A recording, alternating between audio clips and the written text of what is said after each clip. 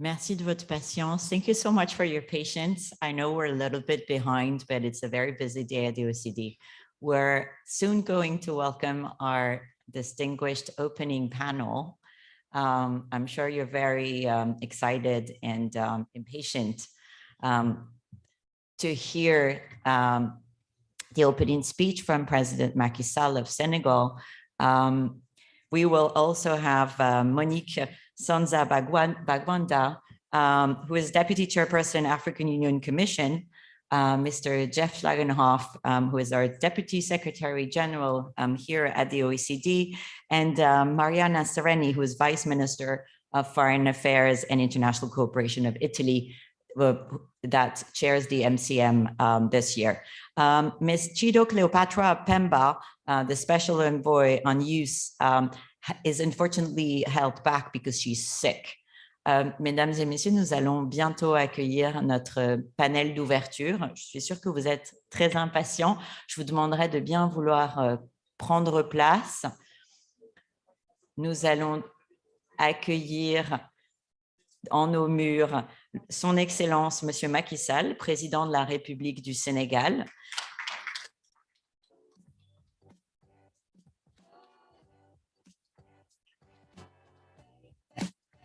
Monsieur le Président, c'est un grand honneur de vous accueillir en nos murs. Vous avez une place qui vous est réservée et vous pourrez prendre place sur le panel. Nous accueillons également son Excellence, Madame Monique Sanza-Bagwanda, qui est Deputy Chairperson de la Commission de l'Union africaine, et Monsieur Jeffrey Schlagenhoff, qui est secrétaire général adjoint de l'OCDE, et enfin, Madame Marina Cerini, qui est vice-ministre des Affaires étrangères et de la coopération internationale de l'Italie, qui préside la réunion au niveau ministériel cette année. Alors, sans plus attendre, if you can just please take your seats, I would like to invite Vice Minister Marina Cerini to the podium, and she will share with us some introductory remarks. It is a great honor and pleasure, and thank you for Italy's chairing of the MCM. The floor is yours. Thank you very much. Good morning to everybody. Excellencies, ladies and gentlemen, I am extremely pleased to participate in the AU-OECD International Economic Forum, which constitutes a fundamental platform for discussion on key challenges facing Africa in a highly complex global scenario. Through its rigorous methodology, the OECD provides analysis and insights that help us in identifying priorities and developing key projects to overcome the weaknesses that hamper the development of the African continent. Moreover, OECD contributes decisively to reviewing the development cooperation efforts of its member states. In consideration of the OECD policy recommendations, Italy is working to strengthen African countries' economies and to accelerate the transformation of the African productive systems in a sustainable way. During my speech, I will focus on three major priorities that I'm sure will be part of the discussion this morning. First of all, food security.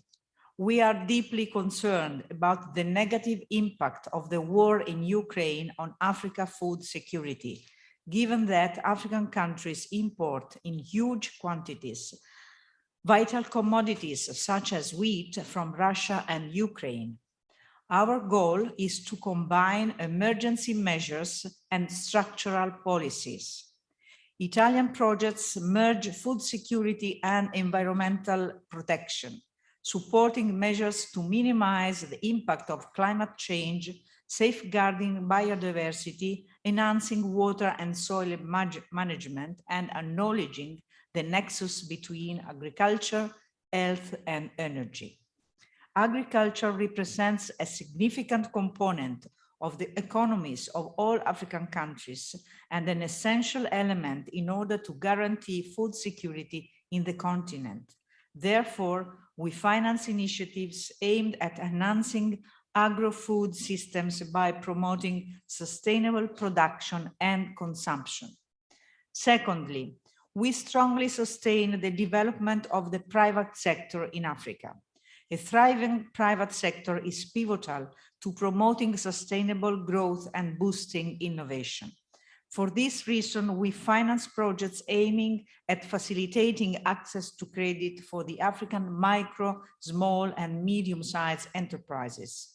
We also encourage a closer partnership between public and private sectors, because we firmly believe that the economic development must be the result of a joint effort from all parts of society. I am sure that Italy, for the very same nature of its productive sector and for its inclusive economic policies, can legitimately inspire this decisive transition phase in Africa. Our country, in fact, has made of SMEs, which are also the heart of African economies, an engine of growth and prosperity on the national territory, a pattern that can also inspire African countries and their entrepreneurial realities. Finally, yet importantly, youth is at the heart of our development cooperation projects. Indeed, the future of Africa lies with African youth and with its will to make Africa a more prosperous, stable, and sustainable continent. Africa is a continent rich in human capital, and we want to empower young people and women by strengthening their entrepreneurial skills and by creating quality jobs. To this regard, improvement of vocational training, technology transfers, and development of quality education are fundamental goals of our action. Excellencies, ladies and gentlemen, please rest assured that Italy will continue to work with its partners to reach the objectives of the 2030 and 2063 agendas and to ensure a better future for African people. I wish you all a fruitful discussion. Thank you for your kind attention. And now, I think I have to invite the next speaker, or are you going to do this job? I'm pleased, please come. Thank you very much. Thank you, Vice Minister. Yes, this very strategic role. It is my great pleasure to now invite on stage. C'est mon immense plaisir et honneur d'inviter sur la scène nos participants distingués. Please, His Excellency, Mr. Macky Sall, President of the Republic of Senegal. Son Excellence, Monsieur Macky Sall, le Président du Sénégal. Her Excellency, Ms. Monique 𝐀𝐿𝐵𝐵𝐻𝐿, Deputy Chairperson, African Union Commission. You can please take your seat. And Mr. Jeffrey Schlagenhoff, Deputy Secretary of the Secretary General of the OECD.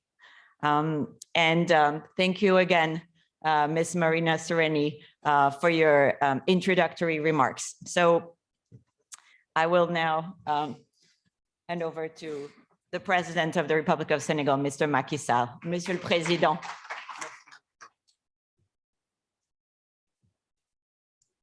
Merci beaucoup, Madame.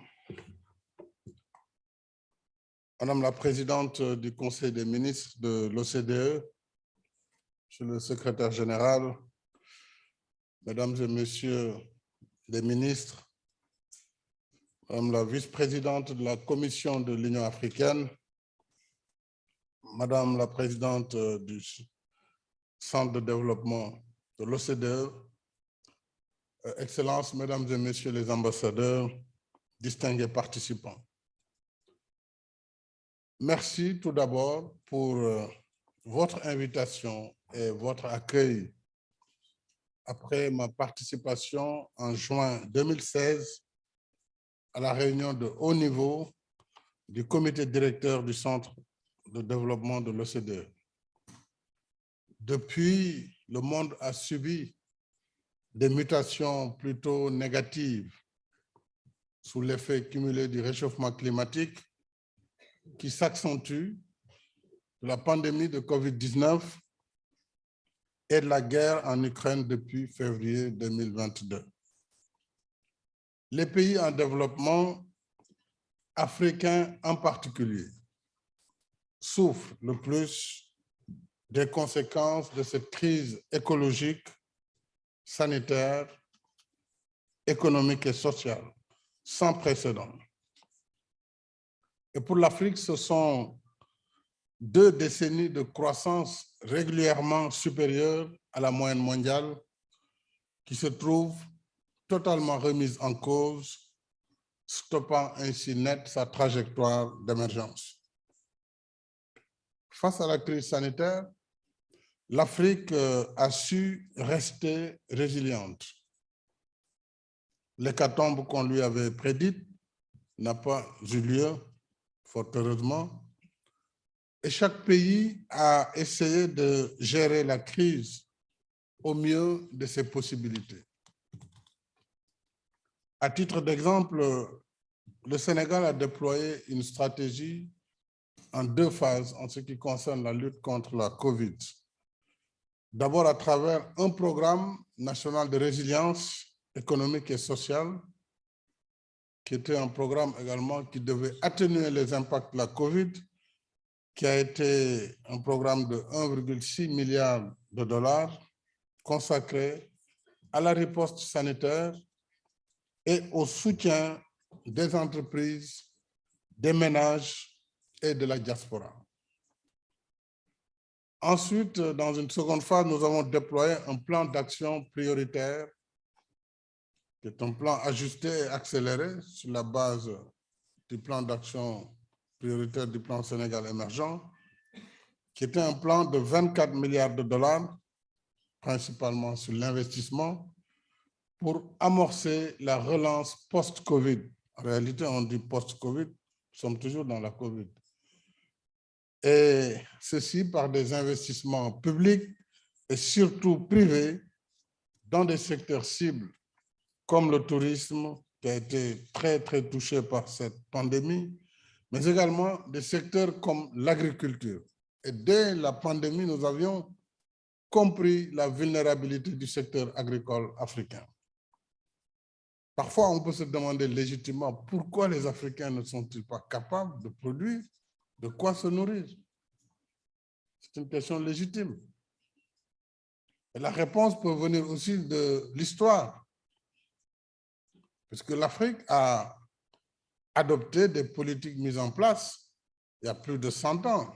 C'est pendant la colonisation déjà qu'il fallait s'adonner à des cultures de rente qui ont été spécialisées dans chacun des territoires en fonction de l'agroécologie. Des pays comme le Mali, le Burkina, vous, c'est le coton. Votre spécialité, vous faites du coton chaque année. Pendant un siècle, c'est le coton qui vous nourrit. Le Sénégal, c'est l'arachide. La Côte d'Ivoire, c'est le café, cacao, etc., etc. Et pendant un siècle, les terres ont été appauvries par cette monoculture. Et donc, cette agriculture qui est sous-dotée en ressources, au lendemain des indépendances, est devenue aussi un secteur, le parent pauvre de la relance économique. Si je prends l'exemple d'un facteur clé dans l'agriculture, les fertilisants, parce que lorsqu'un sol est appauvri, il faut l'enrichir. C'est la même chose partout dans le monde. On apporte à la terre les éléments nutritifs dont elle a besoin, des engrais, du phosphore, de l'azote, du potassium. Et quand vous prenez les engrais, par exemple, minéraux, si en Europe, la moyenne d'utilisation de l'engrais est autour de 100 kg d'engrais par hectare, en Afrique, on est en deçà de 17 kg par hectare. Donc, elle est sous-productive.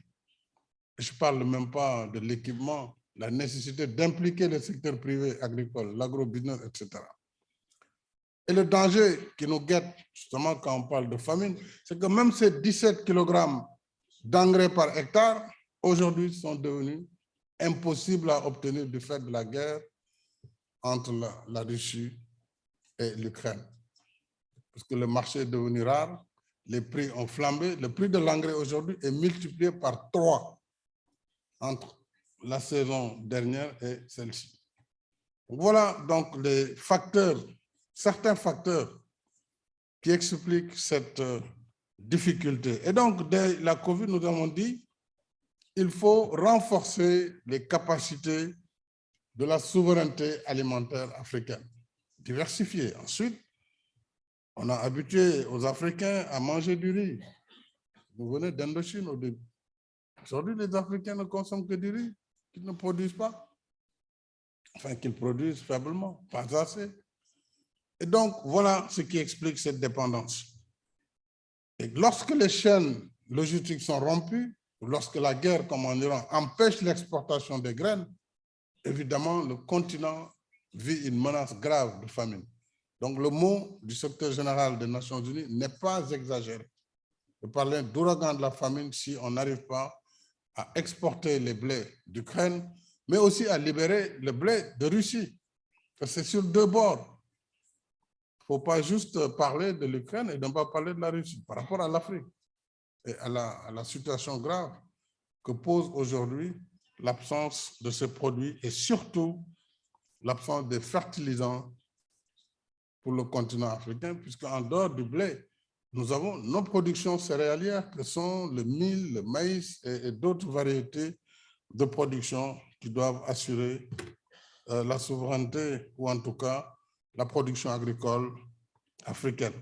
Nous avions également appris de la COVID qu'il fallait se débrouiller d'abord pour produire des masques, comme tout le monde, même l'Europe a vécu ça, les États-Unis. Lorsque la COVID a commencé, il n'y avait que très peu de pays qui savaient encore faire des masques.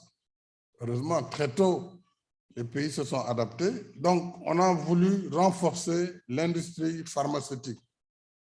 On a voulu également renforcer les dispositifs médicaux, les hôpitaux. On a pu développer des centres de traitement des épidémies. Et nous avons aussi, dans le cadre du plan d'action prioritaire ajusté et accéléré, mis l'accent sur le logement, qui est aussi une grande demande en Afrique, l'économie numérique, pour ne parler que de ces secteurs. Et il faut aussi, me semble-t-il, saluer l'élan solidaire des partenaires bilatéraux et multilatéraux dans le cadre de la lutte contre la COVID à travers l'initiative COVAX, sans laquelle, bien entendu, beaucoup de pays du Sud n'auraient pas dû avoir accès au vaccin.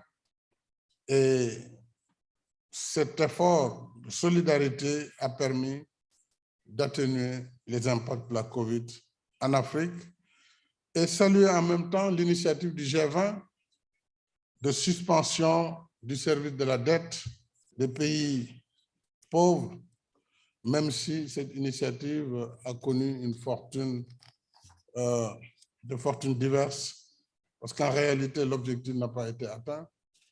Et déjà, les pays ont été quelque peu affolés par les grandes agences de notation qui déjà regardaient les pays qui seraient tentés de recourir à cette initiative du G20 pour la suspension du service de la dette. Donc, il faut concrètement dire que cette initiative n'a pas donné les effets escomptés. Il y a eu aussi, il faut s'en réjouir, l'émission historique des DTS à hauteur de 650 milliards de dollars, sur lesquels l'Afrique a eu une quote-part de 33 milliards. 33 milliards de dollars, c'était la part de l'Afrique sur une émission de 650 milliards. Évidemment qu'ils sont passés très vite dans la consommation. Et depuis, on s'est battu, d'abord ici à Paris, au mois de mai 2021, avec le président Macron, pour trouver les voies et moyens de financer la croissance africaine. On a lancé l'idée du New Deal. On a dit, pour cela, il faut une réallocation d'une partie des droits des pays développés qui, eux, de toute façon, ont des mécanismes qui leur ont permis d'avoir de la résilience face à la pandémie, d'avoir développé des plans de relance dans leur pays. Et donc, en réalité, ils n'ont pas besoin de ce droit du Fonds monétaire. Donc, il fallait qu'ils en donnent une partie. aux pays en développement, l'Afrique et d'autres pays du tiers-monde. Alors, il y a eu une belle lancée des engagements d'un certain nombre de pays. Le Fonds monétaire, dans vraiment l'euphorie, a accéléré la mise en place des structures devant gérer cet argent qui devait venir en créant des mécanismes comme le Fonds de résilience. Eh bien, malheureusement, cette réallocation n'est toujours pas fonctionnelle. Donc, une belle initiative. Et nous attendons de nos partenaires quand même qu'ils puissent agir en solidarité. Nous leur demandons des droits. Des droits. Ce n'est pas l'argent qu'on va aller prendre dans le trésor tout de suite. C'est leur droit, simplement, que nous empruntons pour lever des ressources, pour financer aussi la relance en Afrique, financer l'agriculture, comme Madame le ministre vient de le dire, financer la formation professionnelle, etc., etc. Alors, objectivement, si les pays partenaires du Nord ne peuvent pas prêter des droits, moi, je ne crois plus en l'aide et aux capacités de solidarité. Ce n'est pas quelque chose qui leur empêche de vivre. C'est juste la volonté de le faire et d'accompagner vraiment l'Afrique dans, pas seulement l'Afrique d'ailleurs, tous les autres pays en Amérique latine, en Asie, qui sont dans le besoin de ressources pour relancer leurs économies face aux effets combinés de la Covid, la guerre en Ukraine, pour également créer l'emploi et la relance économique. Alors, je voudrais, mesdames et messieurs, particulièrement insister sur le fait qu'en ces temps de crise profonde et au-delà des annonces, les pays africains ne ressentent pas encore de mobilisation suffisante à l'échelle internationale en appui à leurs efforts de résilience et de relance économique. Et quand on est ami avec quelqu'un, on ne doit pas se raconter des histoires, il faut qu'on se dise aussi les vérités, même si parfois, bon, il faut le faire dans une forme adéquate et dans la courtoisie, mais il faut se dire aussi les vérités. C'est un peu ce sentiment qui anime aujourd'hui les Africains parce qu'ils font face à tellement de problèmes. Nous avons le terrorisme. L'Afrique est devenue le ventre mou du terrorisme. Là aussi, on pourrait expliquer, mais ce n'est pas le sujet. Pourquoi on n'est pas capable d'assurer la défense des États? Parce qu'au lendemain des indépendants, on a dit vous allez vous faire des coups d'État, les armées, il ne faut pas les équiper. Même les premiers chefs d'État africains avaient peur des armées.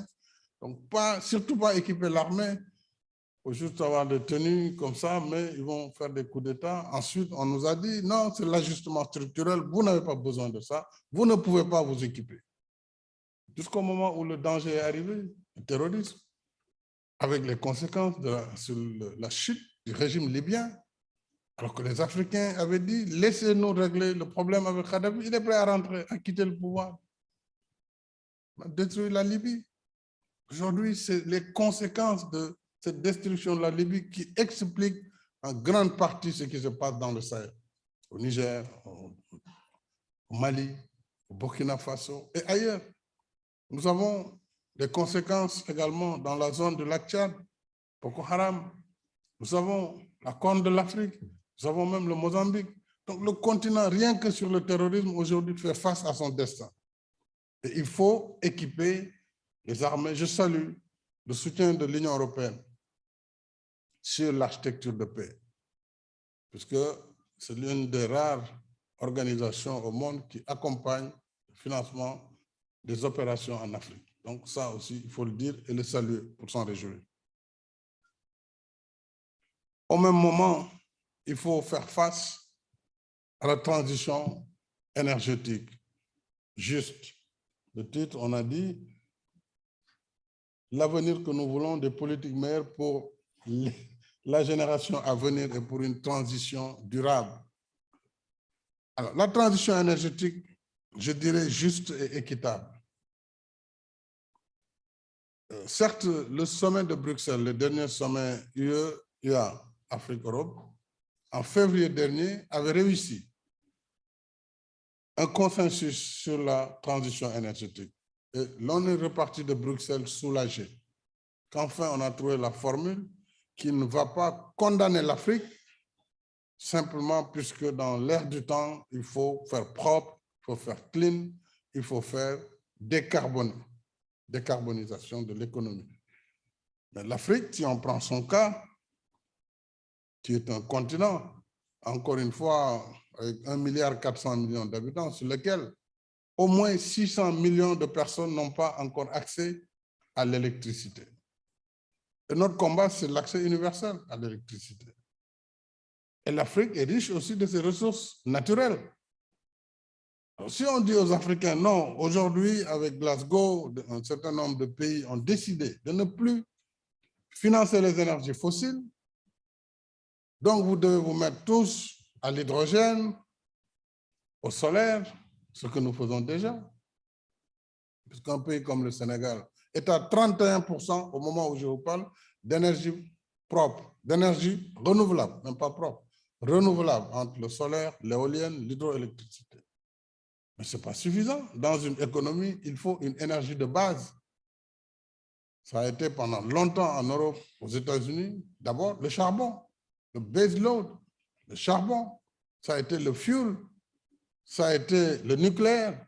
Donc, une énergie de base d'abord, ensuite, on vient compléter par des énergies renouvelables, par le gaz, etc. On ne peut pas dire au continent qui est sous-industrialisé, où la moitié de la population n'a pas accès à l'électricité, vous nous dites que c'est la transition énergétique, on ne finance plus à l'étranger, on ne dit pas dans les pays concernés, mais à l'étranger, les énergies fossiles. Il faut reconnaître que c'est une position que nous ne pouvons pas partager. Parce qu'elle n'est pas juste. Elle n'est pas juste.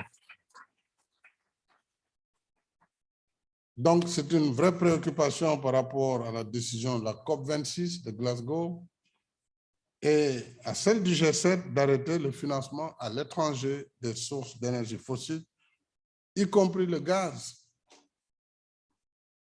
Alors que des pays industrialisés continuent d'exploiter des sources encore plus polluantes. Donc, le charbon, encore, le charbon a bien cours dans la plupart des continents qui ne sont pas l'Afrique.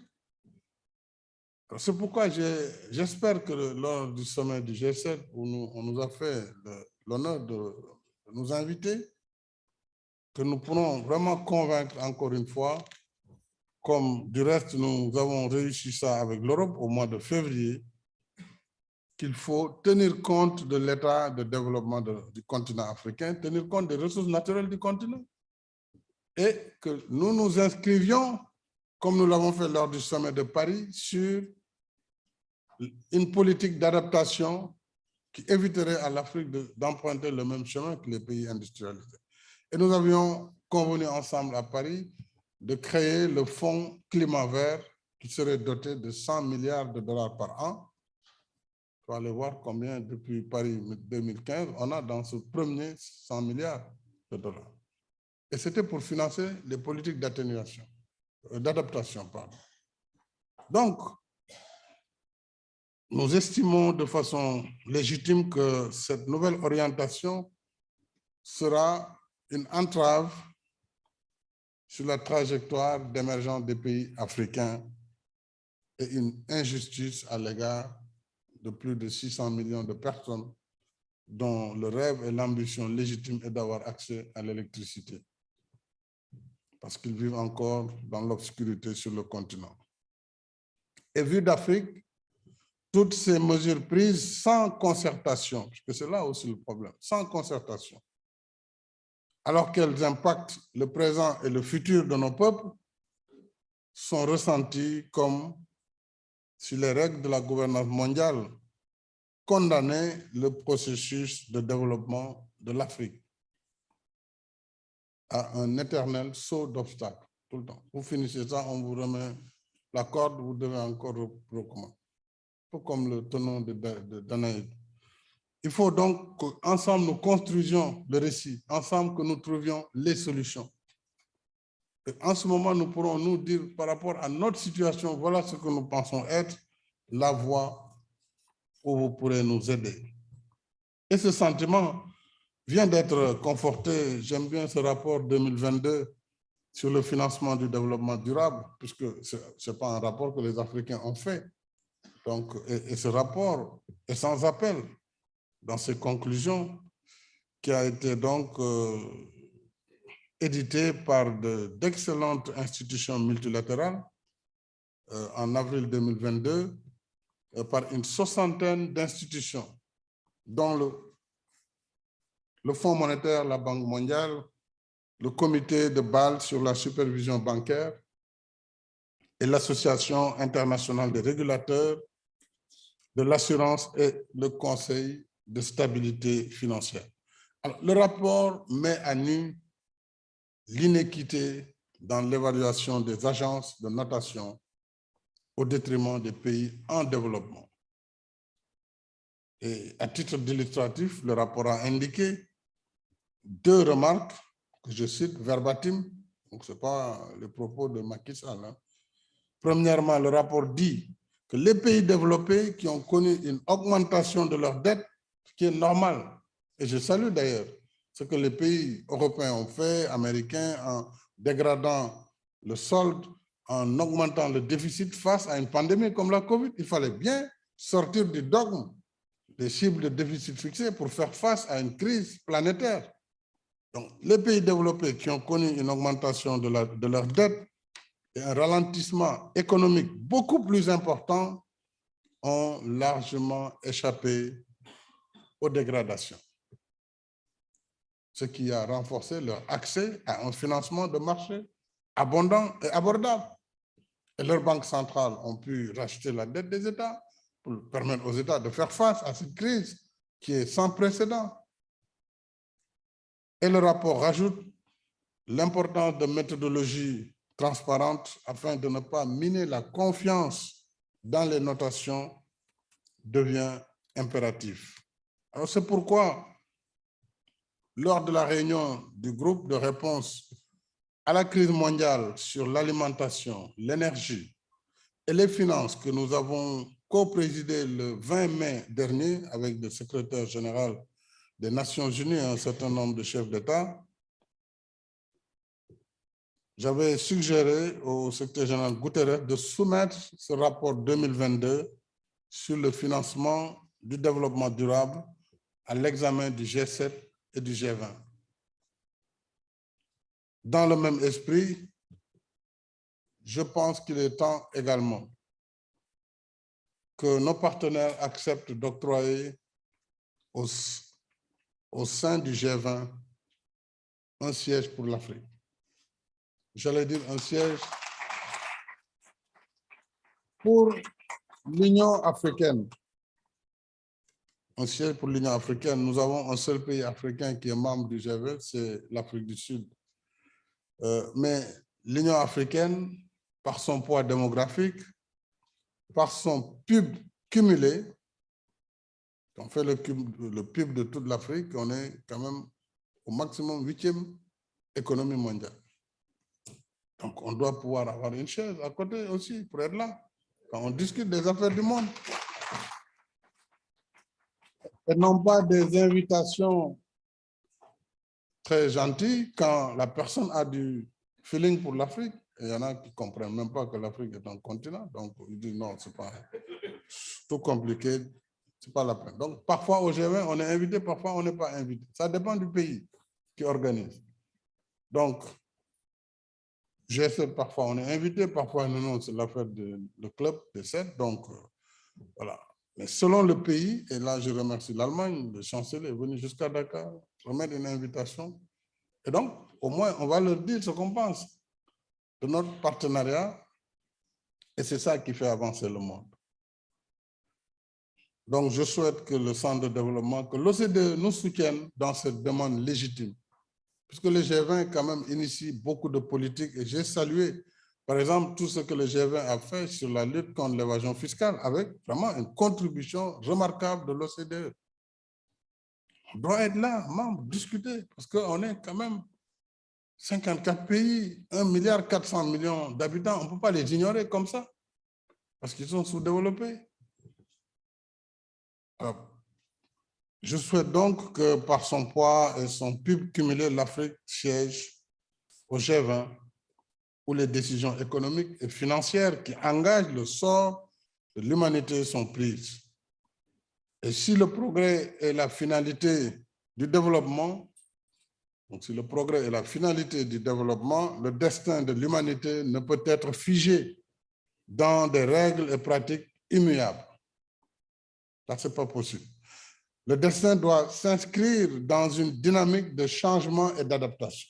On le dit dans le climat, il faut l'adaptation, il faut l'atténuation. Mais ici, dans la gouvernance mondiale, non, ce qui a été décidé en 1946 reste les règles qui continuent à gouverner le monde 70 ans après. Ça n'a pas de sens. Et tous ces pays comme les nôtres, nous n'étions pas là, nous n'existions pas. Nous étions sous d'autres drapeaux. Nous n'existions pas simplement, nous étions des colonies. Aujourd'hui, nous faisons 54 pays indépendants. Nous faisons 1,4 milliard d'habitants. Et c'est les mêmes règles. C'est pourquoi sur les DTS, sur 650 milliards, nous n'avons que 33. C'est ça notre quote-part. Il faut donc vraiment une dynamique de changement et d'adaptation et non rester dans une éternelle répétition de l'histoire. La pandémie Covid-19 nous a appris qu'en matière de gouvernance économique et financière, il n'y a aucun dogme établi et cela, il fallait le saluer et moi je l'ai salué en son temps. Ainsi donc, la règle du seuil du déficit budgétaire, je l'avais rappelé, que l'on prenait comme intouchable, devait vous conformer à la convergence, ne dépassez pas 3% de déficit. Chaque fois que moi je demande, mais pourquoi 3%? Pourquoi pas 5%? Pourquoi 3? Pourquoi cette règle universelle de 3? Alors on se rend compte, c'est lorsque l'Europe de Maastricht faisait l'économie qui était la plus stable, l'Allemagne était à 3% de déficit. Les autres ont convergé vers ces 3%, mais l'Afrique, où tout est à faire, tout est à construire, l'eau potable, la voirie, l'école, et vous voulez aussi que nous, on soit à 3% de déficit. Donc, il y a un problème. Il y a un problème parce que les règles ne peuvent pas être partout les mêmes et qu'on appliquerait de la même façon. Ça, c'est un problème. On le voit bien. En ce moment, il est 10 heures à Paris. À Beijing, il est déjà presque, ou au Japon, mon ami du Japon est là, il est déjà peut-être 20 heures chez vous. Il est 9 heures à Paris, 10 heures. Et à New York, il dort encore. Et c'est ça le monde. On ne peut pas avoir la même chose partout. Voilà, donc je vais avancer parce que je vous prends beaucoup de temps, je suis désolé.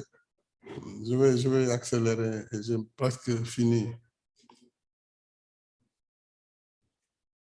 En tout cas, nous, peuples africains, comme d'autres à travers le monde, avons été les grands absents du système des Nations Unies et de Bretton Woods. Parce que simplement, nous n'étions pas là, avec deux pays africains à l'époque, l'Éthiopie et le Libéria. Tout le reste, c'était des colonies. Ça n'existait pas sur la carte.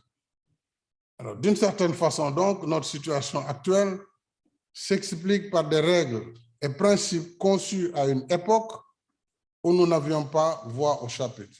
Enfin, nous n'avons toujours pas tellement voix au chapitre, mais parfois, on tolère quand même qu'on puisse dire des choses, même si elles déplaisent. Mais il nous faut ensemble travailler, parce que moi, je crois à la solidarité entre les nations, je crois à la coopération et au partenariat. Plus de 7 décennies après, alors que le cercle des nations s'est considérablement élargi, continuer à gouverner le monde avec quasiment les mêmes règles et les mêmes principes, c'est continuer tout simplement de marginaliser la grande majorité de l'humanité. Et ça ne peut pas être durable.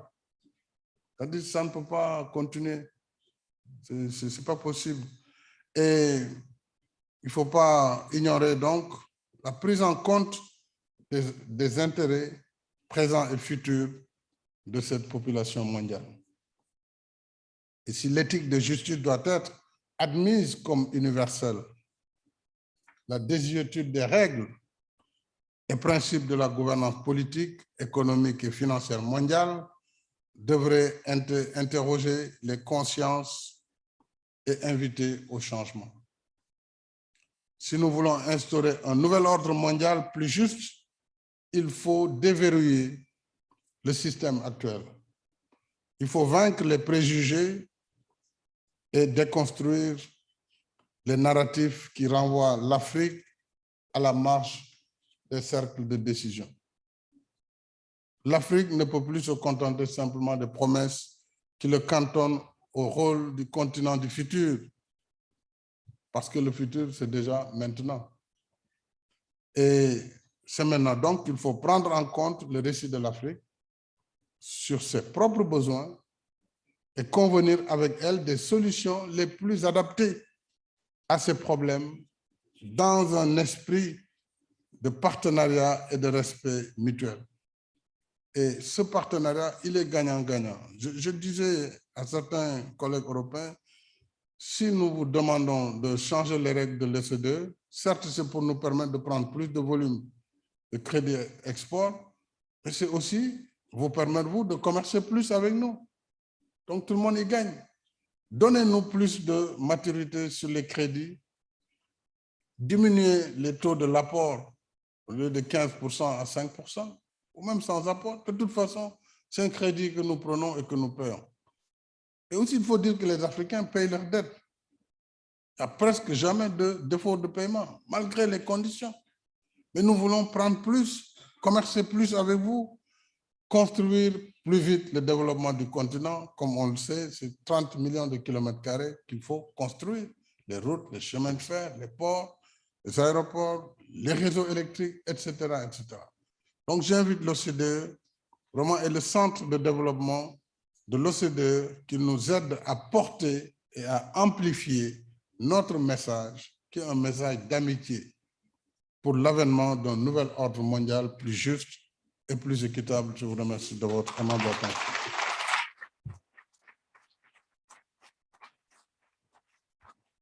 Merci infiniment, Monsieur le Président, Son Excellence Macky Sall. Je vais à présent réinviter la vice-ministre de la coopération et du développement d'Italie, Madame Marina Cerini, qui va prendre place et continuer à modérer la session. Merci infiniment pour votre attention et Madame la vice-ministre, the floor is yours. Merci. Yes, it is going. Thank you very much. Thank you, President Macky Sall, for your very strong and inspiring speech. We need to continue to work together. Let me now invite to the podium Mr. 𝐀𝐿𝐵𝐢𝐜𝐚, Deputy Secretary General of OECD. Please, Jeff, the floor is yours. Oh, without, yes, please.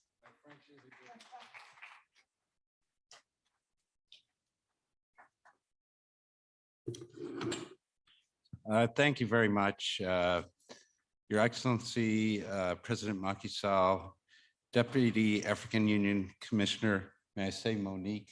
We've, instead of trying to pronounce the name. Excellencies, everybody. We're coming together today at a decisive moment in our shared history. Looking around this room, knowing where we are and who are with, it is extraordinary and truly honored to have you all in the room today. You know, the Marshall Plan was signed many years ago here. Heard a lot of references to it recently. And as people, you'll forgive me, who know me, I think that when General Secretary of State Marshall said, the situation in the world is serious, it is therefore logical that the United States should do everything in its power to restore normal economic activity to the continent, because without it, there can be no assured peace and prosperity. I believe personally that today we're in a very, very similar situation. And I'll say that, paraphrase a little bit, it's only logical that the OECD and its member countries should do everything in our power to restore normal economic activity to the world, because without it, there'll be no assured peace or prosperity moving forward. I firmly believe that, and I hope that you share that view. At the OECD, we cherish our partnership with our African colleagues, a partnership that goes back to 2014. Personally, about a year ago, the Secretary General invited me to lead the OECD strategic discussions with our African stakeholders. I could not have imagined at that time that we would have the geopolitical backdrop of the war in Ukraine that we have right now. Makes this partnership with Africa in a transformation even more pertinent and important. We need to work together to confront this emergency and ensure that we do deliver better lives for our next generation. With that said, it's my pleasure and honor to welcome all of you to this 21st edition of the International Economic Forum on Africa. And I will say that this is held in the framework of our Ministerial Council meeting. And this, as people have looked at it, is the first time, as we did yesterday, that thanks in large part to the leadership of our presidency, Italy this year, that Africa has ever been on the agenda of a MCM of the OECD. I think that's an important step forward and really want to make this clear. And this became clear to me many years ago, and I know I tell people always keep us on time, but I'm going to diverge a little bit here. I worked for a member of the US Senate who came to me and said, tell me about demographics. We have all these economic projections, everything, but demographics and demographic trends are our future. They're undeniable. And so at that point, he said, I wanted you to show me what's going to happen over the next 50, 60 years. So I went and I looked at the population estimates trends. And in 1950, 5 of the 10 top population countries were members of the UN Security Council. And I went through it. And if you go to 2050 projections, and this is about 20 years ago I did this, there would be 2, the United States and China. And most of the rest of the countries in that top 10 list were going to come from Africa. It was clear to me back then that the African continent was where the future of the world lies. And I do think that it's important for us to remember that. And so we've gone through this exercise in the OECD to try and develop a meaningful partnership with Africa moving forward. And this morning, our Secretary General met with the Vice Chair today, and we're laying the groundwork for a partnership going forward. We've tried to resist the temptation to design what that partnership should be, what the details of it should be. Because in my view, a partnership is where we take the time and we sit down and legitimately listen to people and we ask the question, what can we do to help? What are your priorities? Where does the OECD's expertise on data, on analysis, standards, where will that assist the continent? And the answer needs to come from the continent itself. And President Macky Sall, you addressed some difficult issues in your speech this morning in terms of, the history of the continent, the history of Europe, other parts of the world. I personally believe that is really important that we recognize that. The OECD is often criticized as being the club of the rich. Well, I don't see it that way. I see us as the club of good standards, good practices. So we should share those, but we need to share those within the context of the people we are dealing with each and every day. And so as we move forward on this, the commitment from our Secretary General, from OECD member countries, is to have a true partnership where we don't prejudge. We don't look like, here they go again, the rich countries coming in to tell us what we need to do. We need to take the approach of sitting there and listening to hear what Africa is a continent, its regional areas, its individual countries believe that the OECD has to offer. This needs to be a very demand-driven thing. And I really want to say thank you to those, President Macky Sall from Senegal, and also the African Union Commission, who have gone through a lot of Zoom calls and phone calls and discussions over a good bit of time. And that from my part, and from the Secretary General's part, and I know from the presidency of the MCM this year, Italy, that we are deeply committed to making this a partnership that works, a partnership that's true. We're here to listen to what the continent has to say and how we can best help. And I will close by saying, obviously, the Russia's unprovoked war on Ukraine is deeply troubling. When this started, one of the first things that I discussed with my staff was my concern over the spillover effects this would have on places like Africa. I'm an old guy, so I remember, and I've shared the fact of growing up in the 1970s and seeing through then several years, the devastation of hunger and famine on the continent. And it was and is one of my worst fears that we'll see that again. And we need to do everything we can to stop it from happening. So anyways, I'm with you. Thank you.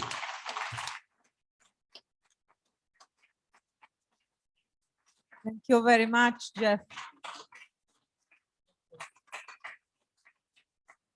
Thank you, Jeff, for your emotional words, for having highlighted how important it is to work together and to build up a real and concrete partnership among us. Let me now invite to the podium the Deputy Chairperson of the African Union Commission, Ms. Monique Nzanza-Bagangwa.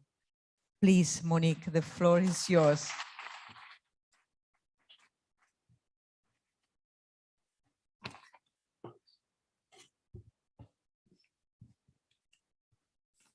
Thank you so much for this opportunity once again.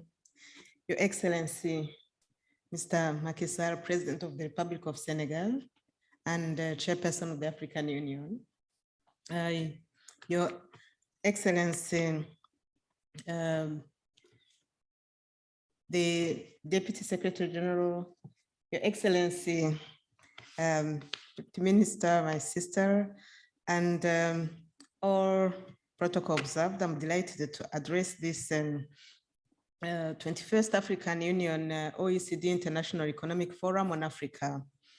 And as we all know, at the African Union Commission, we value so much this strong engagement with the OECD, and we are aiming at advancing together Africa's development goals.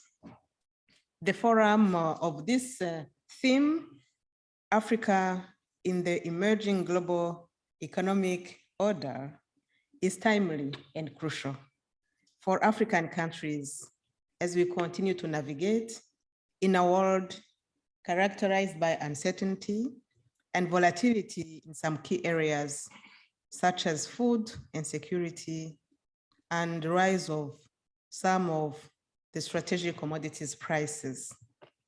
And in the opening address, Your Excellency, President Macky Sall, who just delivered to us, it's loud and clear. The issues of high priority. And in pursuing them, the African Union Commission is committed to work through the structure we have at the African Union, which is also building on our building blocks, the RECs, but also our member states, so that we keep high the aspiration, number 7 of the Agenda 2063 of really making Africa a global player, a respected one, and also Africa speaking with one voice. So I'm delighted that this is happening here today. And obviously, I'll start by dedicating a word to African women and youth who possess untapped potential, which should be harnessed, especially as they may be directly negatively impacted by the global challenges related to international peace and security, health, food insecurity, and climate change. As we know that African Union leaders, heads of state and government, have made a strong commitment to the youth. They committed to including youth, focusing on youth, creating youth opportunities in their respective member states countries, but also a commitment to 35% representation in the workforce, in the workplace. And we have an African Union Youth Envoy of the Chairperson of the Commission. So in that regard, let me say that Africa population of youth today represent 400 million, which is a sizable opportunity that will nurture innovation if they acquire critical skills to ensure that the future of the continent is put on the right track. And to that end, the African Union's Agenda 2063, the African Youth Charter, the Youth Decade Plan of Action, the Malabo Decision on Youth Empowerment, all recognize youth as the cornerstone of Africa's development through the demographic dividend, including youth employment and entrepreneurship. One of the key recommendations of this forum could be a partnership between Africa and the OECD in the area of youth and women's empowerment, ideally focusing on the following 4 areas of intervention. First one, climate vulnerability.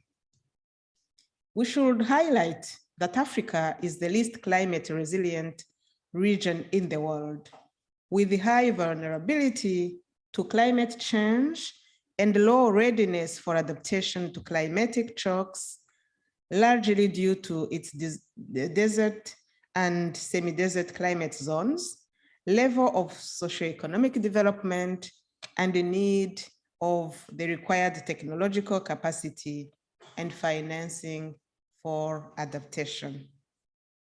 It's a known fact that the African continent is the most affected by climate shocks. In just a couple of years ago, 2020 and 2021, 131 extreme weather climate change related disasters were recorded on the continent, of which 99 floods, 16 storms, 14 droughts, and 2 wildfires. Climate change, therefore, poses sustainable risks to African economies and threatens the lives and the livelihoods of millions of African people. These climate shocks cause further economic costs and social disruption, as adapting to climate change could cost the continent at least $50 billion annually by 2050. Across East and West Africa, climate change in the high warming scenario is estimated to reduce GDP per capita growth by up to 15% by 2050. Africa is committed to multilateral efforts to combat climate change and ascribes to the Paris Agreement and recognize the historical responsibilities of the developed countries in closing climate change. Africa urges the honoring of the pledge of the $100 billion annually to support climate adaptation and mitigation measures in developing countries, and Africa will continue to push for the honoring of these commitments as we head to COP27 coming to Africa in Sharm el-Sheikh in Egypt.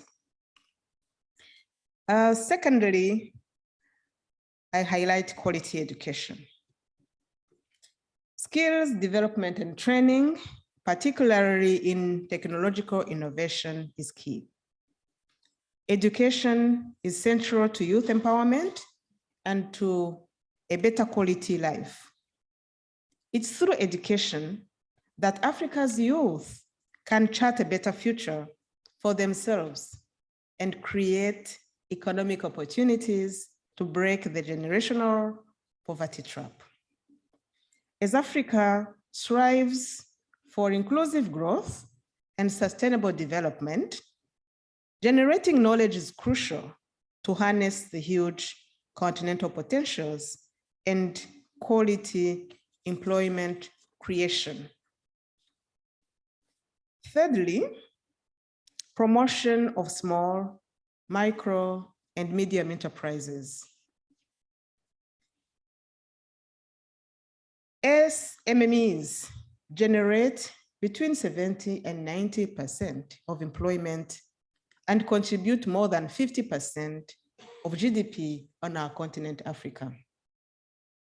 And African economies can better leverage these SMMEs by ensuring access to affordable digital finance to enhance their productive capacity, add value to the largely commodity-dependent economies, and make meaningful contribution to the operationalization of the African Continental Free Trade Area. Last but not least, allow me to highlight embracing digital revolution in all sectors of the production value chain to transform African economies to achieve Agenda 2063 and address youth unemployment to secure a sustainable future for Africa.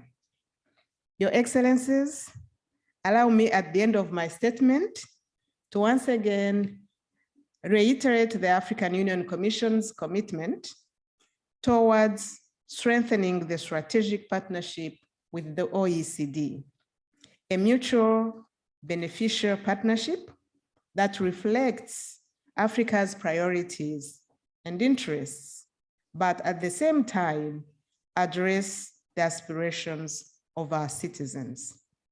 We strongly believe that such forum will lay down the ground for a fruitful deliberation in regards to the new configuration of the global and fragmented economic order.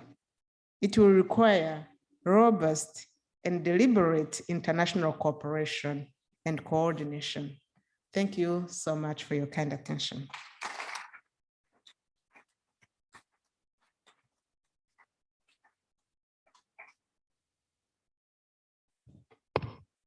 Thank you very much, Madam Vice Chairperson. So this now concludes our opening session.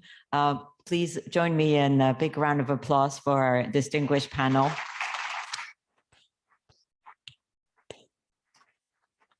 Je vous invite à quitter la scène pendant que nous préparons à transitionner vers la session 1. So we're about to start our first session, Creating Economic Opportunities for Africa's Youth, very timely after the Vice Chairperson's speech.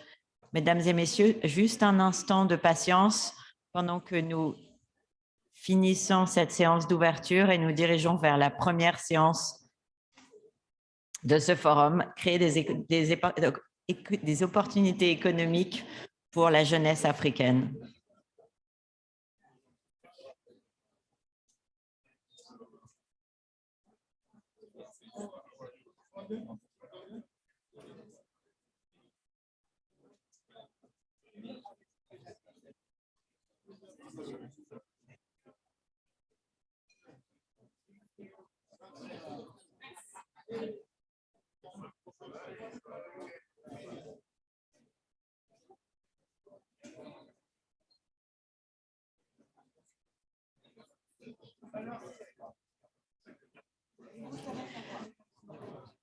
J'invite sur la scène nos participants, nos distingués panélistes de la session 1. Si vous voulez bien vous joindre à nous et prendre place. May I invite the speakers of session 1 to take place on the stage, please?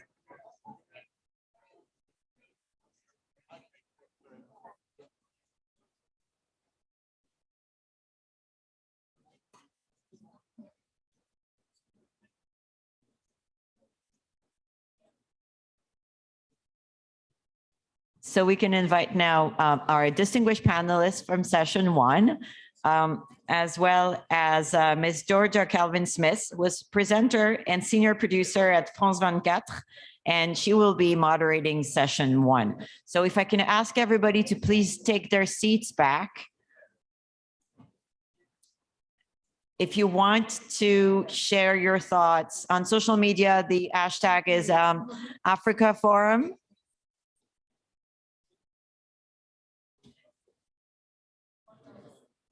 And I think we're almost ready for session 1, creating economic opportunities for Africa's youth. May I ask everybody to take their seats, please? Si vous voulez bien prendre place, nous allons commencer incessamment notre première session de ce forum après cette magnifique séance d'ouverture.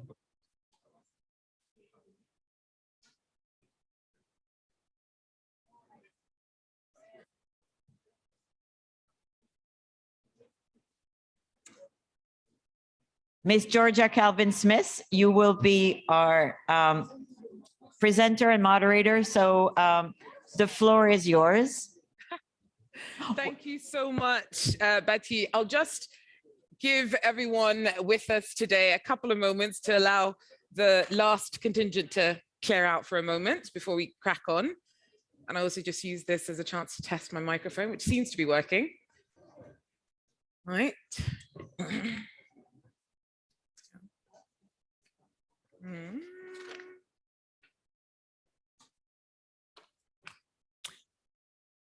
Okay, I think that's enough time.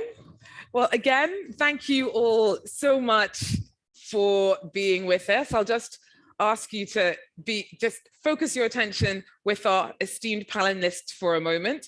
Now, good morning, everyone with us on stage, all our panelists, Your Excellency, everybody who's made the time to be with us, both in person and virtually, from near and far. I'm Georgia Calvin-Smith, your moderator for this first session of the day. Now, for the discussion, we'll be considering how to create economic opportunities for Africa's youth. Doing so is of the utmost importance to the continent's fortunes and stability, an idea that I think we've heard echoed again and again during some of the really powerful speeches that we've heard at the opening of this event.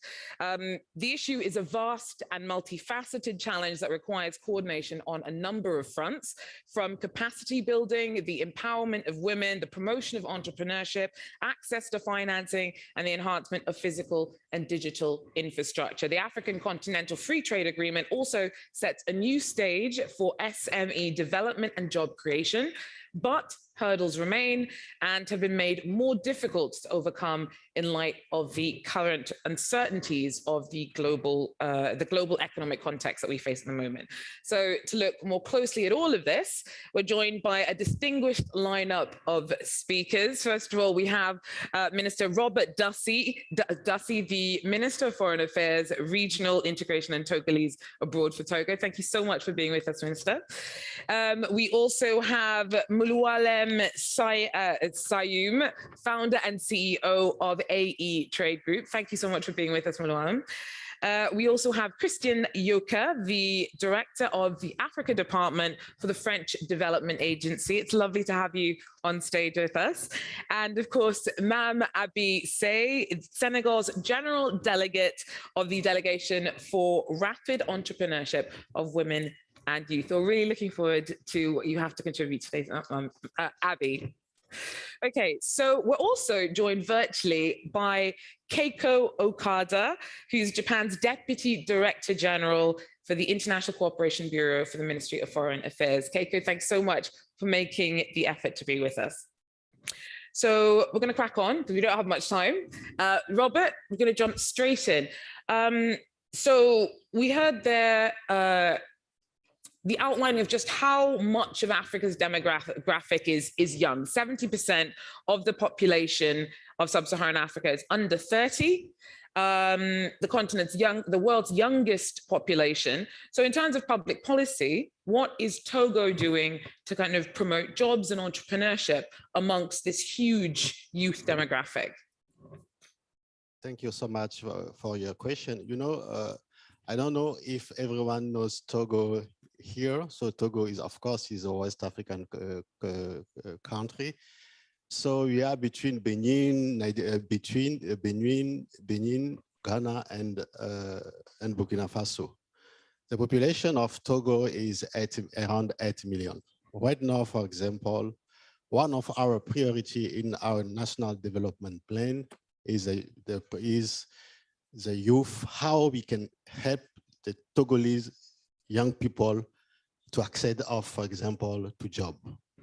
We have around six projects in Togo right now.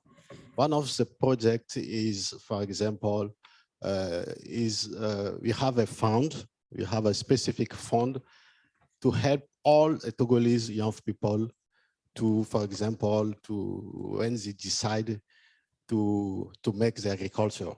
Because in our national development plan, the first priority of our government is agriculture. So in terms of agriculture, we have a fund, we have a specific fund around, around 7 million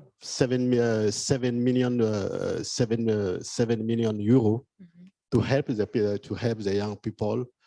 We have a fund to help the young people wants to decide to make, for example, the study only in the term of agriculture. So I'm taking the agriculture example just because it's one of the best thing what we can see when you come in Togo. And in terms of agriculture, the young people, when they finish, for example, the study, we have the school in Togo, outside in Togo. They have a scholarship outside in Togo. When they come back, the first thing what we are doing for them is, of course, they give them the land. They give them the land, of course. They give them the land.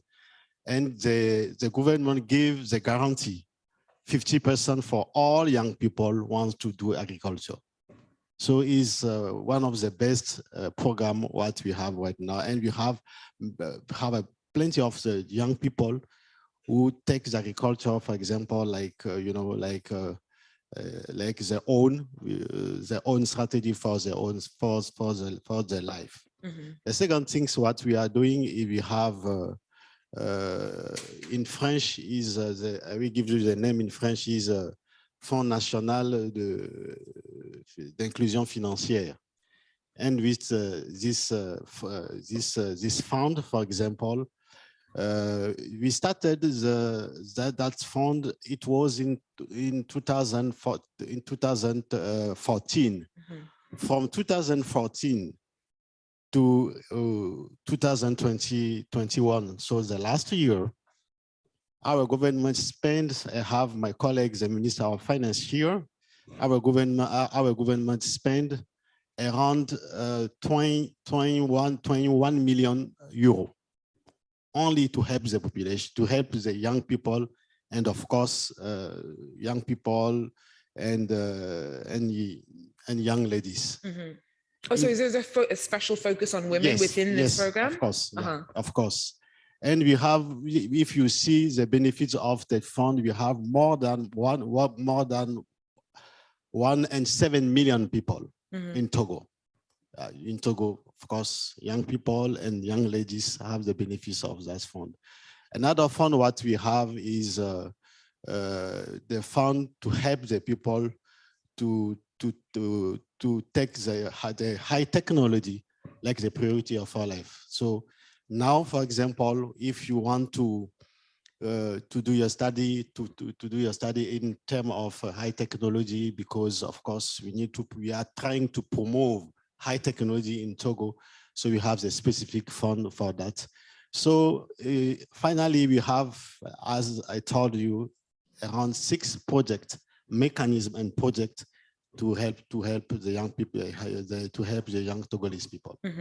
So Togo is investing a lot of money in very specific sectors, trying to increase the skills and training of its young people. Okay, that's great. So we've heard there a very specific landscape of a particular country within Africa. I'll actually cross to 𝐀𝐿 in Japan. Japan, excuse me.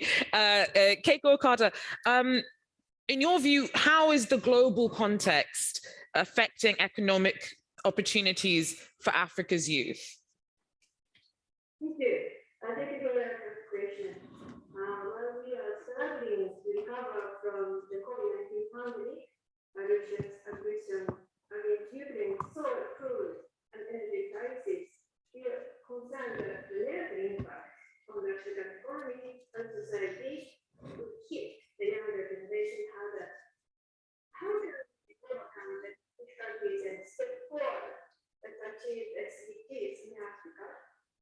Private investment is a key. By entrepreneurs are particularly important to discover a new business frontier. Innovation is growing in other areas in Africa. We see many young people in Japan and Africa jointly tackling the social issues with innovation ideas. The government should also play a role in promoting innovation and new technology to drive their entrepreneurship. The fund has been focusing on capacity building and productivity in private sectors, and so-called the Update Initiative, and we invite African youth to the fund and provide them with business programs in the graduate schools and internship programs in the companies in the fund. We hope that we can bridge between Japan and Africa. Another initiative is called Project Ninja, and that is to say, next innovation with Japan. We support the African entrepreneurs in designing their business plans and introducing them to Japanese business and investors. Business environment needs to be improved to utilize the human resource and to promote business in and with Africa. In this context, we welcome Africa's political will towards regional integration through the African continent free trade area. But there remain a lot of challenges to make Africa a more attractive investment destination. Good governance, transparency, productivity, and political stability are important to promote trade and investment. We should continue to support Africa so that we can solve issues by themselves. And the Tech Center has a series of contributions to sustainable growth in Africa. The Africa's Development Dynamics is another flagship publication, and we welcome its efforts. The center's dialogue with developing countries is necessary for the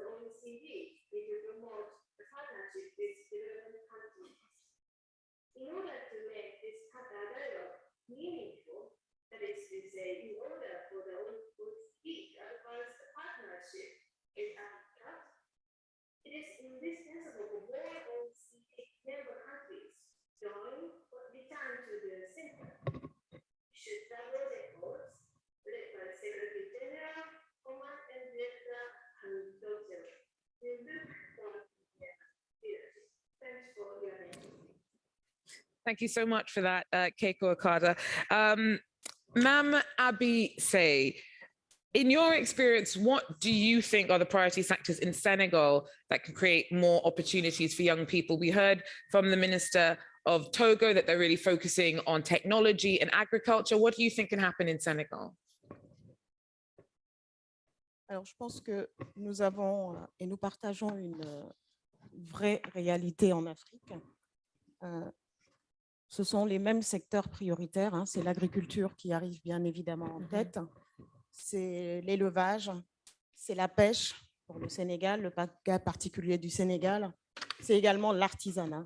Voilà, c'est également tous ces nouveaux métiers, pour ne pas dire ces métiers porteurs qui arrivent aussi au Sénégal avec l'arrivée du pétrole et du gaz, l'exploitation en 2023, c'est des secteurs aussi où il faudra accompagner l'entrepreneuriat.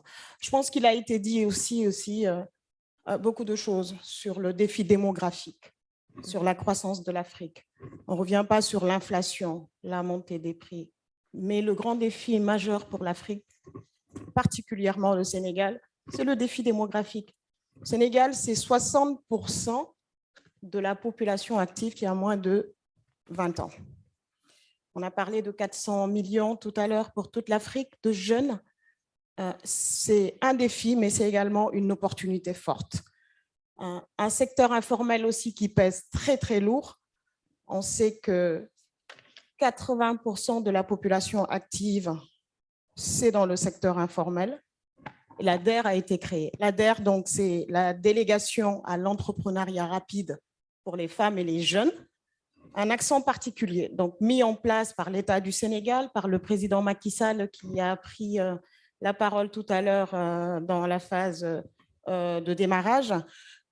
Pourquoi faire? Pour répondre à cette opportunité d'avoir autant de jeunes sur le continent, mais également d'avoir autant de femmes qui travaillent beaucoup dans l'informel. Alors, dispositif très simple, c'est la délégation à l'entrepreneuriat rapide. La rapidité, ce n'est pas pour dire que l'entrepreneuriat, c'est rapide, non, c'est un parcours, mais rapidité dans l'accessibilité, dans la souplesse des mécanismes d'accompagnement, parce que dans l'accompagnement, on a certes le financement, mais avant le financement, je pense que ça a été dit ici, il y a la structuration, il y a la formalisation et il y a la formation. La formation, c'est un volet très important, puisqu'on se parle d'employabilité, et pour être employable, il faut être formé, tout simplement. Donc, l'ADER aujourd'hui, c'est tout ce schéma qui est pris en compte dans le parcours d'entrepreneuriat. Je vais juste prendre un exemple très simple. On a un produit qui a été mis en place en 2020. C'est le nanocrédit. Alors, on va dire qu'on a le nanocrédit, on a le microcrédit, on a également comment on accompagne des produits destinés aux petites et moyennes entreprises, mais également les projets structurants, notamment les chaînes de valeur. Voilà globalement les guichets pour pouvoir être accompagnés par cet instrument de l'État du Sénégal. Le nanocrédit, c'est la porte d'entrée. Pourquoi ce produit est important? Puisqu'il adresse à des femmes, des jeunes qui n'ont pas accès aux banques, qui n'ont pas accès aux sociétés ou aux instituts de microfinance et qui sont dans une activité commerciale. Ce nanocrédit, il a été lancé dans un marché aux poissons.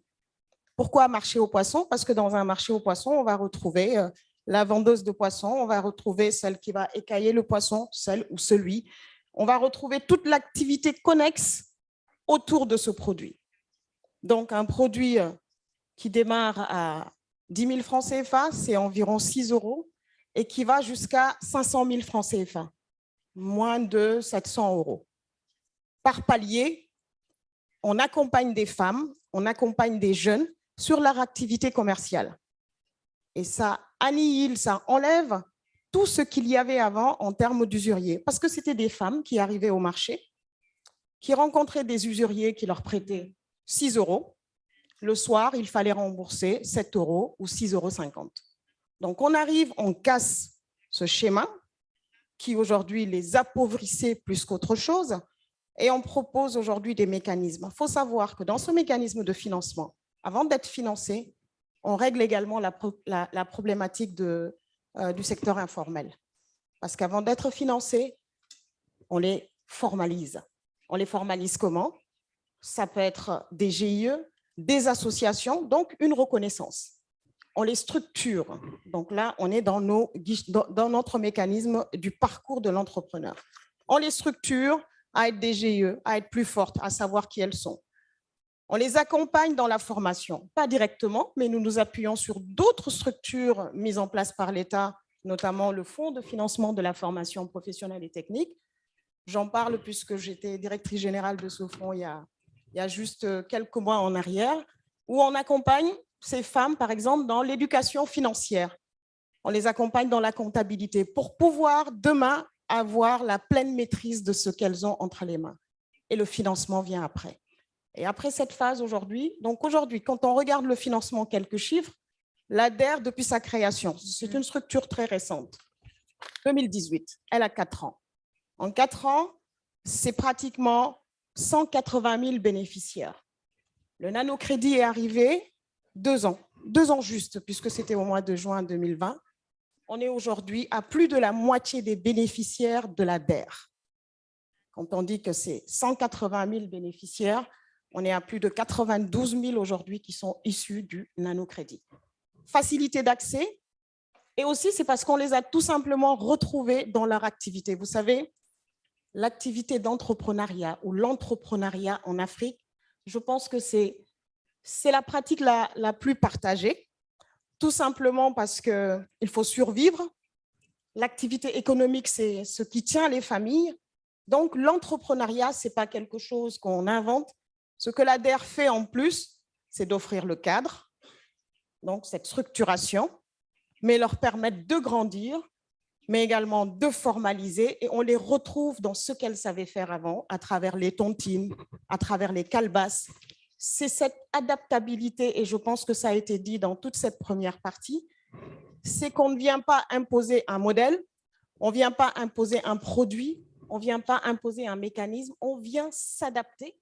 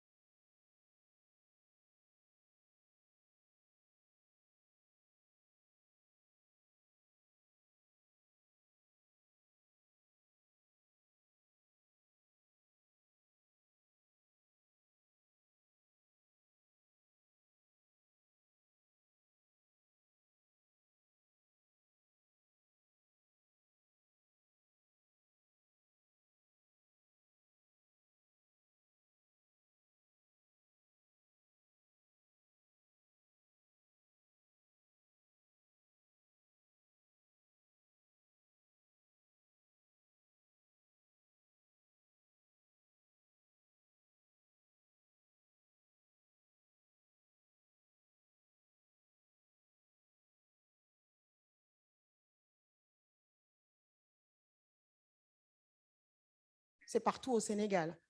En 2 ans, c'est 72 points de nano qui sont ouverts partout. Ça touche les 552 communes du Sénégal. Il faudrait que la plus petite activité puisse bénéficier aujourd'hui de cet accompagnement technique d'abord, ensuite un accompagnement financier.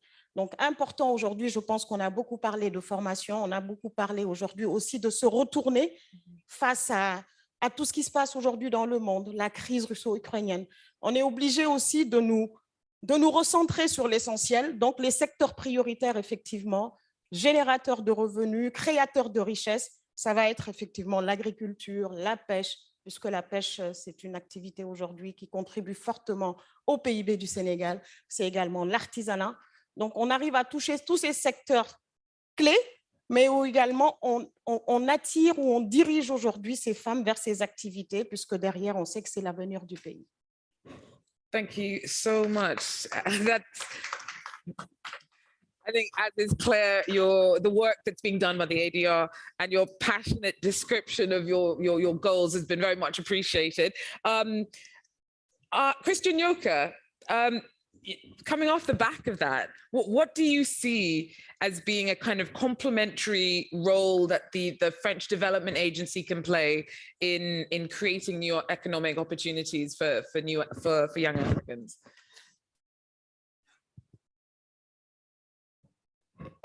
Oui, alors, je voudrais commencer par dire en effet que ce sujet d'emploi des jeunes est une priorité de l'Union africaine, dans le cadre de son agenda 2063 et de tous les plans d'action qui ont été adoptés depuis.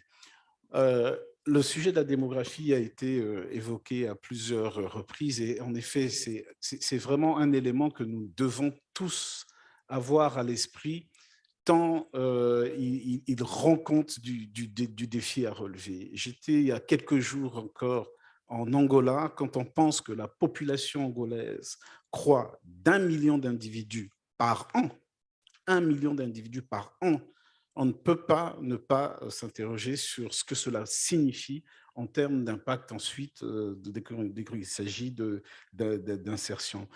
Et donc, dans le contexte en plus que l'on a connu de la pandémie Covid, où 17 millions d'emplois ont été détruits en Afrique, et on peut imaginer ce que seront les conséquences de la guerre en Ukraine, ce sujet de l'emploi des jeunes devient encore plus prégnant parce que des emplois détruits, eh bien, il va falloir du temps pour pouvoir les reconstituer.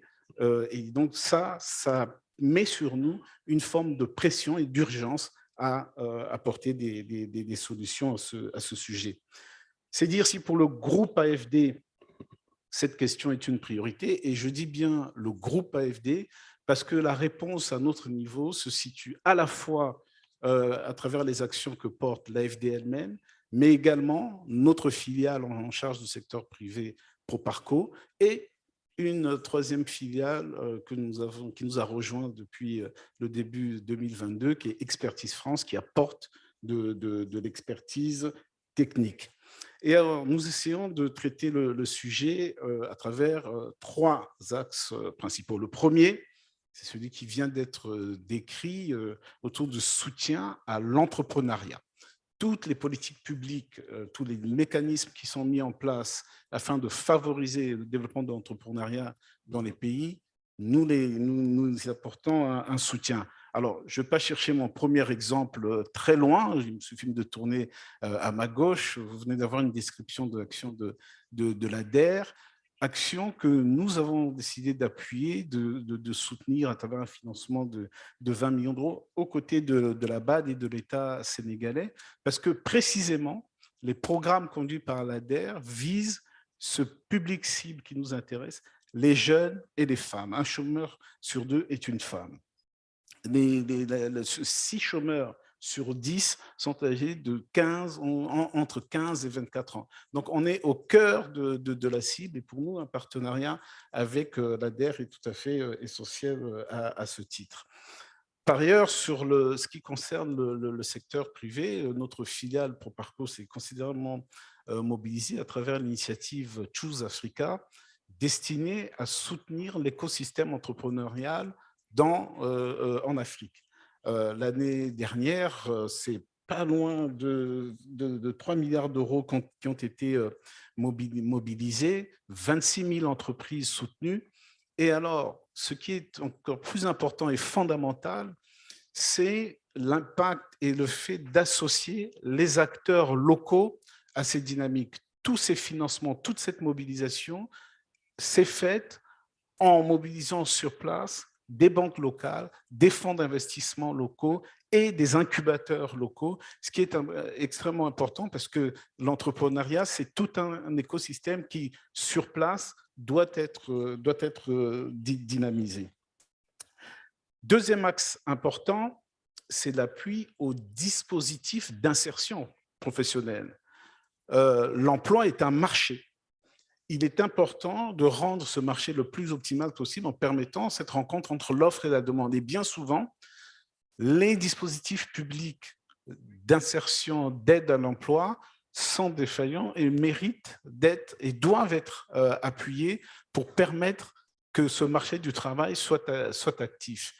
Et de ce point de vue-là, nous accompagnons dans un certain nombre de pays ces acteurs de pôle emploi, les pôles emploi locaux.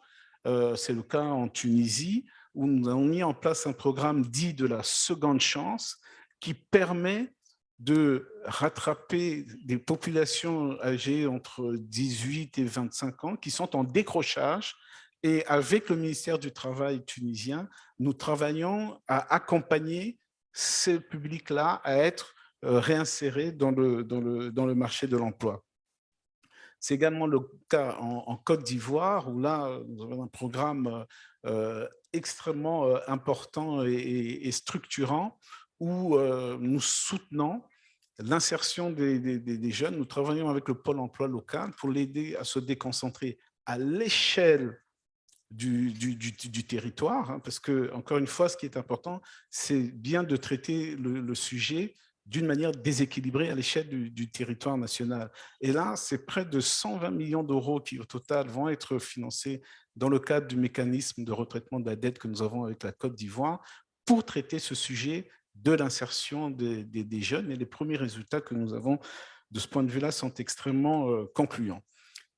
Troisième aspect, troisième volet, ça a été mentionné. On peut parler d'emploi si on veut, on peut parler de jeunesse, mais enfin, si cette jeunesse n'est pas formée, eh bien, les entreprises auront du mal à trouver les compétences qu'elles recherchent. Et donc, le troisième axe important pour nous, c'est de travailler sur le sujet de la formation professionnelle. Donc, comment nous y travaillons? Non seulement, évidemment, en finançant ces centres de formation professionnelle en ce qui concerne les projets pédagogiques qui sont offerts, mais également les équipements nécessaires. Il y a eu des retards d'investissement considérables sur les dernières années.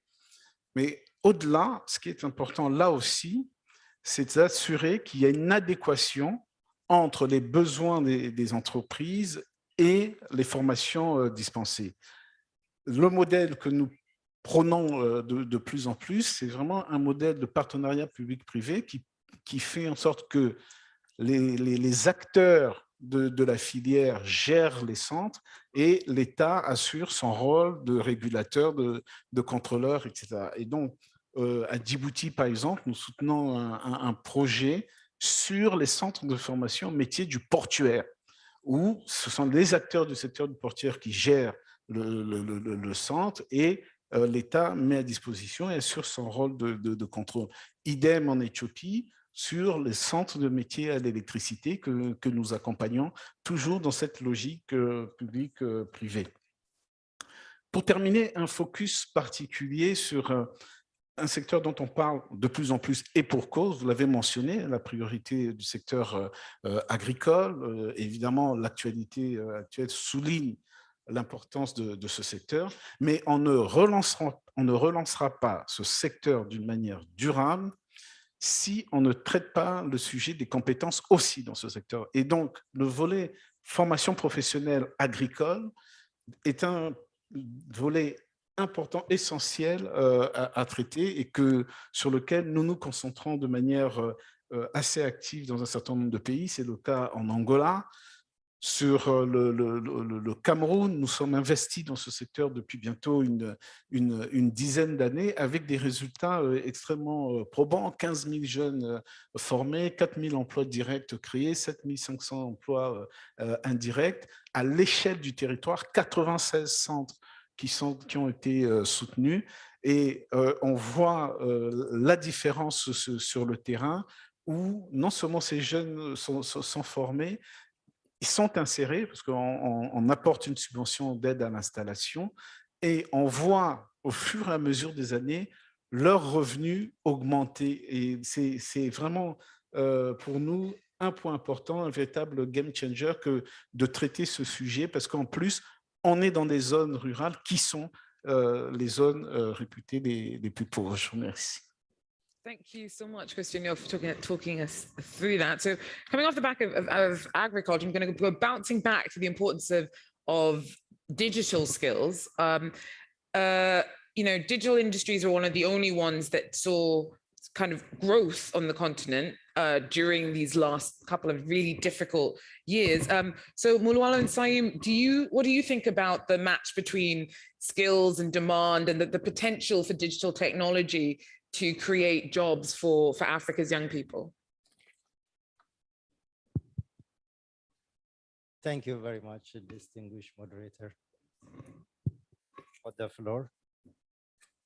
It is a great pleasure to be here. I wish to thank you, the African Union and OECD, for inviting the A-Trade group. Don't worry, we can hear you. Maybe it is me.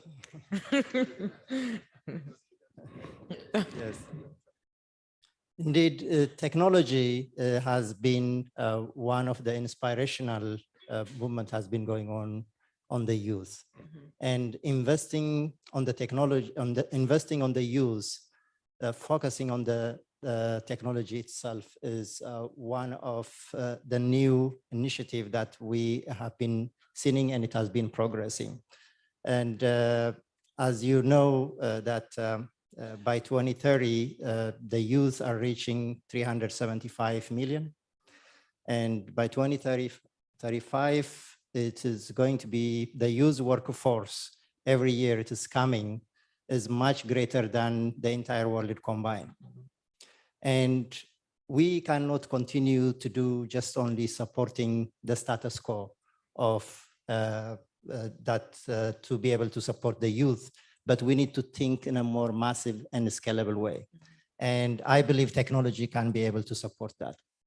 And the future of the youth in Africa is that by doing governments, policymakers to look at it in a different way, that early investment is essential for Africa, a proportional shareholder of the digital economy.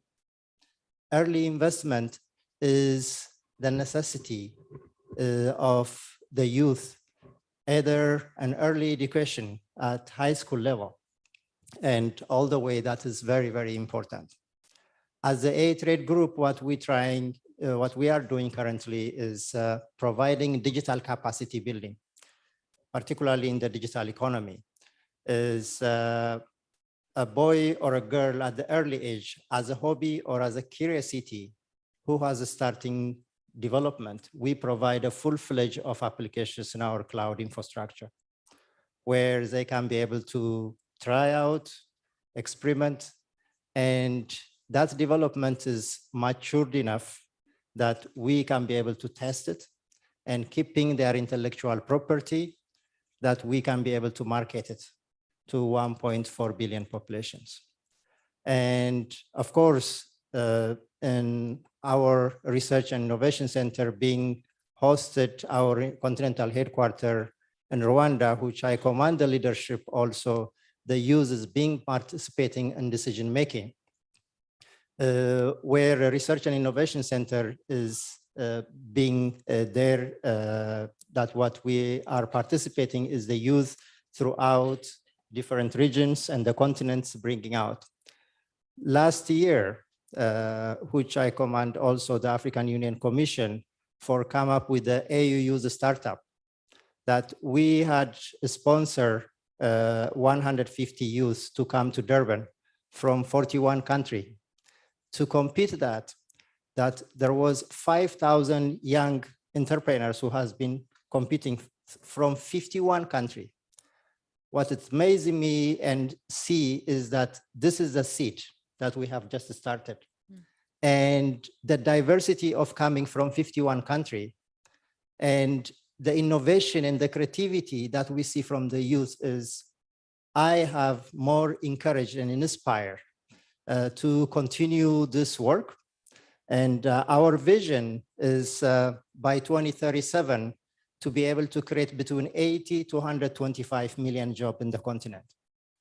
And that is needed very badly, which I am encouraged also to see that from the government of Togo, from Senegal, and which happens to be all the three countries, including Rwanda, has been encouraging the youth participations and supporting the youth is to be able to see as part of the public-private partnership our initiative goes the extra mile to be able to work, because this initiative is not just the private sector, but it is the public and private sectors combining. Of course, also with the international community. There is a number of initiatives which also I appreciate here that has been done. I think digitalizing and knowing what, rather than working in silos, at least documenting all those efforts and monitoring also its sustainability will help us to achieve our target and our goal. And I will conclude with this. Thank you. Thank you so much. That's really interesting. And some really big plans there that could make a really big difference, and also just bring up some really interesting points about the power of public-private partnerships there. Sorry, did you want to add to what Maloualem was saying? Juste pour dire en effet, comme une fois, je suis tout à fait d'accord avec ce que vient de dire mon co-opinant. L'importance du digital n'est plus à démontrer, et on a vu d'ailleurs au moment de la crise comment toute l'activité, tous nos supports du numérique dans un certain nombre de pays a permis d'accroître la résilience d'un certain nombre d'économies. Et au Kenya, par exemple, c'était très vrai. Et de ce point de vue-là, l'initiative lancée par le président Macron, Digital Africa, est une initiative qui va apporter aussi énormément de financement, enfin, via l'AFD sur le continent. C'est 130 millions d'euros qui seront mobilisés sur les prochaines années en faveur de l'écosystème digital en Afrique. Et dernier point, juste pour signaler les travaux que nous faisons avec la Commission de l'Union africaine, justement pour travailler au développement, au renforcement de l'économie numérique en Afrique. Nous avons financé notamment tout un travail, un programme d'actes qui pourront être utilisés dans le cadre de la mise en place de la ZLECAf autour du e-commerce, de l'e-fiscalité et de la digitalisation des services postaux. Ce sont des champs. Was that in place before the pandemic, or was that in response to some of the shifts that we saw because of the pandemic? No, it's going to be in place now. It wasn't before the pandemic. We are working on it now. No, but the idea for that, was it in response to some of the shifts that we saw during the pandemic? Absolutely. Well, brilliant. Thank you so much for talking us through that, Christian. And Minister Dussey, so we've looked quite a lot there at the power, the potential power of investing more in digital technologies, but are there any other sectors that you think, or even if you want to go back into the importance of technology, that you think are particularly promising in terms of creating economic opportunities for entrepreneurs and Africa's young people? Oui, je peux insister encore sur l'aspect agricole.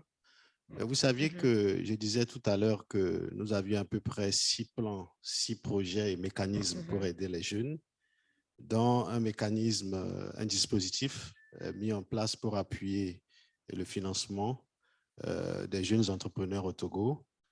Le gouvernement togolais a pris une mesure phare avant COVID-19, par exemple, de soutenir, le ministre des Finances est là pour, je parle sous son autorité.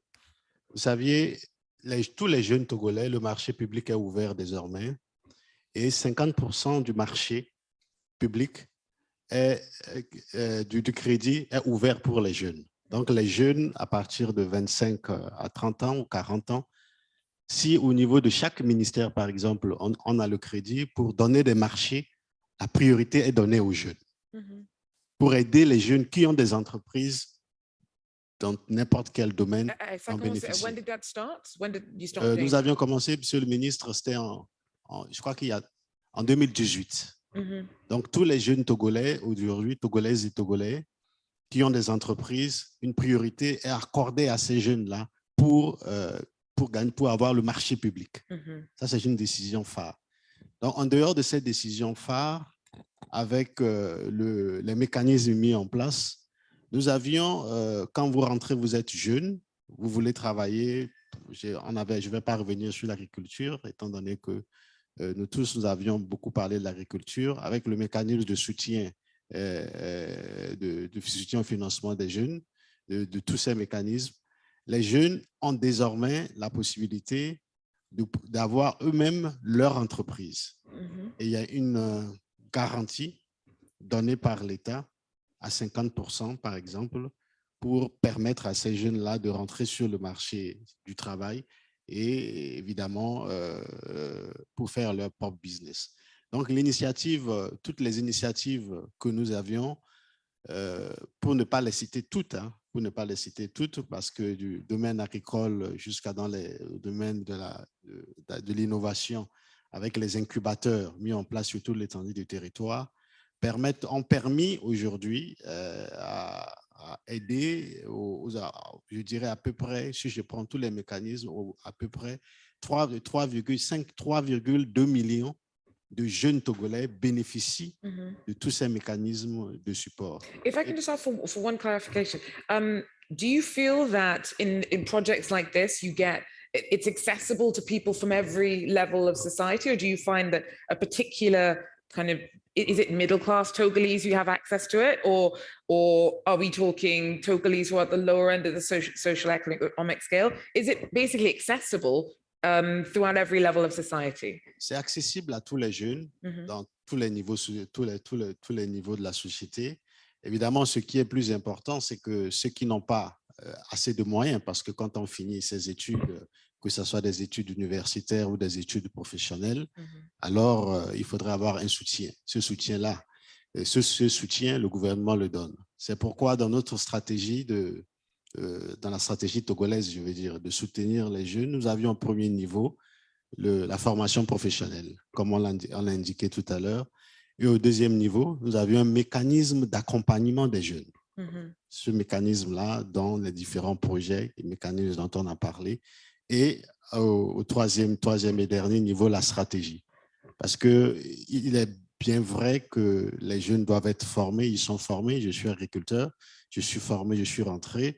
Et maintenant, qu'est-ce que je dois faire? Je disais tout à l'heure que le gouvernement est prêt, à travers certains mécanismes, de vous aider à avoir une terre, un lopin de terre, et de vous donner des moyens financiers, une garantie financière pour aller cultiver. J'aime bien l'agriculture, hein. Ça ne veut pas dire que j'aime beaucoup manger. Et maintenant, il y a la stratégie, c'est qu'il faut que l'accompagnement soit suivi d'une stratégie pour que ces jeunes-là puissent s'insérer dans la société togolaise à différents niveaux. Donc, Minister, I'm just going to thank you so much for talking us through that focus on agriculture. But I am very aware that there's just so many different perspectives that we need to kind of go through, and we're running a little bit behind.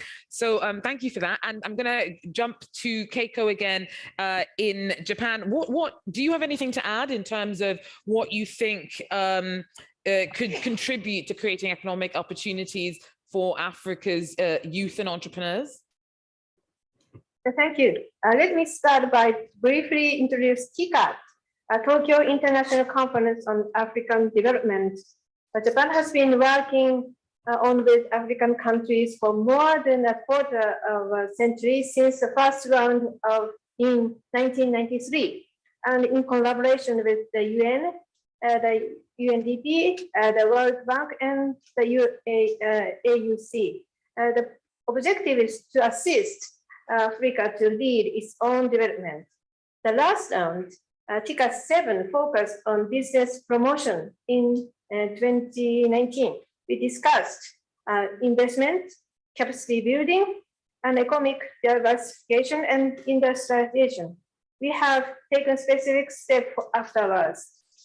The COVID-19 pandemic made Africa's already existing economic and social vulnerabilities, including economic gaps and environmental issues, even more imminent.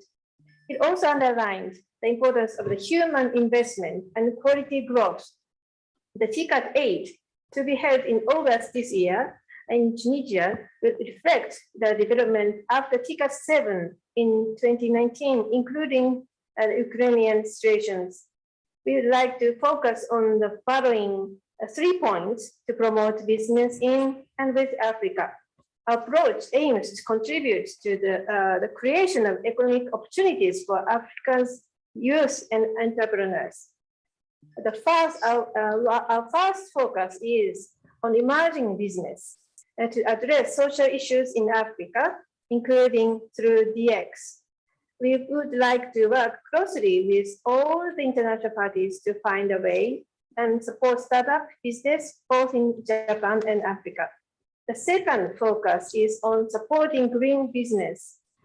We would like to support the efforts towards decarbonization, including through Japanese companies' green business in Africa, given that the structural change to it is becoming inevitable. The third focus is how to strengthen a free, open, and rule-based international economy system. We should support regional economic integration in Africa. We should tackle the issues of the development finance, which are not in line with international rules and standards without delay. I'm sure that the donor members attending today's forum have strong ownership and great achievement for Africa's growth. So does Japan with its own unique concept and approaches. Japan will continue to contribute to Africa's sustainable development through TICAD, the Development Center, and other forums. Thank you. Thank you very much, Keiko Okada. I'm actually going to come back to you, Molualo, because we heard Keiko Okada there mentioning the importance of intra-African trade. And for you, how do you think that entrepreneurs can leverage the African Continental Free Trade Agreement to develop their businesses? Thank you very much. Well, the youth can be able to benefit from the ASEFTA is, by the way, let me just bring what came up for the youth is that this is a huge milestone our member states giving us today, which is in this century, one of the largest milestone being made in Africa.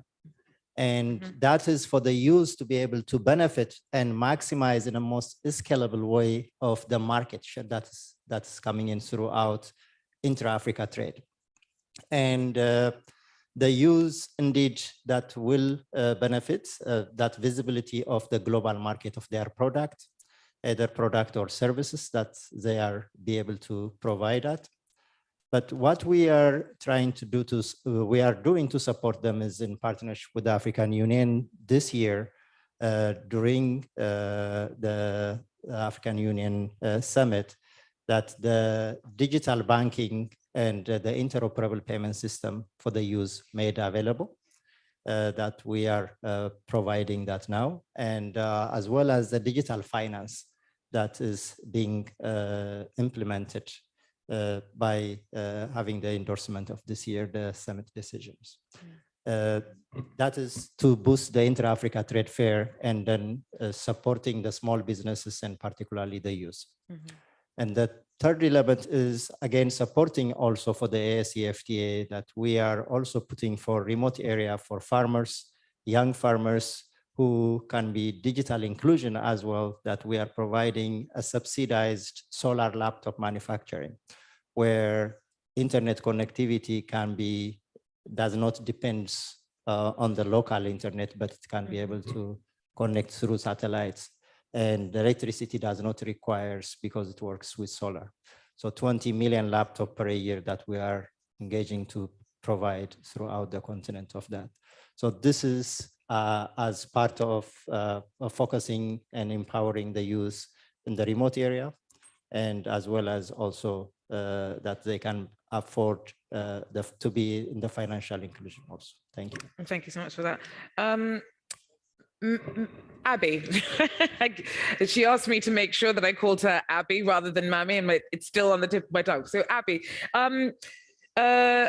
so we heard a little bit there about, the focus on trying to get resources out and options out to rural communities, but the African Continental Free Trade Agreement also offers a lot of opportunities to SMEs, and you focus particularly on women-owned businesses. So how do you think that they can fully benefit from regional and continental integration?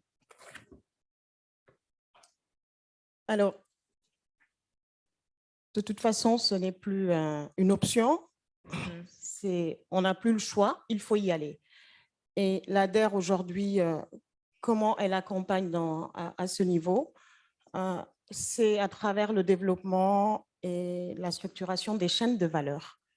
Aujourd'hui, ce sont des points de création de richesse parce que quand on accompagne individuellement ou des groupements ou des associations, il faudrait également qu'on puisse s'appuyer sur des projets structurants.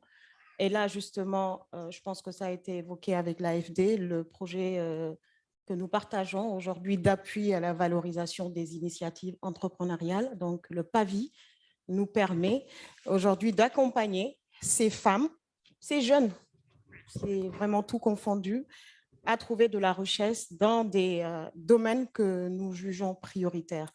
Et je pense qu'aujourd'hui, plus que jamais, avec le contexte économique mondial, il y a des secteurs clés. Le Sénégal vient de valider un rapport sur les produits d'import substitution. Alors, c'est 100 produits qui ont été listés et sur lesquels nous devons aujourd'hui avoir une action concrète parce que ça ne circule plus. Et dans ce cadre aussi, la DER est en train de se réaligner. C'est un réalignement qui se passe pour pouvoir cibler. Alors, ça peut être déjà des filières que la DER a accompagnées, la filière du lait, la filière du sel, la filière de l'anacarde, la filière des peaux et cuirs. Bref, beaucoup de secteurs aujourd'hui où la DER a le devoir et l'impératif de mettre l'accent, tout simplement. Si je prends la filière du sel, vous savez que le sel, on a beaucoup de bassins aujourd'hui, on a beaucoup de salins au Sénégal où c'est les femmes qu'on retrouve dans cette activité aussi de récolte qui n'étaient pas du tout structurées. Donc, quand on arrive sur cette filière sel, c'est d'arriver à les regrouper en coopératives. Donc, on est toujours dans la structuration et leur permettre derrière d'avoir des réceptacles d'achat. Donc, nous signons des conventions avec des acheteurs qui peuvent être des grandes entreprises, des petites comme des moyennes, pour leur permettre d'écouler leur stock. Et derrière aussi, nous assurons que ce produit va assurer la souveraineté alimentaire, qu'on n'ait plus besoin d'aller acheter du sel à l'étranger. Alors, c'est sur ces chaînes de valeur. Le lait, c'est pareil. Le lait, c'est un produit qu'on retrouve dans le nord du Sénégal. C'est les nomades qui avec leurs vaches, voilà, produisent ce lait. Ce lait ne peut être ni conservé, ne peut être ni transformé, donc jeté par la suite. Donc, la DER aussi a accompagné, a structuré. En structurant, qu'est-ce qu'on fait? On fixe ces populations. Donc, il n'y a plus de nomadisme, on les sédentarise. On trouve également des structures, des petites et moyennes entreprises, comme la laiterie du Berger qui est dans le nord, qui achètent ce lait, qui transforment et qui l'écoulent et qui le revendent au Sénégal. Parce qu'on achète beaucoup de lait au Sénégal et en majorité, c'est du lait en poudre que nous trouvons. Ou quand c'est du lait écrémé ou entier, ça coûte très, très, très cher.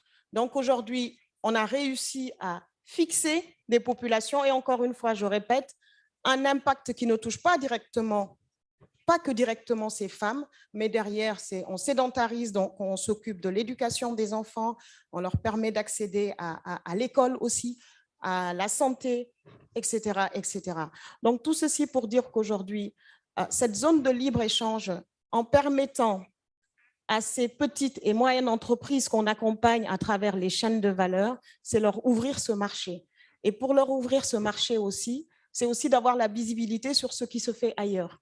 Donc, j'ai envie aussi de dire qu'on a besoin, je pense que les échanges ici ont montré à suffisance qu'il y a beaucoup d'initiatives qui sont menées de part et d'autre le continent, de part et d'autre au-delà de nos frontières et qui méritent quand même d'être capitalisées. Et cette capitalisation, ça va nous permettre d'avoir de la lisibilité sur les chaînes de valeur, parce qu'une chaîne de valeur peut même être travaillée à l'échelle de la sous-région ou de la région. On peut trouver des programmes intégrés qui nous permettent quand même d'éviter d'aller toujours importer, d'aller toujours acheter à l'extérieur, ce qui aujourd'hui devient quelque chose de rare et de difficile. On le voit aujourd'hui de manière claire avec la crise russo-ukrainienne. Donc, nous insistons beaucoup sur ce développement de chaînes de valeur. Nous insistons aussi sur la lisibilité qu'on doit avoir sur toutes ces initiatives qui se passent. Et ça pourrait passer, par exemple, par une plateforme d'échange voilà, qui viendraient compléter, et ça me permet de parler aussi de la transition numérique. On a beaucoup parlé du numérique, on a beaucoup parlé du digital, pour dire qu'aujourd'hui aussi, l'ADER, c'est un instrument de promotion, mais de développement, mise beaucoup sur l'innovation, sur le numérique, sur la digitalisation. Je reviens un peu sur le nanocrédit. Ce crédit, il fonctionne par digitalisation. C'est le téléphone qui permet aux femmes de recevoir de l'argent et de rembourser également derrière. Donc, c'est pour dire qu'aujourd'hui, à l'échelle locale du village le plus lointain au Sénégal, le numérique est présent. Présent avant, mais aujourd'hui renforcé aussi avec voilà, sa démocratisation tout simplement. Le Sénégal est aussi en train de construire à travers l'ADER le centre Mohamed Ben Zayed Center. C'est un grand centre aujourd'hui qui va être dédié dans 18 mois. C'est à l'image de la station F en France. C'est un centre qui va être dédié à l'incubation, à l'innovation, à la recherche, la pré-incubation, l'accélération. C'est vraiment pour le Sénégal aujourd'hui, en peu de temps, avec cette impulsion donnée à l'entrepreneuriat, c'est avoir et jouer ce rôle en assurant un hub à l'échelle internationale. Nous accompagnons beaucoup de startups à travers des programmes également. Il y a le Fonds de soutien à l'innovation, c'est un programme qui a duré 3 ans. Nous avons accompagné plus de 415 startups dans l'innovation, dans la recherche, dans tout ce qui est transition numérique. Et aujourd'hui, quand je dis accompagner, c'est aussi bien techniquement que financièrement. Nous avons aussi un nouveau programme aujourd'hui avec d'autres partenaires, notamment l'AFD, l'ambassade de France, plus précisément, avec qui nous avons noué ce partenariat, mais avec le groupe AFD, où on va retrouver BPI, où on va retrouver d'autres structures, où nous accompagnons, où nous poussons aussi beaucoup aujourd'hui les startups à aller. C'est un impératif aujourd'hui d'aller dans le numérique, c'est un impératif d'aller dans la digitalisation, et c'est un impératif aujourd'hui que ça soit démocratique. Et c'est toute l'ambition qui est donnée. Et au-delà de l'ambition, ce sont les instructions juste du chef de l'État en mettant en place l'ADER, de mettre une part aussi très importante sur l'innovation, la recherche, et que l'ADER aussi puisse jouer son rôle dans cette transition et vers cette transition numérique. Du numérique aujourd'hui, où on est sur une stratégie ou du tout numérique à l'horizon 2035. Ah ben. Donc, une part très, très, très importante pour l'ADER d'accompagner aujourd'hui à travers le développement des chaînes de valeur. Et je voulais juste finir sur cette plateforme. C'est très important aujourd'hui parce qu'on se rend compte qu'il nous manque peut-être aussi beaucoup cette visibilité sur toutes ces initiatives que nous devons capitaliser et qu'on doit pouvoir retrouver à un endroit, donc loger quelque part, que ça puisse être interactif, qu'on puisse interagir et peut-être jouer la complémentarité dans ce que nous faisons bien. Cette complémentarité existe, mais peut-être qu'on a besoin, avec l'accompagnement de l'Union africaine, mais également du centre aujourd'hui de l'OCDE, de pouvoir peut-être poser une base claire, de pouvoir également nous adosser, tout simplement peut-être sur l'Observatoire qui avait déjà été annoncé ici en 2019, qu'on puisse avoir une plateforme et pouvoir partager, mutualiser, pas harmoniser, mais tout simplement mutualiser et donner beaucoup plus de cohérence à ce que nous faisons tous en Afrique en matière d'entrepreneuriat pour les femmes et les jeunes. Merci beaucoup, Avi. Thank you so much for that.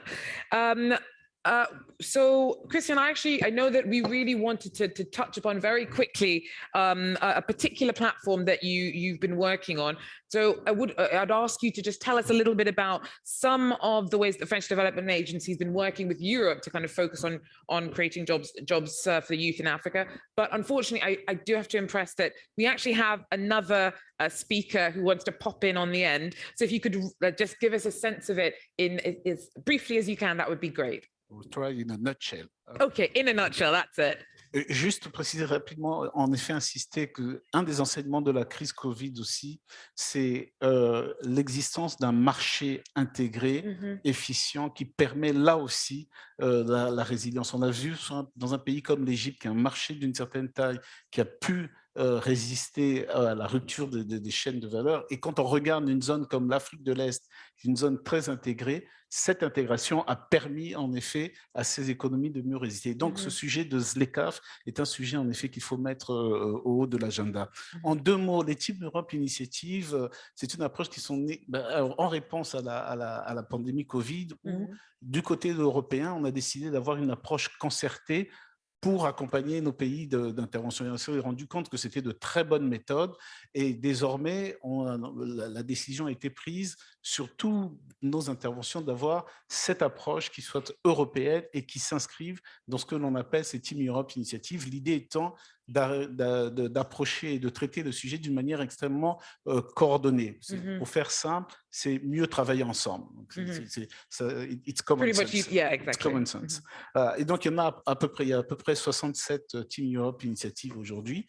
Et parmi ces Team Europe Initiatives, certaines traitent spécifiquement de ce sujet de création d'emplois des jeunes dans un certain nombre de pays. C'est Job Creation en Éthiopie, c'est jeunesse active, acteurs du changement au Mali, ou encore Job for the Future en Afrique du Sud, avec 3 champs d'intervention. Un, s'assurer que quel que soit le projet fait, nous ne passons pas à côté et nous ciblons bien le secteur informel, vu ce qu'il représente. On ne peut pas se permettre aujourd'hui d'avoir le moindre programme qui prétend traiter le sujet de l'emploi sans traiter ce segment du secteur informel. Deuxièmement, travailler sur la qualité du travail et notamment s'assurer qu'on parle bien du travail décent. Ainsi, en Éthiopie, sur ce qu'on conduit, on travaille avec les autorités à l'instauration d'un salaire minimum, la prise en compte de dimensions sécuritaires dans le cadre du travail, etc. Et puis, 13e axe, enfin, c'est privilégier l'accès des femmes au travail. Et de ce point de vue-là, au Niger, on a une Team Europe qui sera extrêmement symbolique et forte, puisque c'est près de 476 millions d'euros qui seront consacrés à ce volet, en visant des secteurs cibles, moteurs de croissance et potentiellement créateurs d'emplois pour les jeunes. In a nutshell. In a nutshell, thanks very much for talking us through the potential and the functioning of Team Europe. Okay, so thank you so much for everyone for all of the perspectives and work that you have outlined for us today. Before we move on, we do have His Excellency Mr. 𝐀𝐟𝐫𝐢𝐜𝐚 Suarez, the Minister of Foreign Affairs, Cooperation and Regional Integration of Cabo Verde, who would like to hop in and address the floor. So I would invite him to either, as you wish, please join us. Oh, okay.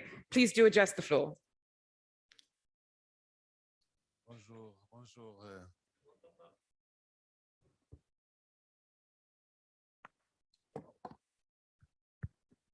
Bonjour. Bonjour. Merci bien de me donner la parole pour cette rencontre, cette réunion très importante qui a trait à la jeunesse.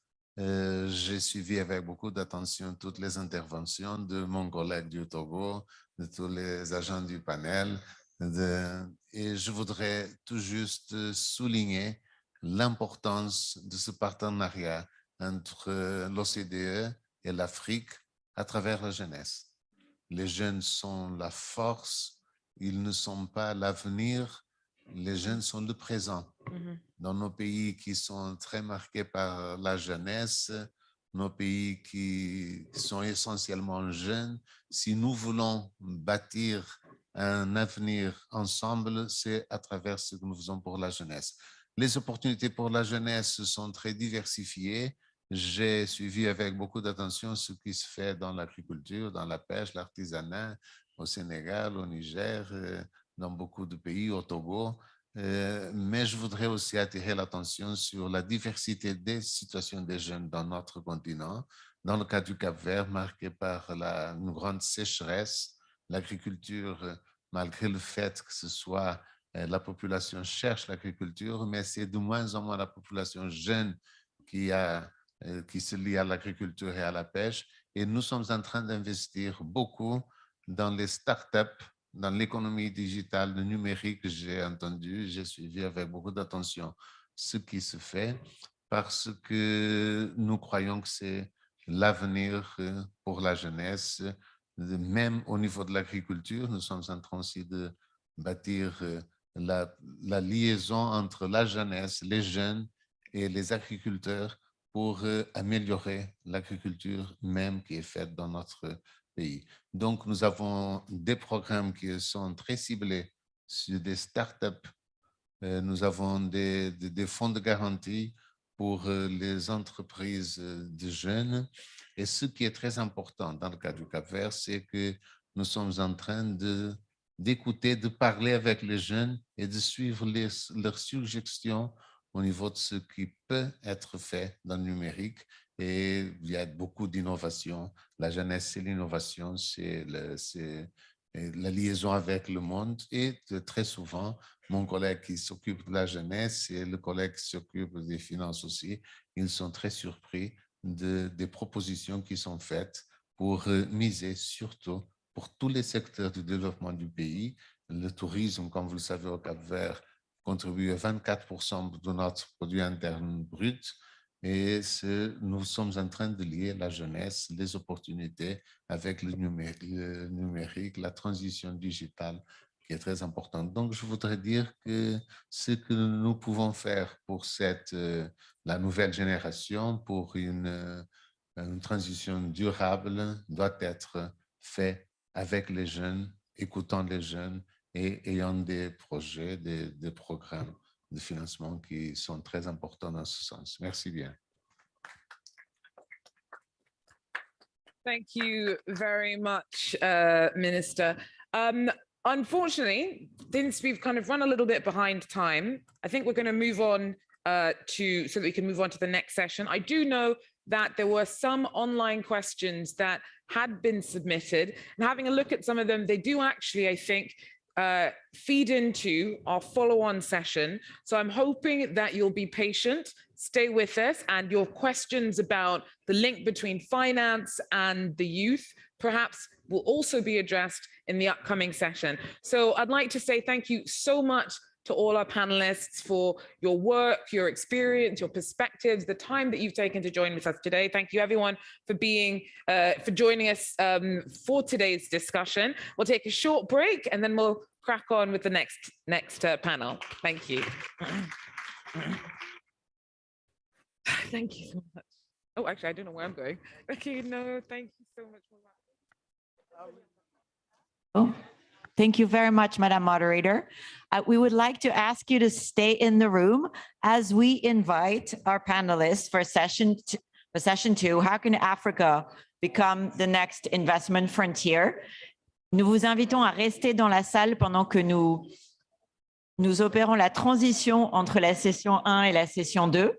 Vous pouvez trouver du café au fond de la salle. Je vous demanderai de vous rasseoir rapidement afin que nous puissions tenir notre timing. Merci beaucoup. Vous pouvez continuer à taguer sur les réseaux sociaux en utilisant le hashtag Africa Forum.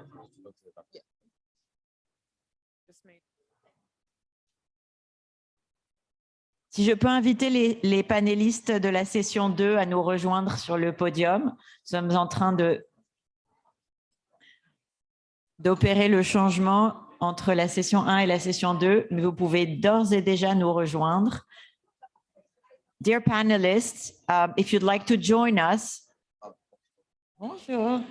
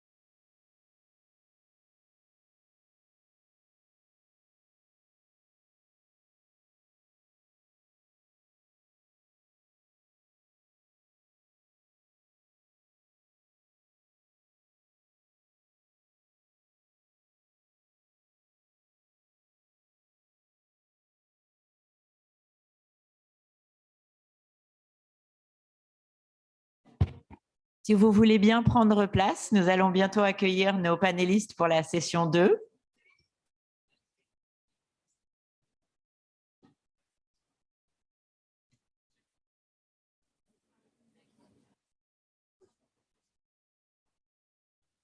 So session 2 is going to address how can Africa become the next investment frontier? We have a very distinguished panel, and Georgia Calvin-Smith will still be our moderator. So I invite you to take your seat. We're about to begin. Mesdames et messieurs, si vous voulez bien prendre place, nous allons commencer la session 2 de manière imminente. Notre modératrice continuera à nous guider et vous pouvez continuer à partager vos impressions sur les réseaux sociaux en utilisant le hashtag #AfricaForum.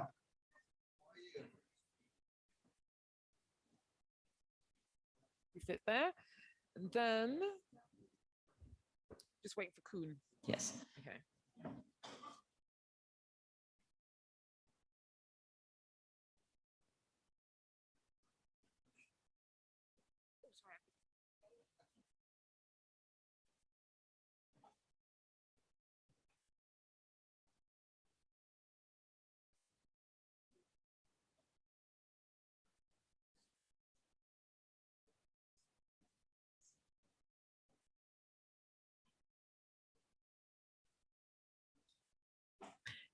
Je vous invite à prendre place, s'il vous plaît.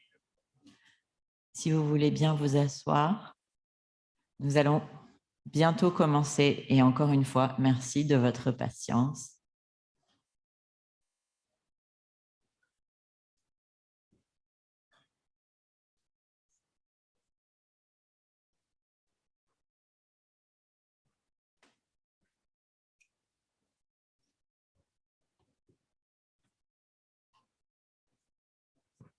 Okay.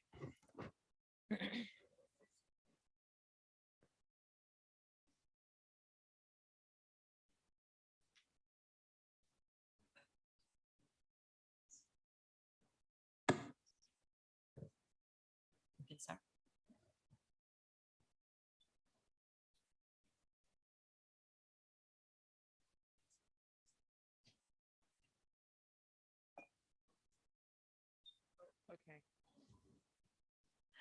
Nous allons commencer. Notre dernier panéliste est en train de se joindre à nous.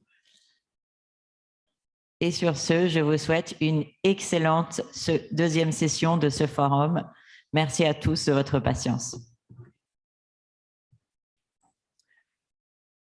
Well, thank you everyone for your patience. Hope you had a nice little breather there and are ready for our next panel of the day. We will be discussing how Africa can become the next investment frontier. Now, the amount of investment in the continent currently fall far short of its needs, but that shortfall does represent huge opportunities from tackling the continent's infrastructure deficit and energy insecurity to creating industrialization and job creation. There is a lot of untapped potential, but could offer wins both to Africa and global investors. But what are the principles and good practice that have to be folded into this push for more sustainable investment? How can policymakers tackle the perception of risk and bring down the cost of borrowing? What strategies can yield the biggest wins for both Africa's most vulnerable and for investors? So we take a closer look at the issues with this the panel that I have the honor to welcome. First of all, we have 𝐿𝐴𝐻𝐿𝐴 the Minister of Finance, Economic Planning and Development for Mauritius. 𝐿𝐴𝐻𝐿𝐴, thank you so much for joining us today. We have Minister Vincent Biruta, the Minister of Foreign Affairs and Cooperation for Rwanda. Then we also have 𝐀𝐟𝐫𝐿𝐴, the Secretary General for the Common Market for Eastern and Southern Africa, or 𝐂𝐚𝐧. Thank you both very much for being with us today, Vincent and 𝐀𝐟𝐫𝐿𝐴. Thank you. And also Mr. 𝐿𝐴𝐻𝐿𝐴, the Director General for International Cooperation and Development for the European Commission. 𝐿𝐴𝐻𝐿𝐴, very nice to have you here. And virtually today, for this session, we will be joined by Salvatore Bernabé, who is joining us from Brazil, who's the CEO of Enel Green Power. Salvatore, lovely to have you. Good morning. It's lovely to have you with us here today. Do you hear me well? Yes, we can hear you. It's all working Okay. as it should for the moment anyway. Okay, Good morning. so we're going to start off with you, Minister. So Mauritius went through a lot, as did most countries during the pandemic. What did that teach you about what the main opportunities and challenges might be in terms of scaling up investment, both in your country and perhaps more widely across the continent? Déjà, merci, bonjour et merci.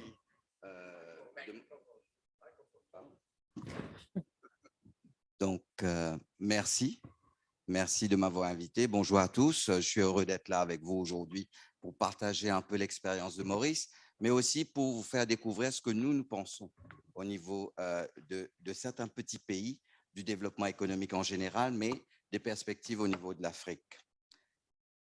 Covid a été pour Maurice, je vais être très brève, mais Covid a été un choc. Parce que après 40 ans de croissance continue, on se retrouve avec un choc immense où on perd 15% de notre PIB, de notre richesse en une année. Je l'explique simplement, le secteur touristique contribue directement à hauteur de 7% de notre PIB, mais indirectement va jusqu'à 20-25% de notre PIB. Sur une population active de 600 000 personnes, 100 000 personnes travaillent directement ou indirectement avec le secteur touristique. Et on est passé en une année d'1 300 000 touristes à 3 000 touristes. Donc, il fallait faire face à cette crise. Et nous l'avons fait. Et c'est ça aussi qui démontre la résilience de l'Afrique. Nous l'avons fait et nous, maintenant, nous devons nous adapter en fonction de ce qui nous est arrivé. Et c'est là aussi que je pense que résident les opportunités pour mon pays, bien sûr, mais surtout pour l'Afrique. La diversification. La diversification, la production. Nous ne pouvons pas penser progresser, je le dis directement comme je le pense, si nous n'avons pas cette envie de diversifier, de continuer à nous poser des questions, de continuer à mettre en place des réformes pour améliorer la production.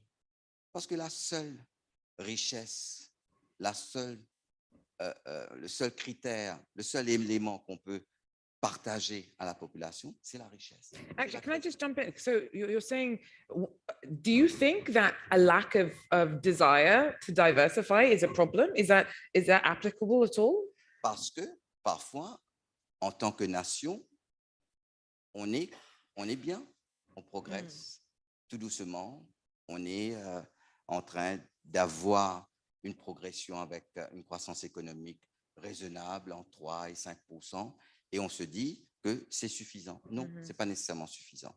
Donc, c'est là que pour nous, pour améliorer le niveau des investissements sur le continent africain, pour moi, c'est là qu'on vient avec la bonne gouvernance, mais surtout redonner confiance. Un élément clé pour attirer les investisseurs, c'est la confiance. Le développement économique, c'est la confiance des agents. Si nous n'avons pas confiance dans le pays où on va investir, ben on ne va pas aller investir. Parce que l'investisseur, qu'il soit privé ou public, avec des fonds souverains, pour qu'il vienne investir sur notre territoire, dans notre pays qu'il connaît un tout petit peu, parce qu'il va peut-être loin de ses frontières, et il doit avoir confiance où il part. C'est là qu'il doit avoir une certaine certitude de ce qu'il est en train de faire.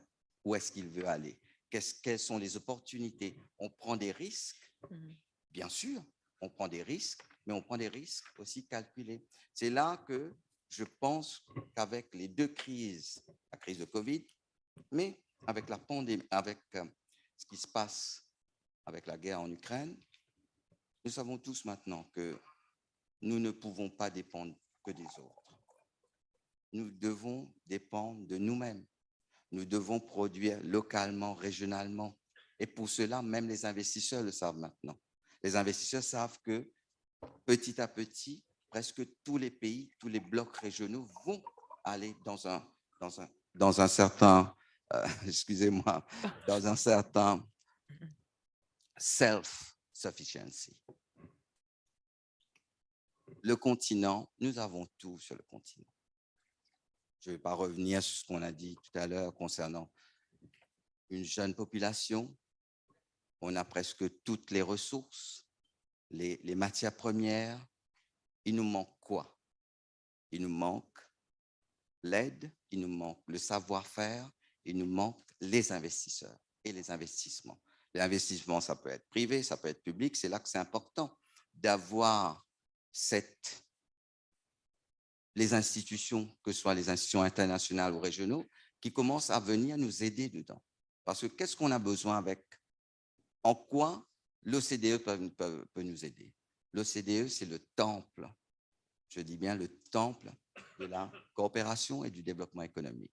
C'est le temple du savoir. Il y a énormément de données. Il y a énormément de partages qu'on peut avoir avec l'OCDE. Donc, à nous, au niveau de l'Afrique, de travailler, de coopérer ensemble pour pouvoir progresser. On ne doit pas se dire, même si c'est bien d'être en compétition, on ne doit pas miser que sur la compétition. On doit miser sur la coopération pour progresser, pour améliorer le développement économique en Afrique. Donc, vous allez me dire, mais quoi faire? Quoi faire? Ben, donner de la certitude aux investisseurs. Le problème qu'on peut avoir parfois, c'est le manque, je le dis, le manque de consistance dans une politique. Que les gouvernements passent, moi je le dis, je suis un ministre, quand je vais partir en tant que ministre des Finances, ben, celui qui viendra après, ben, il doit continuer à garantir les investisseurs concernant leurs investissements. Il ne faut pas qu'ils aient peur, quand ils sont venus investir, de ne plus retrouver leurs investissements. Là-dessus, c'est le travail qu'on doit faire et qu'on doit travailler avec des institutions, des organisations internationales pour mettre en place ce cadre législatif, ce cadre légal pour améliorer, et là je termine là-dessus, améliorer l'environnement des affaires. Vous savez, à un moment donné, on avait avec la Banque mondiale quelque chose qui était magnifique. C'était le ease of doing business. Pour moi, ce n'était pas une compétition à pays, ce n'était pas pour être premier ou second ou troisième, c'était pour voir quels étaient les critères pour Maurice où on devait nous s'améliorer.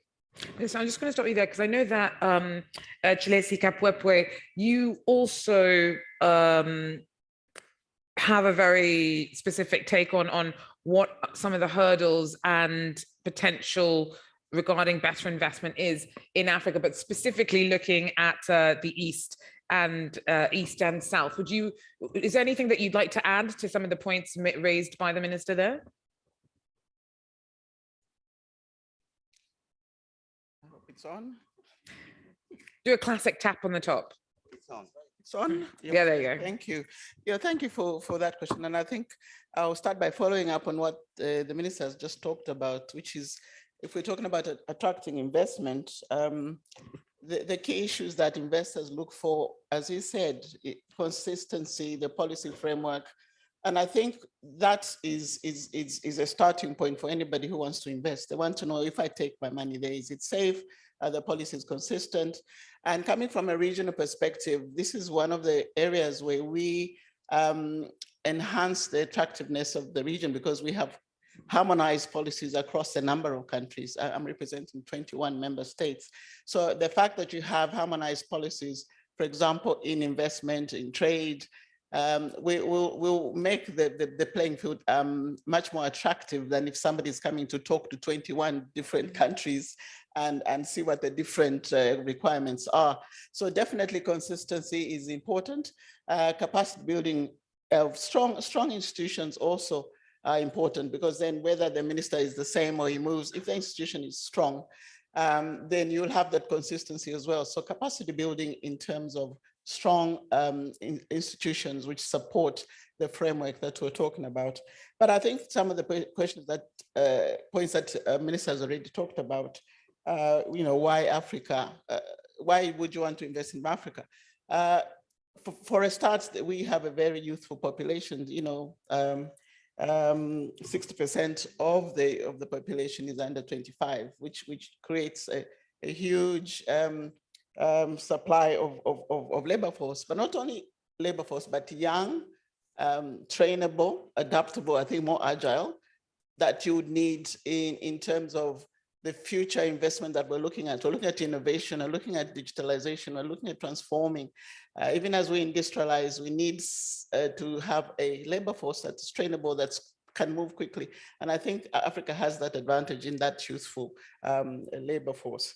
Not only that, we also have in the area, for example, of energy, which is required. Even if you talk about industrialization, you're going to have that infrastructure in place. And when you talk about moving or transforming to cleaner green energy, Africa has all the resources. They've got the actual natural resources, whether it's solar, wind, geothermal, but also they have the youth that you can use, that you can create jobs in that industry. In how do we produce, in the production of the energy itself, clean energy, in transmission, and so many other areas that I think it's a great opportunity to go into Africa now and invest in that area alone. I think is a big attraction. Another area would also, of course, we have abundant minerals in Africa, which I think we're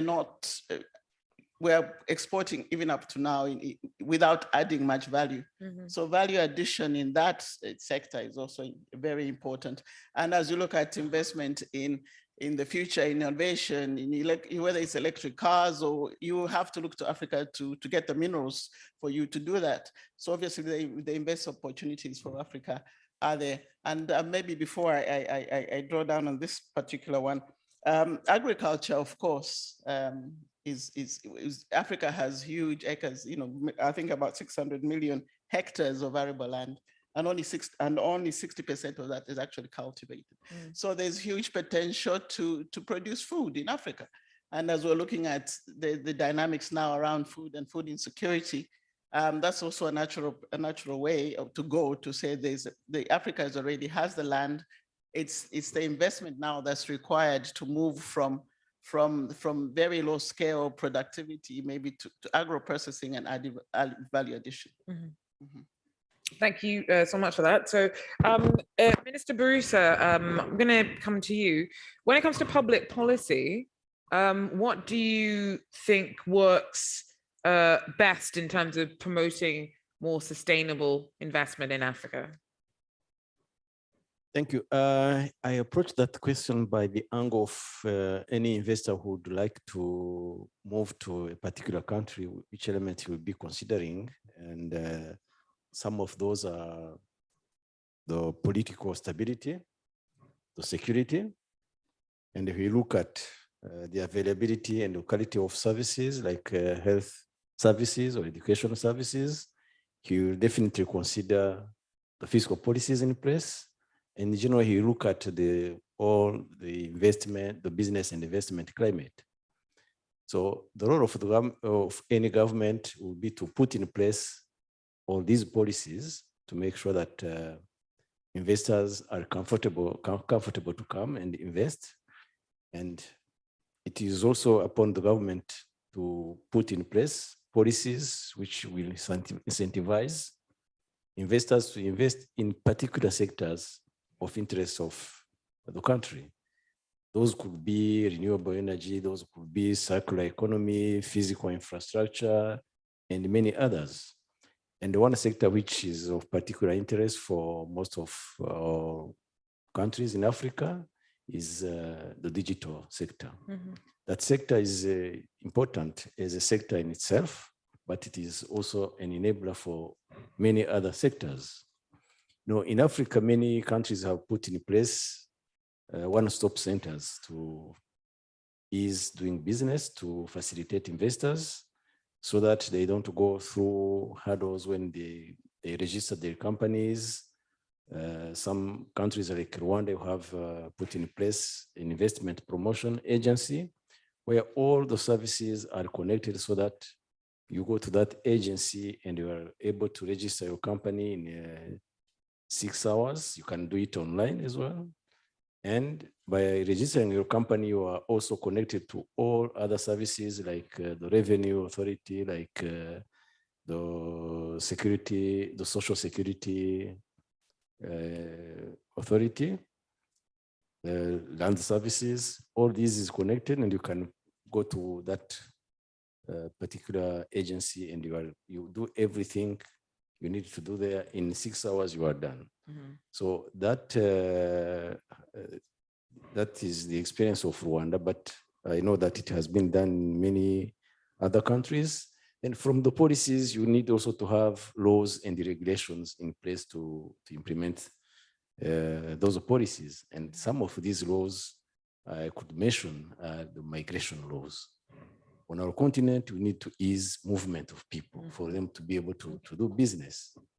If I can again talk about Rwanda, in Rwanda you can come, anyone can come and get visa on arrival. And for people coming from Africa, from Francophonie, from the Commonwealth, the visa are free.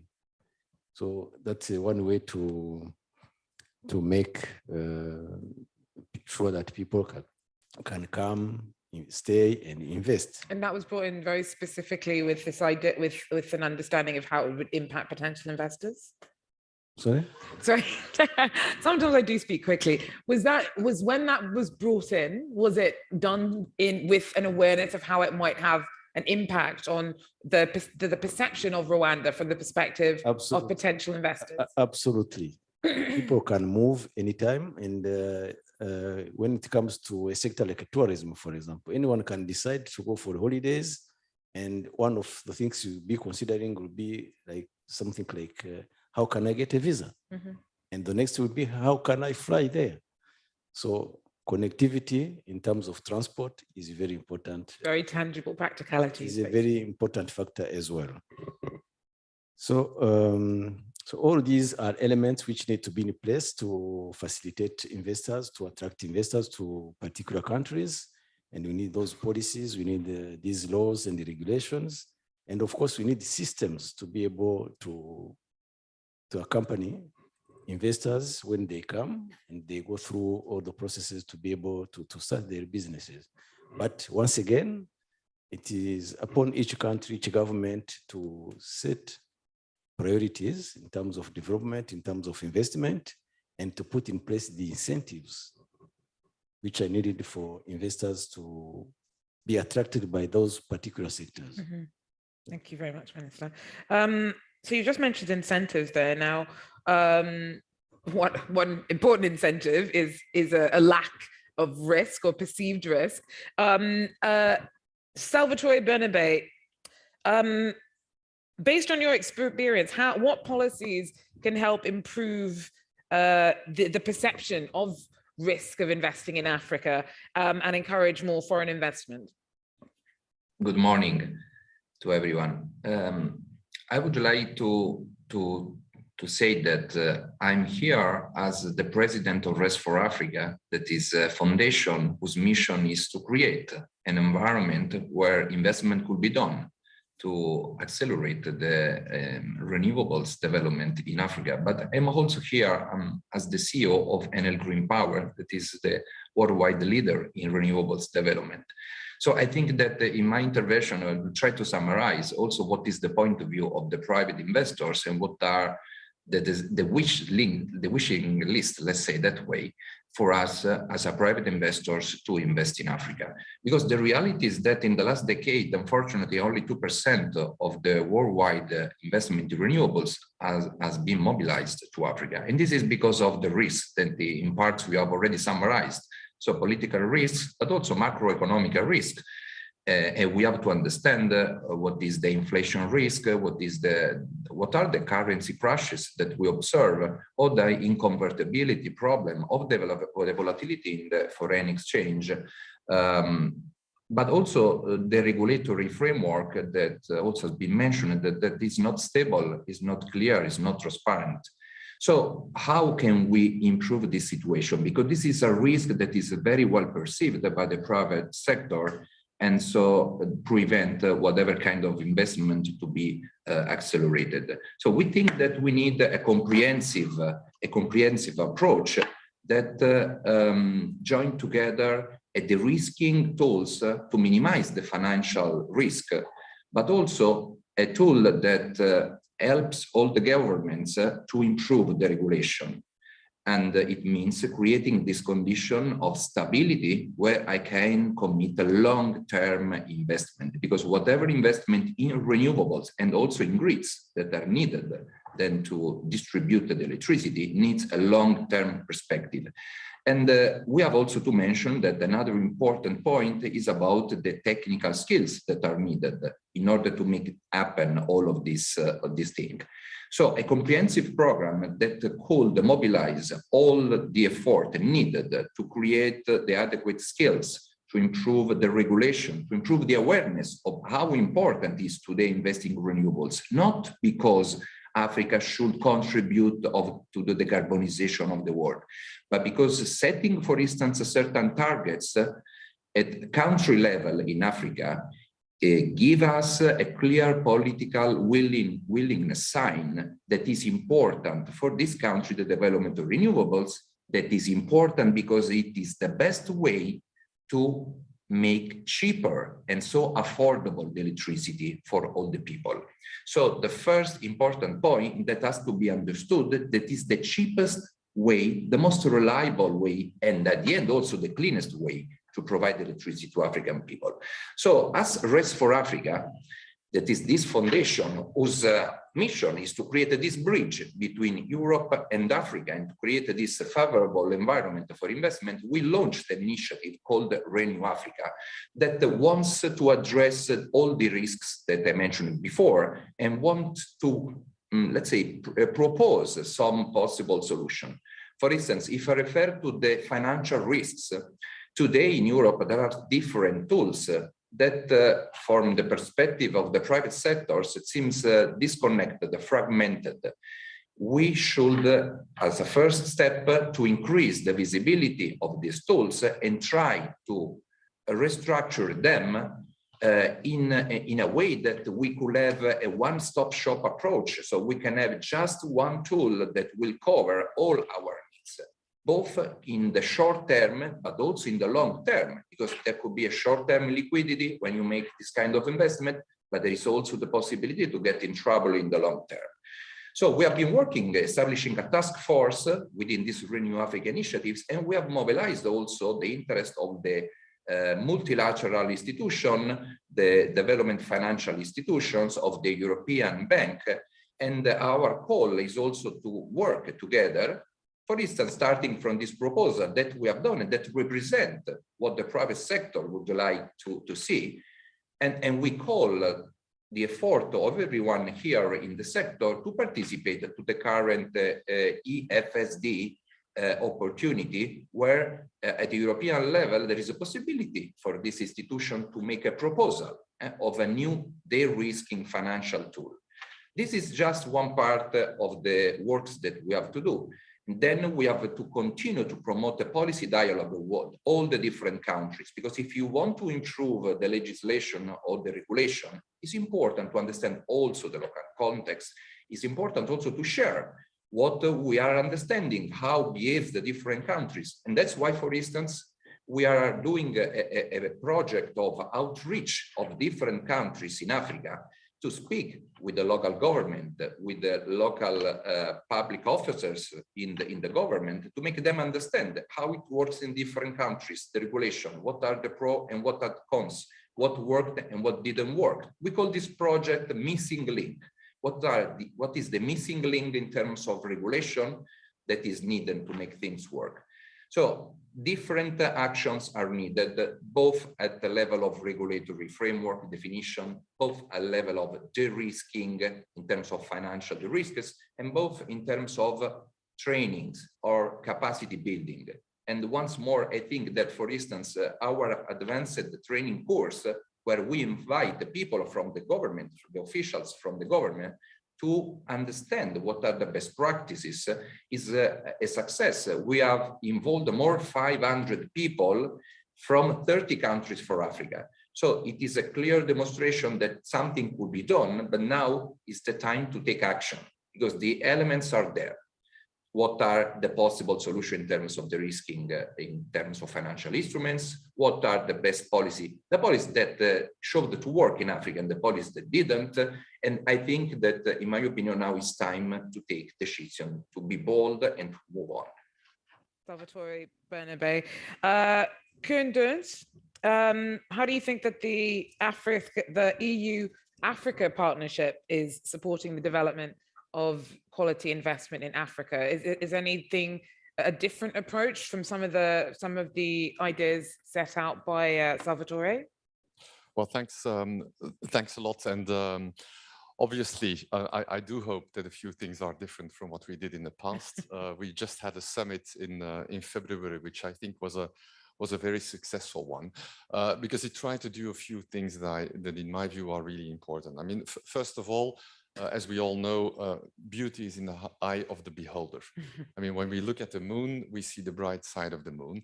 And I think that there is a continued effort needed to precisely show Africa to the world, to investors, as a continent of opportunity.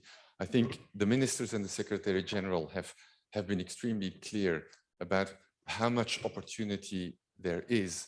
If you look at it in terms of global challenges, but if you look at it more in the ground of how much opportunity resides on the African continent, that's actually very clear, and we need to keep on making that case.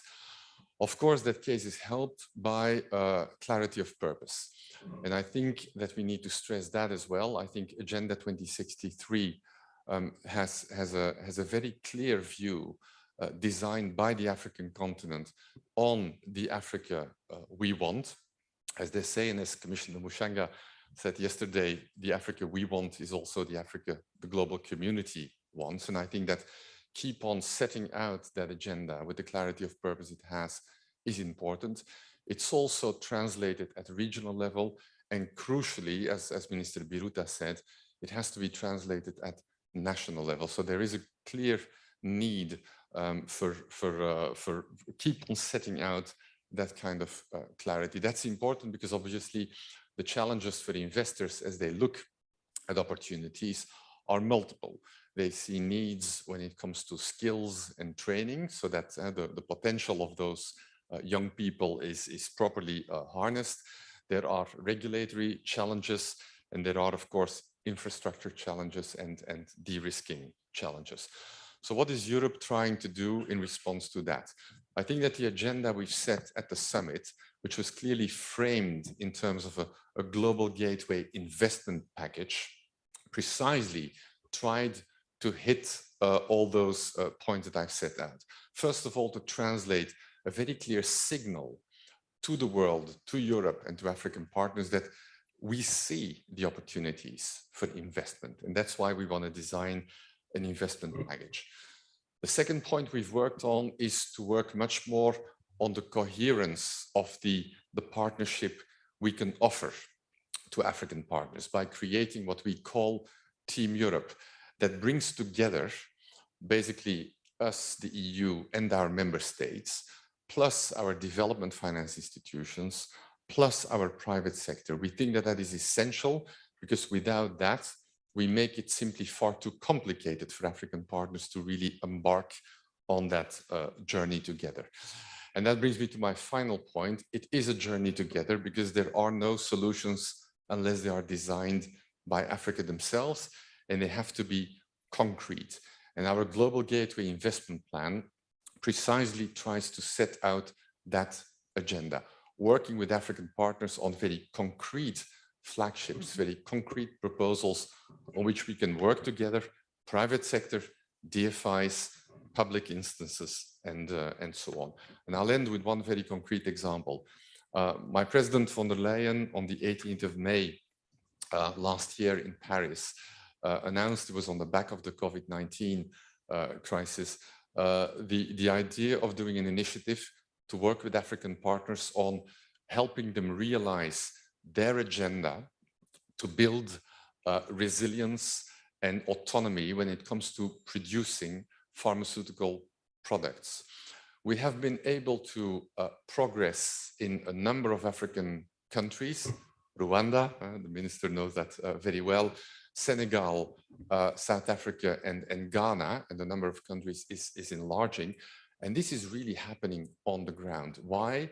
Because we have European pharmaceutical companies ready to invest in Africa. We have been accompanying that with de-risking financing. We are accompanying that with loans from the EIB and other European development banks. And we are accompanying that with twinning between European oversight authorities and African oversight authorities, both at national level and at continental level with the African Center for Disease Control and the AMA. Hopefully, I mean, very soon, in 2 weeks' time, there will be an important inauguration in Kigali, and we hope that by the end of the year, those vaccine production containers will be delivered. So these are very concrete ways in which we try to materialize the agenda based on the principles I've set out in very concrete terms together with our African partners. Thank you very much, 𝐶𝐿. Minister Parayachi, I'll come back to you. How do you think that the African Continental Free Trade Agreement will help in terms of investment, practically?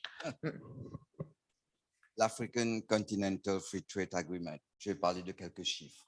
C'est la tertiarisation de l'économie, c'est la production. C'est apporter plus de valeur ajoutée. Ça représente 1,3 milliard de consommateurs. Si je regarde un peu les chiffres qu'on a eus, c'est une augmentation du commerce intra-africain de plus de 50%. Nous allons avoir le fait de supprimer les droits de douane, c'est une augmentation de 40% du commerce intra-africain. Selon la Fondation 𝐀𝐼𝐵, cela peut générer des dépenses combinées des consommateurs et des entreprises de plus de 6,7 milliards de dollars d'ici 2030.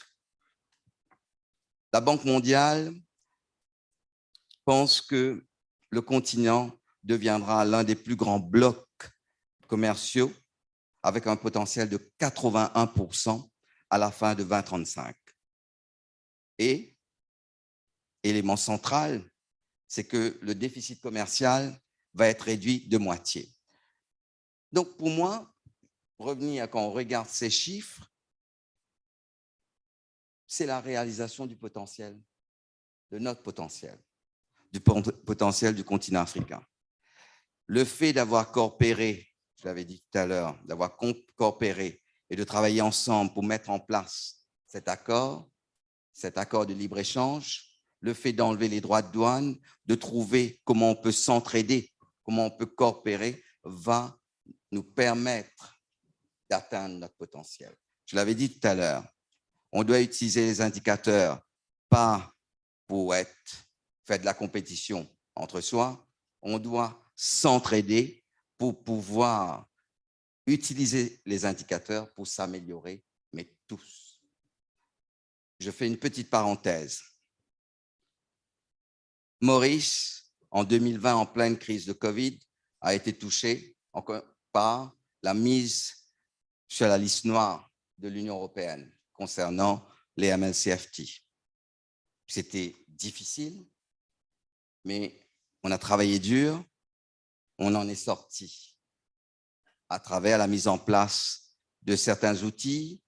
Et aujourd'hui, nous, on s'est appuyé sur l'aide de certains pays pour pouvoir le mettre en place, mais nous, aujourd'hui, nous pouvons aider les autres pays qui sont actuellement sur la liste grise de FATF et qui vont être par la suite mis sur la liste noire de l'Union européenne. Nous travaillons déjà avec le Sénégal, nous allons travailler avec l'Afrique du Sud pour essayer de coopérer, pour s'entraider afin d'améliorer notre potentiel C'est ça ce qui est plus important, c'est améliorer le potentiel de l'Afrique. Nous avons tout.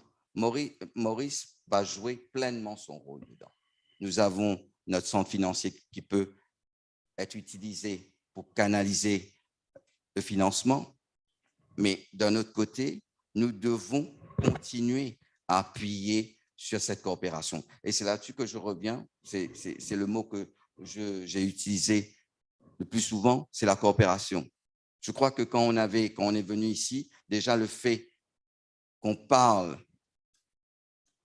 de l'investissement, du développement économique, du potentiel de l'Afrique ici, c'est déjà un pas énorme. Et pour moi, c'est là que je veux qu'on profite de ces éléments. On est passé de la pandémie, on a une crise avec ce qui se passe avec la guerre en Ukraine. À nous maintenant, au niveau de notre continent, de travailler, de pousser pour produire plus, pour améliorer notre système de distribution, améliorer l'accès aux finances, voir chaque spécificité de chaque pays, profiter des avantages de chaque pays. Pas encore une fois, et je le répète ça, très important, pas se mettre en compétition et se dire je vais être meilleur que lui. Et non, travailler ensemble pour qu'on s'améliore tous. C'est là que je pense qu'on a un avantage et qu'on pourra faire encore mieux par rapport au développement économique du passé des autres pays. Merci. Thank you very much, Minister. 𝐀𝐟𝐫𝐢𝐜, do you think that this landscape that's being described by the Minister is currently within the potential of the ACEFTA?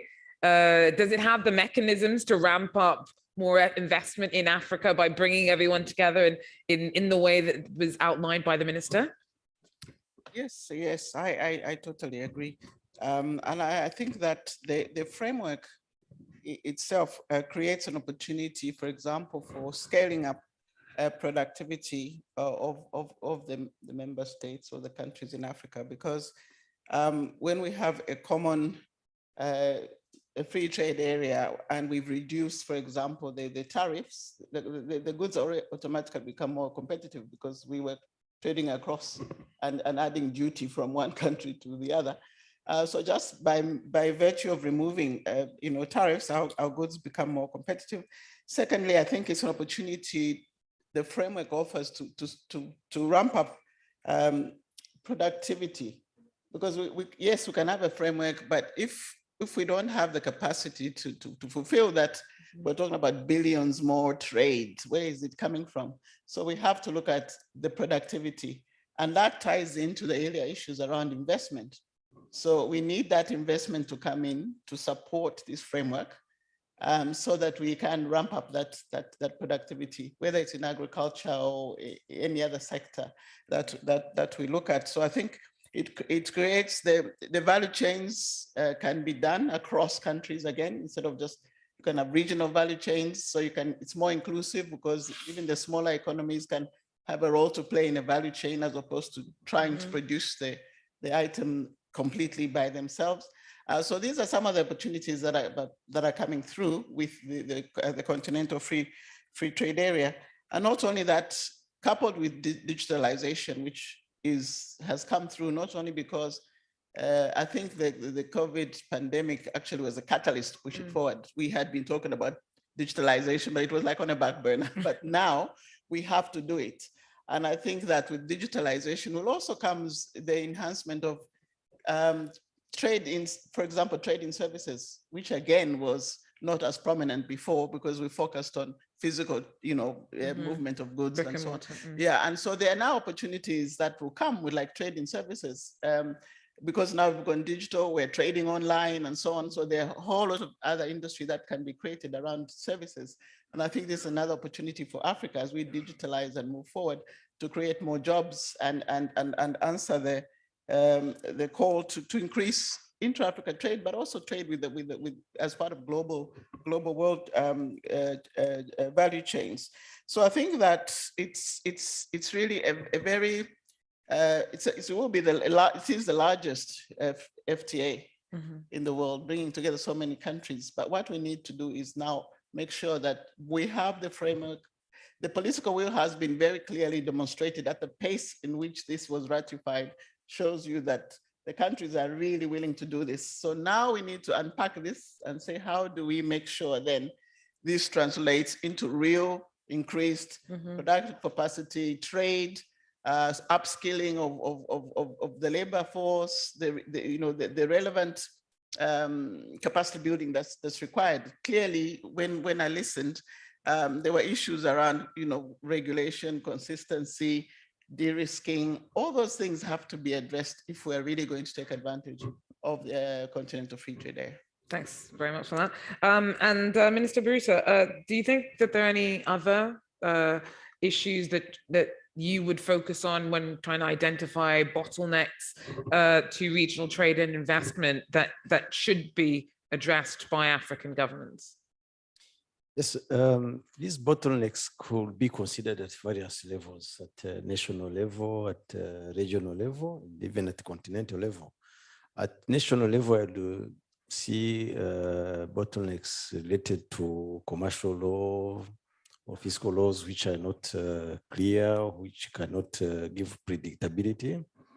That could be a bottleneck, but at regional level, I would see bottlenecks related to the movement of goods, to many controls on the roads and coordination of border posts. We have found in our region, in some other region of the continent, solutions related to creation of customs union, but they need to work properly.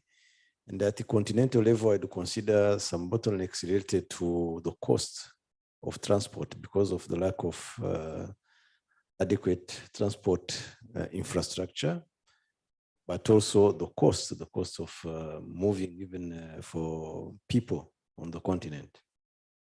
It is sometimes less expensive to travel to Europe than to travel to the next country on our continent. So all of those could be considered as bottlenecks, but there are some bottlenecks which are cross-cutting. I would mention something like corruption practices. So all these could be bottlenecks, and by creating these regional economic communities and by putting in place customs unions, among others, we could find solution to those bottlenecks. But the main solutions remain with specific countries, particular countries, which have to put in place the policies which are needed to attract and protect investors and incentivize those investors who are needed for specific sectors of priority for each country. And working with the neighbors, with the regions, there will be a way to address all other bottlenecks and to take full advantage of tools which you have adopted on the continent, like the African Continental Free Trade Area Agreement. Thank you. Thank you very much, Mr. Baruta. So predictability, the ease of doing business, the ease of travel, all of these very kind of practical things that investors will be looking at. To look more closely at a specific sector, Salvatore, I'll come to you. When it comes to the energy transition market, what do you think investors are looking for there? What are some of the opportunities and challenges on that front? I think that Africa has incredible opportunities on the energy field because of the current consumption of Africa around 900 terawatt hours is very low. If we look also to the consumption per capita in terms of electricity is very low. So the potential in terms of electricity that could be produced by renewables is much bigger. 𝐼RENA calculated that more than 25,000 terawatt hours could be generated if we really harness the potential of Africa. So this is an incredible opportunity because starting from this, the economy could start in a sane and sustainable way. In some countries in the past, especially let's say Europe, for instance, that is a continent I know very well, there were some options on the table and some decisions were taken. Today in Africa, there is an incredible opportunity to take new opportunities, new options that were not on the table 20 or 30 years ago in Europe, for instance. So very often I understand. Sorry, Salvatore, yeah. like what? Give us some examples. When I refer to optionality, I refer, for instance, to the fact that today, a lot of people speak about energy transition in Africa. For me, we have to speak about energy development. So instead of going through, for instance, fossil fuels, because this someone could think that is the best way in the short term and on migrating to renewables, it's clear already in the world that that is the best and shortest way to produce progress, sustainable progress for whatever country in the world, is to migrate directly to the renewables. If it comes to the network, for instance, 30 years ago, were not available digital networks. Someone spoke about the digitization, the importance of digitization. Today, we understood that thanks to the digitization of the networks, we could make life better for the people. And I refer also to the power of integration of the electrification. Look, thanks to the interconnection among the different states, the states are obliged to collaborate, are obliged to integrate their market rules, they're obliged to collaborate. So the development of renewables plus grid is an incredible opportunity to build a peaceful Africa for the future. Because the countries in that case are from one end, they can rely on renewable, that is the most democratic way to give access to electricity to people. From the other hand, they are also forced to collaborate for a more prosperous Africa. So if these are the opportunities, the bottlenecks, we have already spoke about them, is the regulatory framework, is the risk perception in terms of financing, etc., etc. So we have already spoken in the previous part of the panel. I don't want to repeat, but I want to leave you with the last point. Whatever recipe, whatever actions, whatever decisions we are now taking for Africa will impact on the people that is now young. Today, we have 250 million in Africa. In 2050, we are forecasting to have 850 million of young people in Africa. So the future will be most lived by these people. And we have to involve them in the discussion, in the dialogue, in the decisions. That's why, for instance, at the Rest for Africa Foundation, we decided to invite 2 representatives of the young generation within our advisory board, where we have usually people representing the international stakeholders, international academy, but we reckoned on the fact that we have to put on the table also the younger generation, and we have to listen to them. And once listened, we have also to take action that reflects what they want, what the action that could address the challenges of the world that they want to build for their future. Thank you very much, Salvatore. Well, I mean, it's an important point. Koenduns, I'll come to you. When it comes to international cooperation, how big a part does that play, or how important do you think that is in terms of helping Africa improve its appeal as to investors? Well, I hope very important. As you know, we're no longer called the Director General for Development Cooperation. We are the Director General for International Partnerships, and that name change actually translates a change of business model. And I'll maybe look at it through the prism of our implementing modalities. I mean, as we've heard in this discussion, it's really critical to assist our African partners as they embark on policy changes, policy reforms, regulatory reforms, and so on. And we think that a very efficient way of doing that is through our budget support operations, which is grant funding, not loans, which we inject directly into the treasury of our partner countries' budgets, and which therefore, in a very direct way, assist them in the regulatory framework reforms that they want to do. The second big thing we are growing on is technical assistance. I mean, the Minister of Mauritius has made a reference to the to the reforms that they have done to get out of the blacklist. I mean, they created a task force. We have been supporting that task force through technical assistance. Likewise, we are doing something similar on pharmaceuticals and in many other areas. So we feel that using technical assistance is an extremely useful way of supporting our partners. One side remark, from an investor's point of view, one of the critical things, missing links, is very often a list of bankable projects. So the bankability of projects is very important.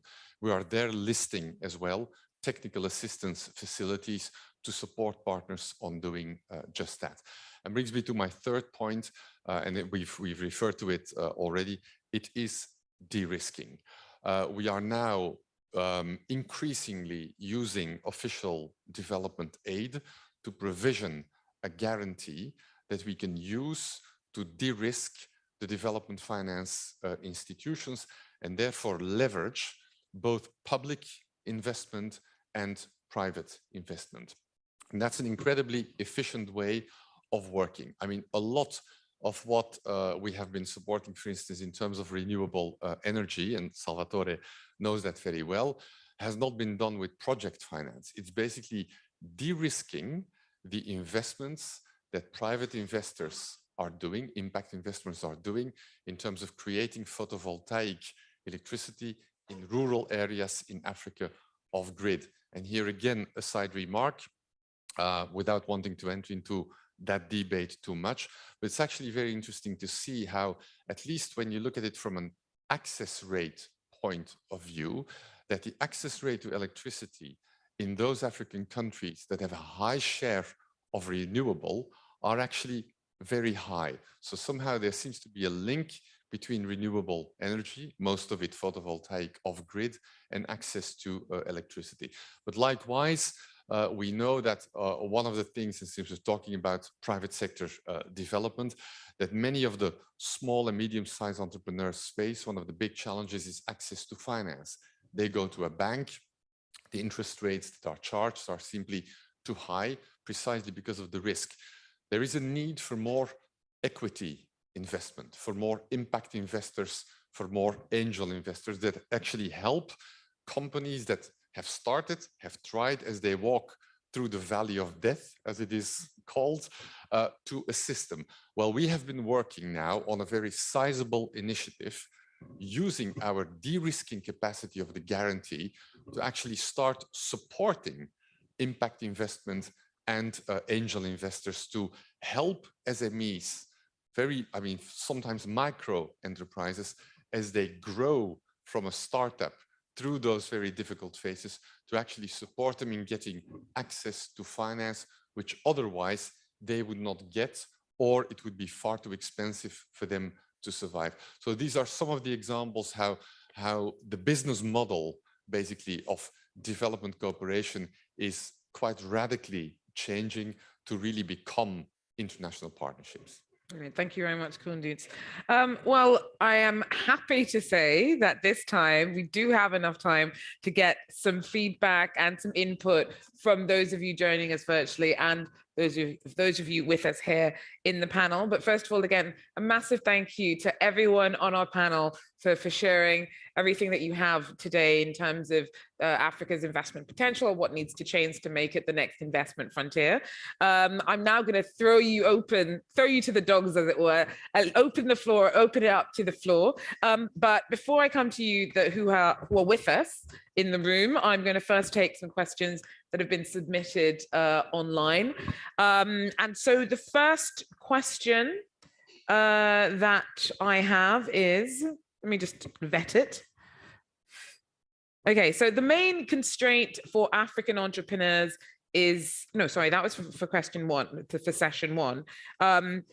Many African countries have reformed their investment code, but the international investment landscape has not been reformed to promote investment to Africa. Which international rules should be changed for African countries to become a new investment frontier and growth engine? I'll leave that. Is anybody who feels particularly... Please, Minister. Je vais juste ajouter un mot dessus. The rule of law la consistance, la clarté dans la loi. Donc, il nous faut donner plus de confiance aux investisseurs. Il faut qu'ils soient sûrs qu'il y aura un rendement. Donc, parfois, peut-être dans certaines juridictions, il faudra regarder leur legal framework, regarder leur cadre législatif pour essayer d'améliorer le potentiel de ce pays pour attirer les investisseurs. Pour moi, c'est très important de donner une garantie. Je prends l'exemple de Maurice. Nous, si jamais il y a un problème à Maurice et qu'on on porte plainte contre l'État mauricien, donc on va en cour, il y a une cour suprême à Maurice, mais si jamais on n'est toujours pas d'accord avec ce jugement, on peut aller devant le Conseil de la Reine en Angleterre pour demander un avis. Et cet avis est déterminant parce que c'est ce qui peut casser le jugement de la Cour suprême à Maurice. On a eu des cas. Donc, cela apporte une clarité, une consistance, une confiance pour l'investisseur quand il est en train d'investir. Donc, ça aussi, il faut revoir parfois qu'est-ce qu'on a, qu'est-ce qu'on est en train d'offrir aux investisseurs pour qu'ils soient sûrs que quand il vient, oui, il aura des retours, oui, il prend un risque, mais en même temps, il soit sûr que où il a investi, il peut retrouver et récupérer son investissement à un moment donné. Merci. Thank you very much, Minister. I'll take one more digital online question before I come to you with us here in the room. How is the increase in green and digital investment going to change the investment landscape for Africa? And what can development partners do to stimulate sustainable investment and avoid greenwashing? Salvatore, perhaps you'd like to take this one? Yes, thanks for this question because it allows me also to further elaborate on the question of investment. We spoke before about the conditions that could spur investment, the big investment for the development in renewables, in grids, or in new sectors in Africa. And when we refer to this, we refer to companies, private investors to invest in Africa. My experience as president of RES for Africa in doing this vocational training that we are committed, we have been doing in the last 7 years in meeting with the young people, small startup, is that there is a huge potential bottom up. It is sufficient to fund with, let's say, $5,000 a startup, and you will see what incredible job they can do. I have a direct experience recently where we gave the annual award to the Microgrid Academy. That is an academy that we manage at RES for Africa, where there were 3 winners. One of these winners was a young lady who patented the system to transport vaccines in Africa in a sort of mobile refrigerators that was fed with the solar panel. We gave to this lady $5,000 and she was able just in a few time to raise more than $100,000 alone. And she said, look, we don't have to think, it is an important lesson for me and things for everyone. We don't have to think too big effort at the beginning.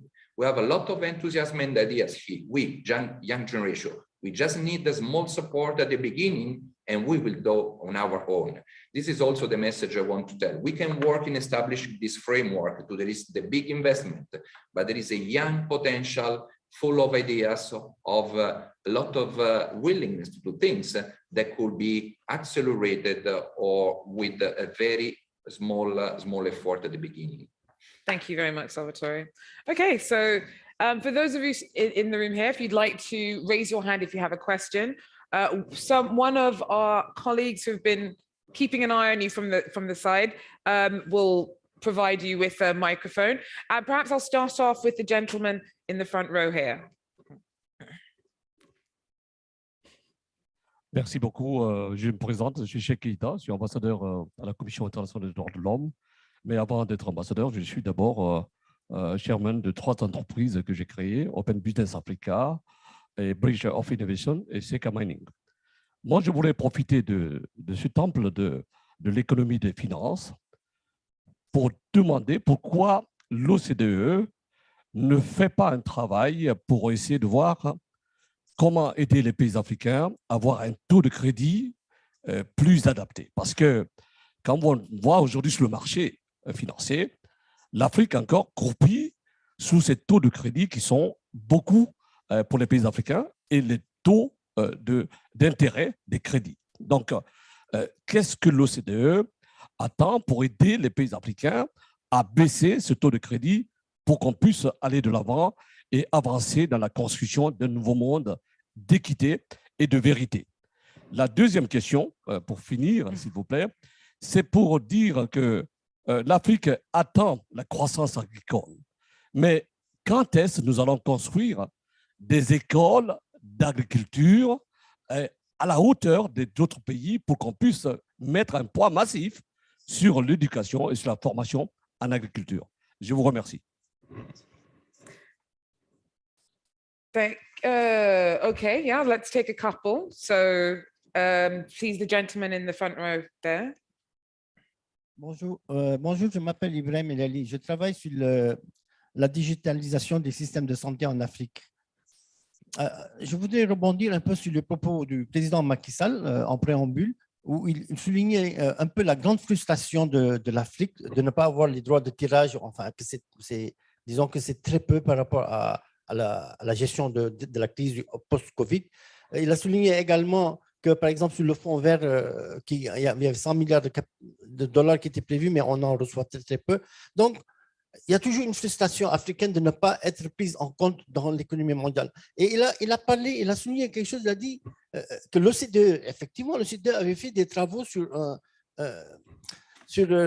la surveillance des multinationales et de leur financement sur le développement en Afrique. Ça s'appelait le BEPS. L'OCDE a fait ce travail. Et qui l'a récupéré? C'est le ministère à Bercy, le ministère, l'Occident qui l'a récupéré pour imposer aux GAFA une imposition de 15% minimale. Et même la base du travail, c'était l'OCDE, et c'est encore l'Occident qui en a profité. Alors que l'Afrique, on doit travailler sur l'imposition des multinationales là-bas et imposer un minimum d'imposition pour le développement. Ça, je pense que Madame, elle avait souligné un peu l'observatoire, de créer un observatoire de l'OCDE et des réalités africaines.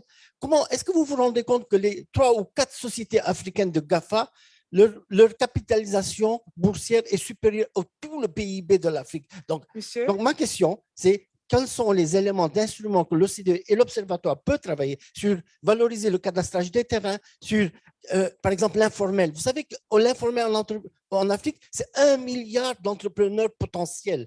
Et donc, l'OCDE et une structure africaine, Union africaine ou des think tanks africains ou des experts africains peuvent travailler en collaboration sur déterminer qu'est-ce qui peut faire ce levier de croissance rapide, l'accélérateur de la croissance en Afrique et trouver ces mécanismes pour insérer l'Afrique dans l'économie mondiale, alors qu'on est toujours un peu en aparté. Brilliant. Thank you very much for the question, sir. D'habitude, à l'OCDE, on m'applaudit, mais là, je suis déçu, là. Monsieur. Okay. We'll start with those two. Would anyone like to jump in on that last question from the gentleman in the front row?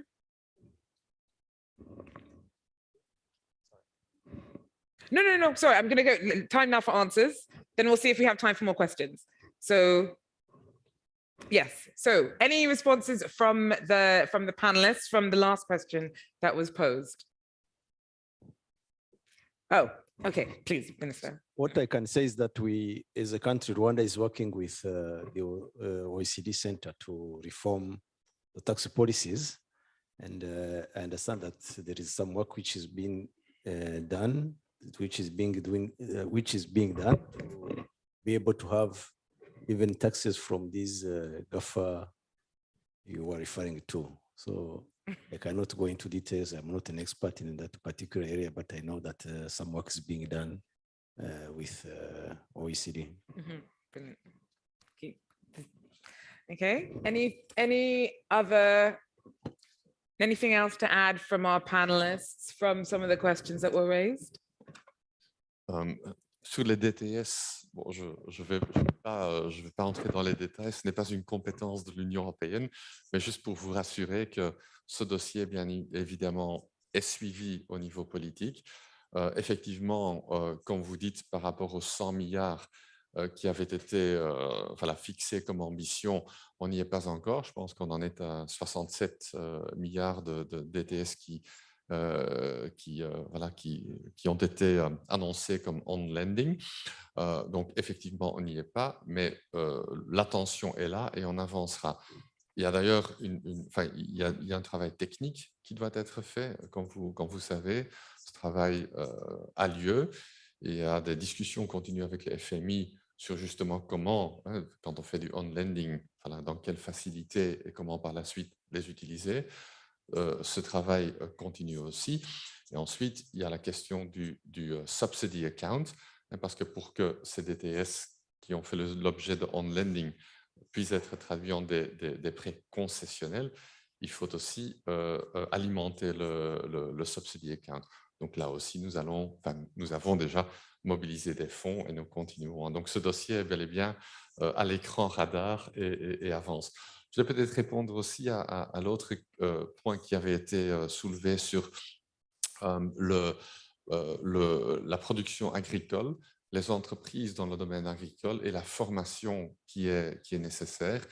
Comme j'avais dit, je pense que dans tous les objectifs que nous nous fixons, que ce soit dans l'énergie, dans d'autres domaines du manufacturing, dans le pharmaceutique, dans la production agricole, le volet formation technique est toujours important. C'est là où on peut faire le lien entre une jeunesse africaine à la recherche d'emploi et justement ces opportunités qui existent.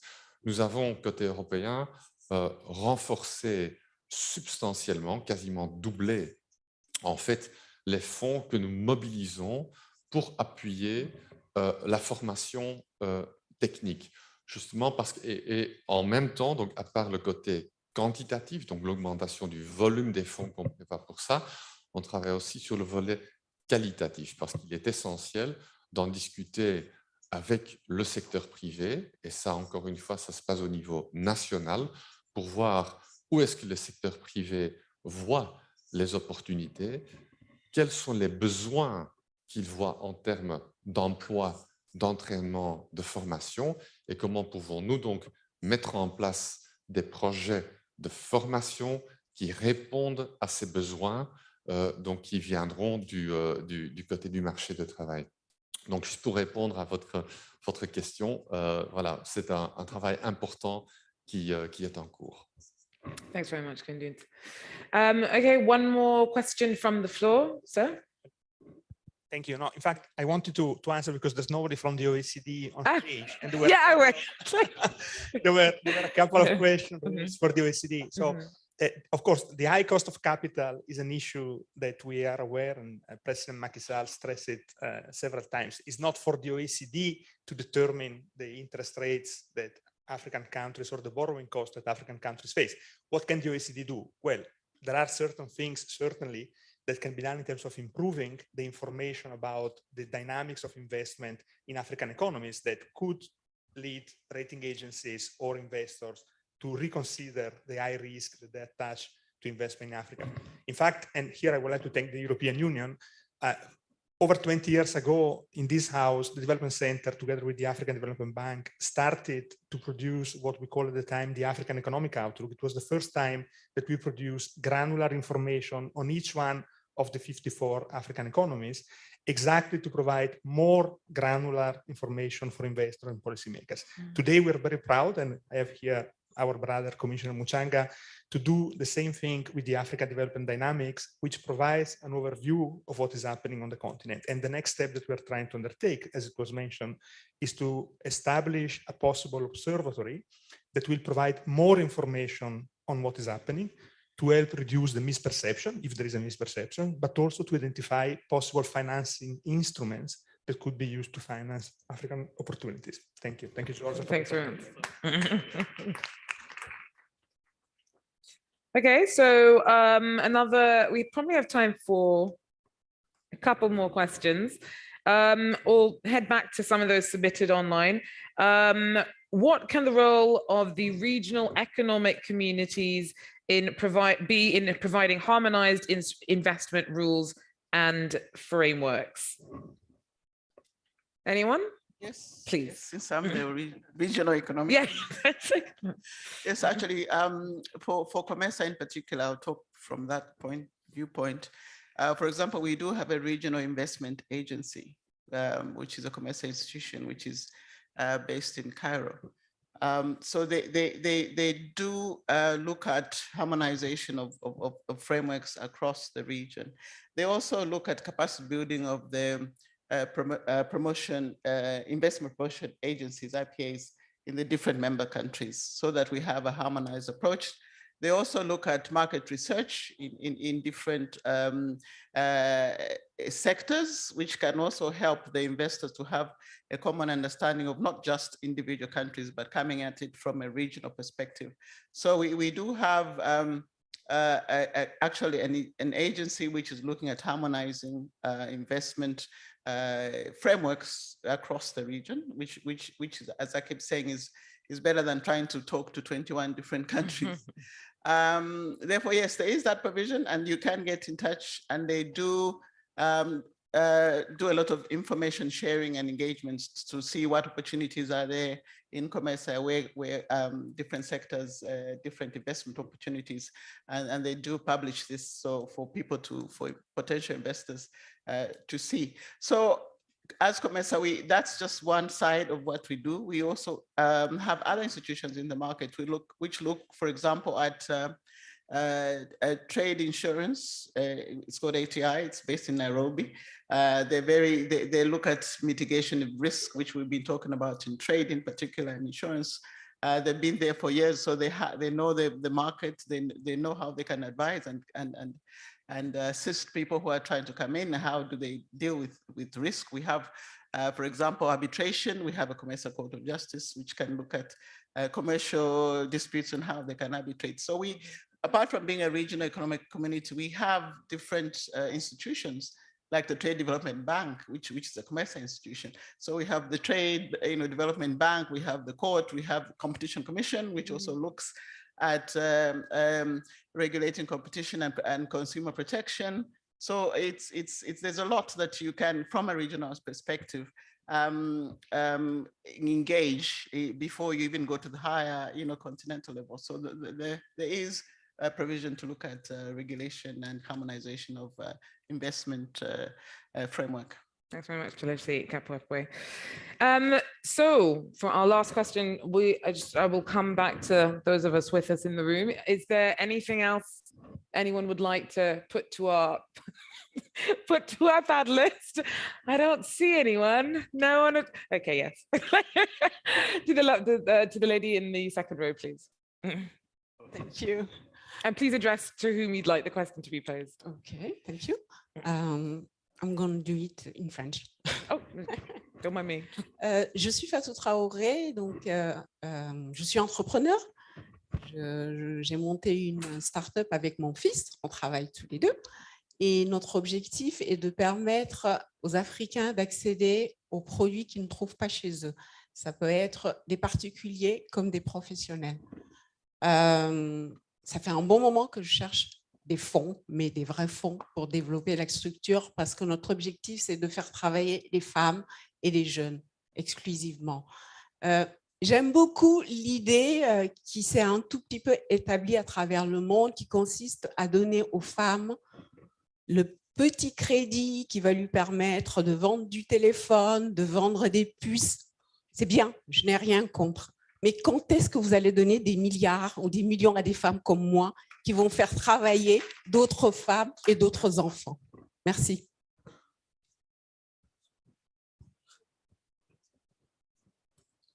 Well, so who'd like to jump on that one? Looks like everybody's looking at me. Impossible de se cacher ici sur le podium. En fait, je vais prendre le cas très concret. Ce qu'on devrait savoir, c'est votre entreprise, l'entreprise que vous avez créée avec votre fils, elle se trouve où? Dans quel pays? Pour faire exactement quoi? Et sur cette base-là, on peut avoir exactement la conversation que vous voulez avoir à travers, a priori, notre délégation, donc notre ambassade dans le pays concerné. Nous avons des programmes, pas partout, donc c'est pour ça que je demande où vous êtes basé et quelle est la couverture géographique. À partir de là, on peut avoir ce genre de But she said that it's across 10 different countries, so quite a big area. Ça ne nous pose aucun problème. Nous travaillons aussi avec d'autres, avec des fondations qui sont présents, pas partout en Afrique, mais dans une dizaine de pays. Donc, on peut monter des programmes, et parfois, il peut même exister des programmes qu'on peut mobiliser pour vous appuyer. Donc, le point de départ, là maintenant, il est vraiment concret. Quoi, où, etc. On peut en discuter tout à l'heure, et puis je vais vous dire qui contacter.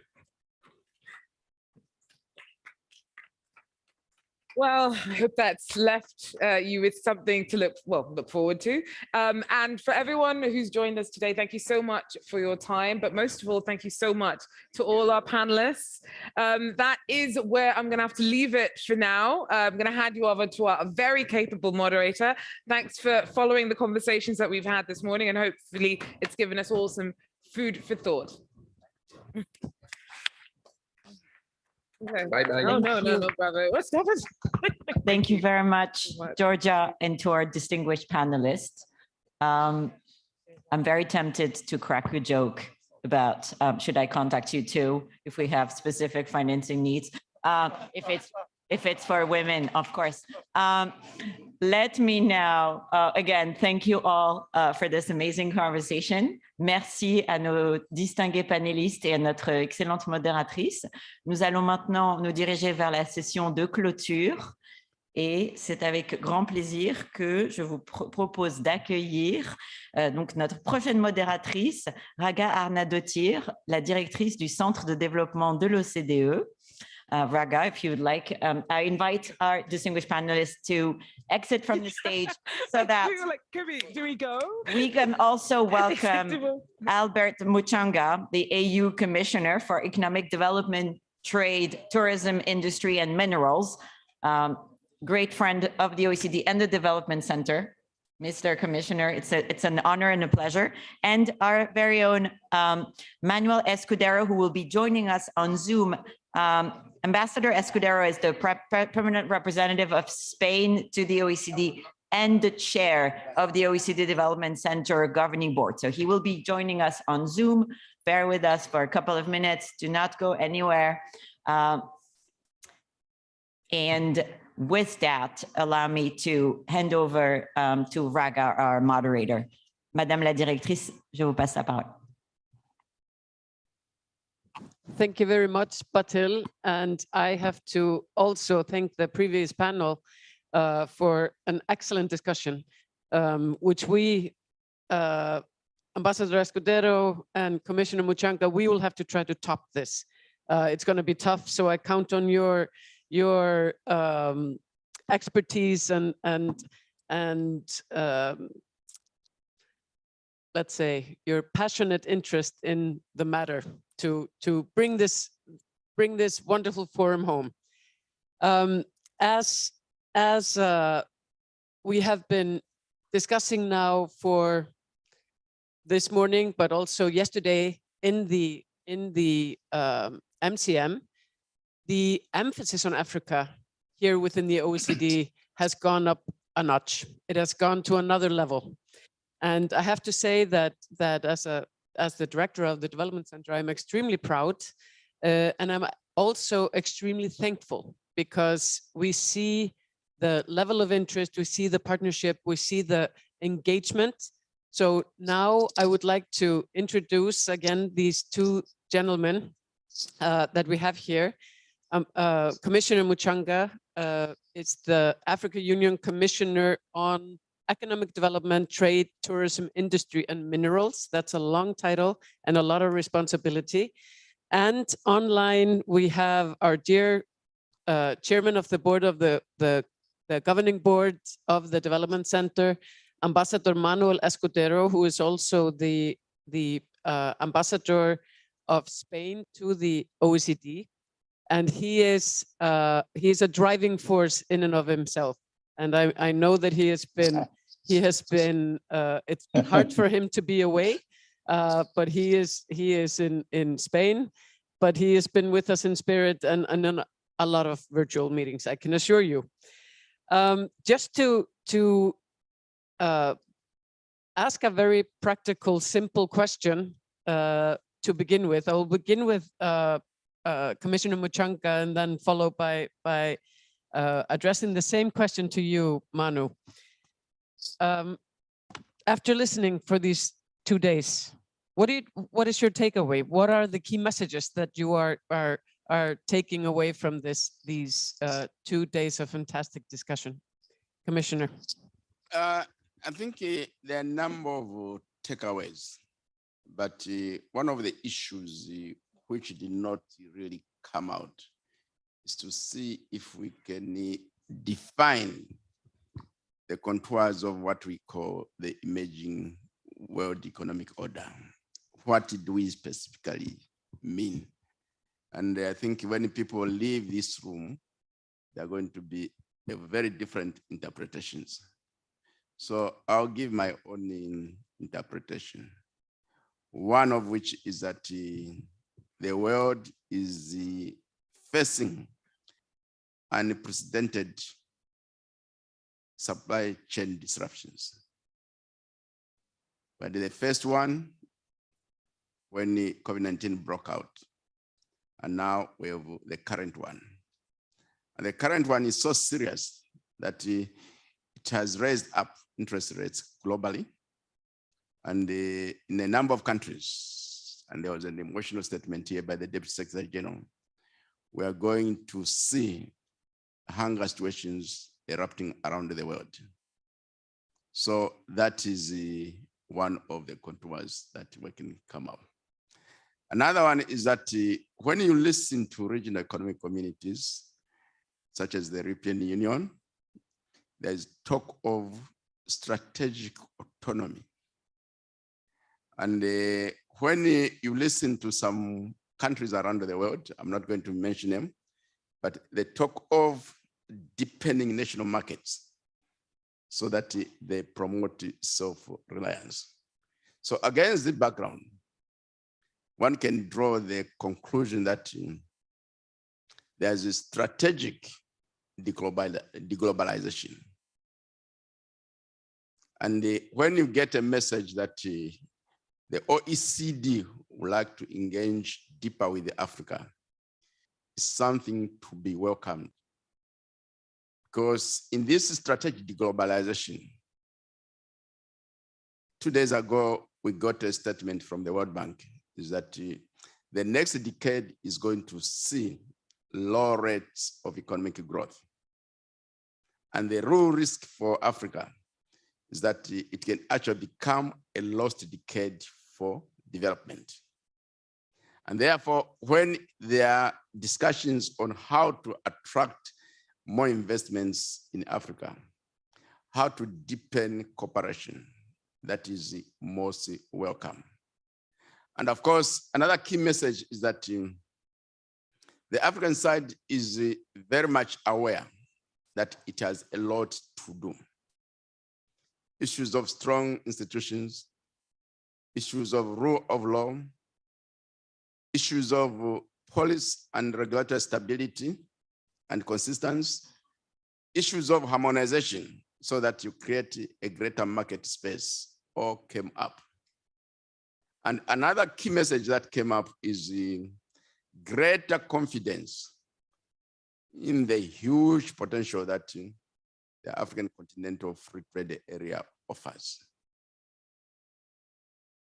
And right now in Africa, we see it as Africa's largest development program. In this meeting, there was repeated reference on the need to make the African continental free trade area work. And we can assure the audience here that working with our colleagues at the African continental free trade area, we are going to make it work. Foundations are already there. The dispute settlement mechanism is in place. At 7.7% on rules of origin has been agreed upon. And work is underway to harmonize the market space by negotiating a protocol in investment, a protocol in intellectual property rights, and a protocol on competition policy. And there are other foundations which have already been there in already, the single African air transport market, and the protocol on free movement of space. So the African Continental Free Trade Area is going to work. Thank you. Thank you. Thank you very much, Commissioner. Very important points indeed, which we will elaborate on. But I would like now to ask, excuse me, to ask you the same question, Ambassador, the key takeaways. Thank you. Well, first of all, I mean, it's an honor to share this panel with Albert Muchanga, and I have listened very much with attention to what he said. And yes, I think that you know, the world of economic order now is on the making. I think that we are, you know, in front of something that you know, we have an order that is not working anymore, and we are trying to find a new working order that can work. And I think that, you know, key words for that are certainly, you know, climate change, equality, or the fight for equality, the question of gender, the question of digitalization, the question of the green transition are, I think, important questions, you know, that are building blocks for this new economic order. But I would like to also say that, yes, Africa is missing at this moment at this table.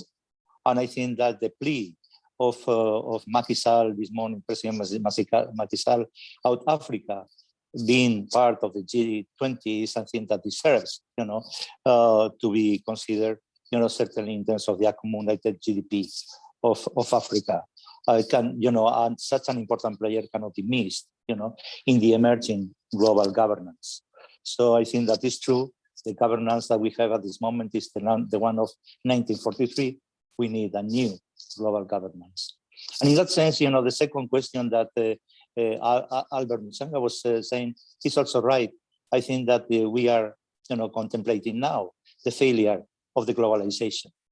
Globalization, contrary to what people thought before, has winners and losers. And I think that we need, you know, to build a new practice of globalization in which losers don't exist anymore. And in that sense, for instance, you know, there is the whole perspective of new trade and investment agreements, you know, between zones in the world that we have to incorporate this type of dimension, and that should be the new generation of treaties that we need in the future. But for me, the two important emerging messages in these 2 days, Raga, have been the following. First, the question of partnership. And, you know, I have to say, I feel so glad because I think that we are starting Africa and the OECD, you know, with a very good fit. We are starting, you know, giving the right steps in the right direction because we are emphasizing the question of partnership. I don't want to go back, you know, into what already Jeff Slagenhoff and so many have said. And yesterday, you know, we also saw, you know, we have to be partners. We have to work, you know, on equal footing. We have among, you know, and the most important thing is to listen and listen, to try to understand, you know, and I think that that is important task for us at the OECD concerning Africa. We have to build trust, and trust will not be built in 1 minute. You know, it will be built by mutual understanding. But I would like to put, you know, my 2-cent contribution into this, because I think that the only way in which we can really work in this partnership as equals, you know, under the leadership of Africa and the African Union and the African institutions, is by understanding which are the common things that move us to work together. And I would say, I would like to say very clearly, well, it's not a question of values. We can have different values.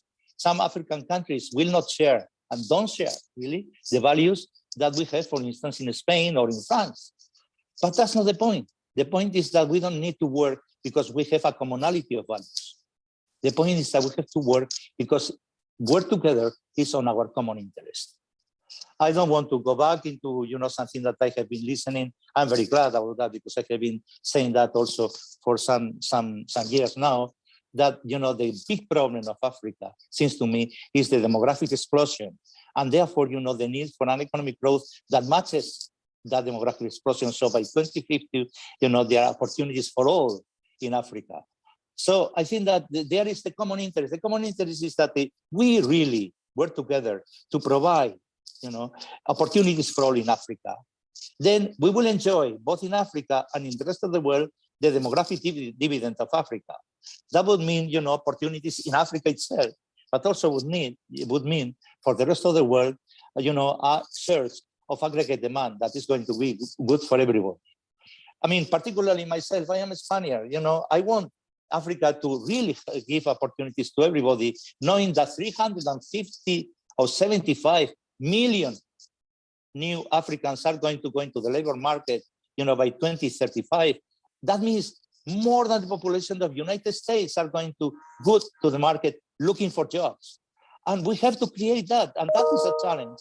It's a challenge that is for Africa, but it's also for us, because if we don't meet that challenge, the other part, the other possibility is social unrest, is massive migration, is, a chaos that we haven't seen before.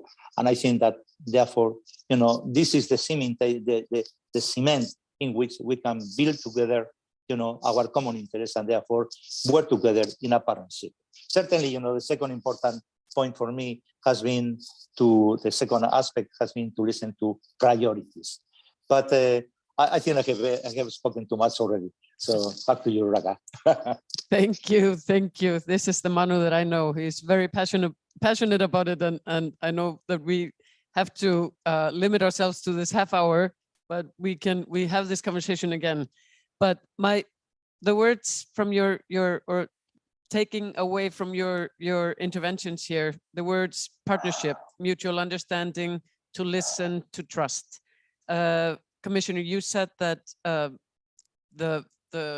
your feeling was that that we are bringing the OECD closer to Africa.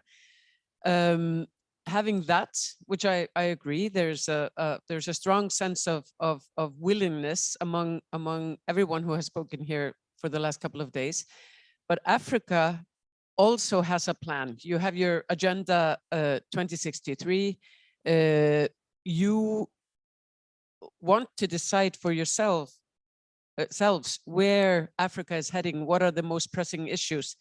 How can we bring this together? How can the OECD and the OECD member countries and the African Union, the African continent, help each other or cooperate to bring Agenda 2063, to bring the African issues that we've been hearing very strongly portrayed by President Macky Sall? How can we cooperate to move this forward quickly, because everyone is impatient? Thank you very much. I would like to say that we are already cooperating, but before I give examples of that cooperation, to the list of commitments that you outlined in your very, very introduction now, I think we should also add another one, and which is commitment to act. Commitment to act, commitment to act. I think if we do not act on these commitments, we are going to really undermine the integrity of the partnership. So that is very, very important from us.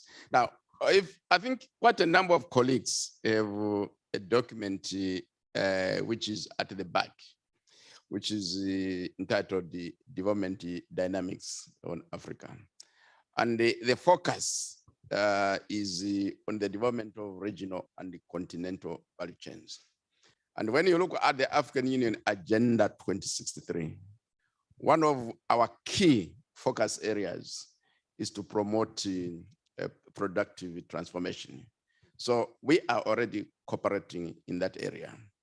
And another area which came up is the need to establish an investment observatory. The team has been here in these 2 days. They've been able to meet with the experts to see how we can move it to the next level. Then at the level of the African Union itself, aspiration number one is to promote Africa's inclusive economic growth and sustainable development. So working with the African Development Bank, who are financing the study, and together with the AUDA NEPAD, we are coming up with an in-depth study on key actions to drive Africa's inclusive economic growth and sustainable development. We are going to design it in such a way that it's going to bring together not just the Agenda 2063, it's also going to bring Agenda 2030, the UN Sustainable Development Goals, and it's going to bring the African Development Bank high fives, so that all these documents speak as one and we act as one, so that there is no overlaps. And we expect our cooperating partners also build around this initiative. And this initiative is likely, if implemented, to ensure that Africa, under the current circumstances, does not go through a lost decade for development. Another initiative which is coming up is on export diversification and export development.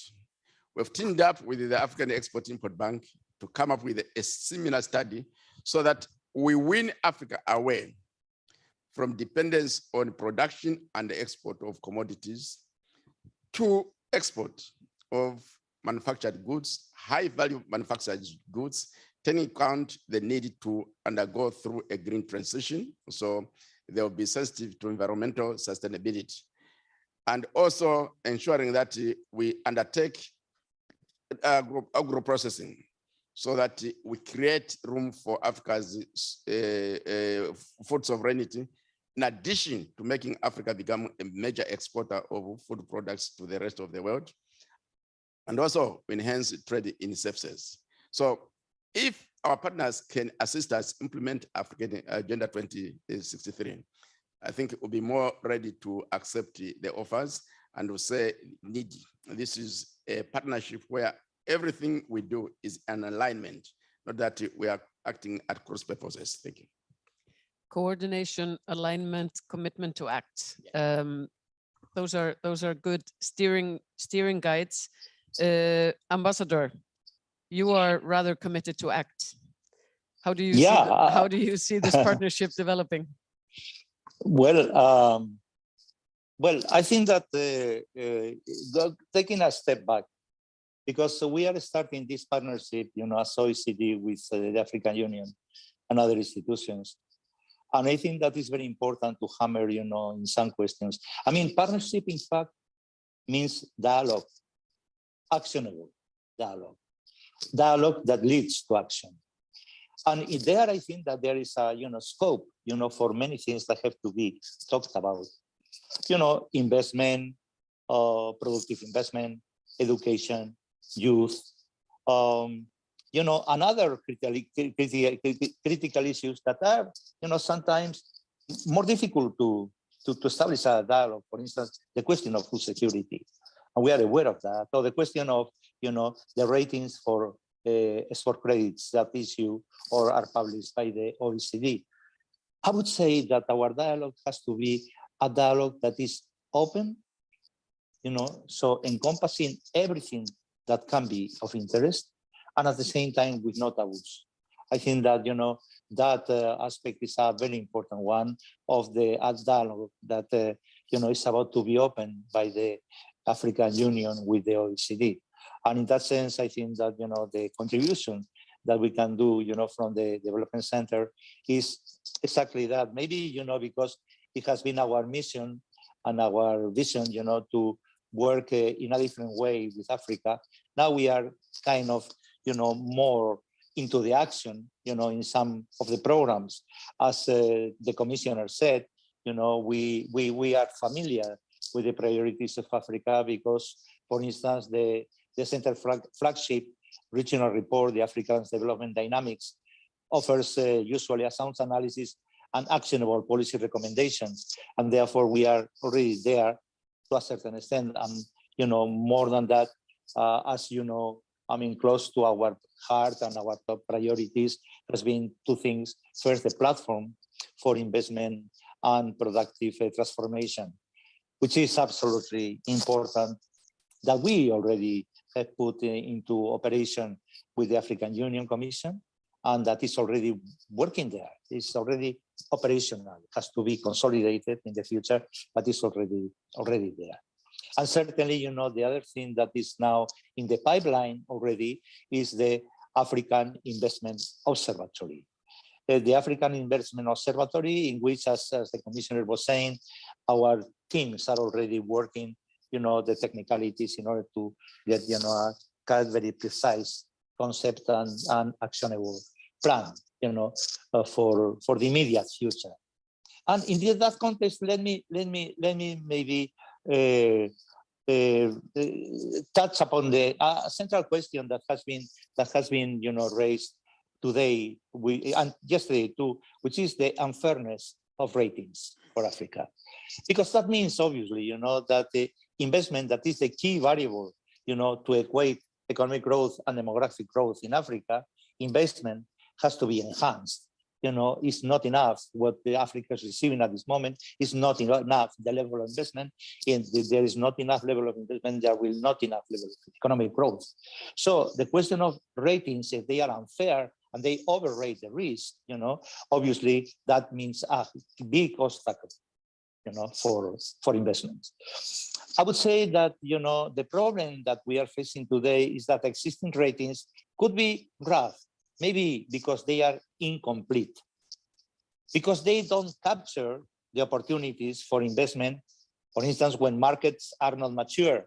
But, you know, that opportunities should be captured. You know, there are many times markets that go unnoticed for the investors simply because the market are, you know, immature enough to provide information to the investors, and that is a problem that we have in terms of, you know, of how really, you know, to increase the supply of investment in Africa. What about the question of venture capital? You know, that has been mentioned before. Venture capital should be also enhanced in Africa, but in order to do that, investors have to have knowledge of the opportunities, and that doesn't exist. Or, you know, the question, you know, when we talk about the governance factors that are so important, you know, for risk assessment, well, are they the governability or governance indices or governance questions, you know, included in the algorithms of rating agencies or ratings that are provided? They are not. So those are the shortcomings that we are thinking that should be overcome by the existence of the African Investment Observatory that is going to provide maybe, you know, and that is our ambition, I think that our common ambition, a kind of lighthouse, you know, to signal to the investors all over the world where are the opportunities, where are the impacts, and where are the risks of investment in Africa, in the hope that by being more analytical, we can really provide Africa with the opportunities that are needed. Thank you very much, Manu. We are almost running out of time, but I would like to give the Commissioner a chance to comment on this, and also if you had, or you do have, an advice to the OECD, 3 things that we should start on. What are your biggest expectations to a more increased, stronger partnership with a wider OECD? I, of course, have to, as the director of the Development Center, have to brag about our relationship over the years, which continues to be stronger and stronger. But what is the advice and expectations that you have for the partnership, increased partnership with the OECD? Thank you very much. Going to burden with you with 2 things. That's good. I'll come back to his question later. So I'd like you as the OECD to see if you can prepare 2 policy briefs for the OECD, which can be considered by the G20 and other countries. The first one is on the need to make Africa a permanent member, the African Union, a permanent member of the G20. And this should be considered in November this year, when the summit on the G20 meet. I hope that's not a difficult question.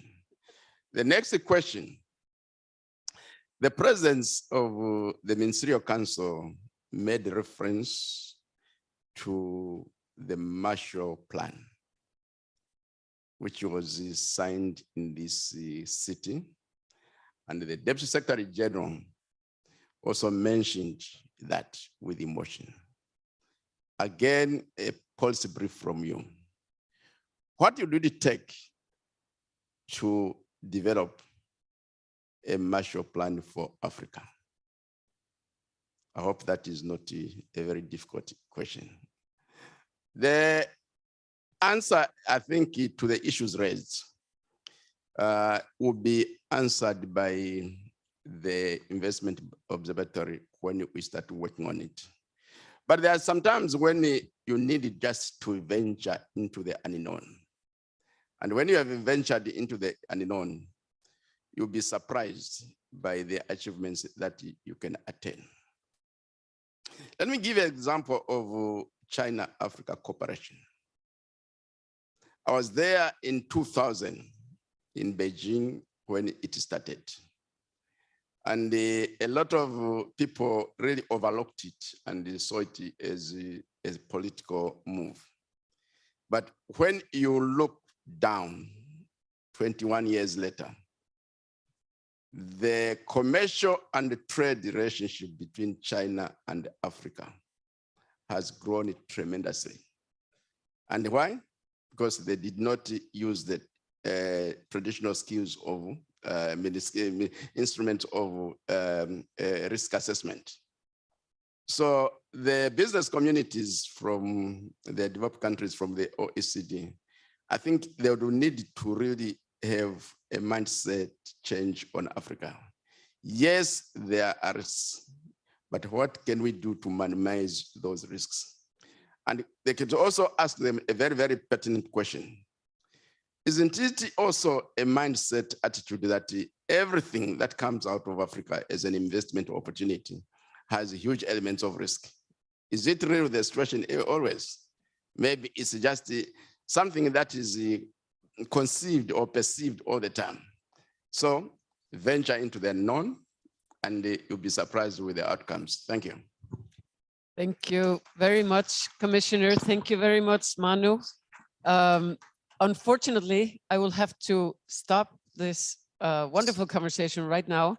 We have a lunch to go to and we have to draw this to a conclusion, but I would like to thank everyone, the speakers, the organizers, the audience, and everyone who has been involved with the conversation on Africa for the last 2 days. It's been extremely, extremely useful. And we have, when you ask someone like Commissioner 𝐬𝐿 for specific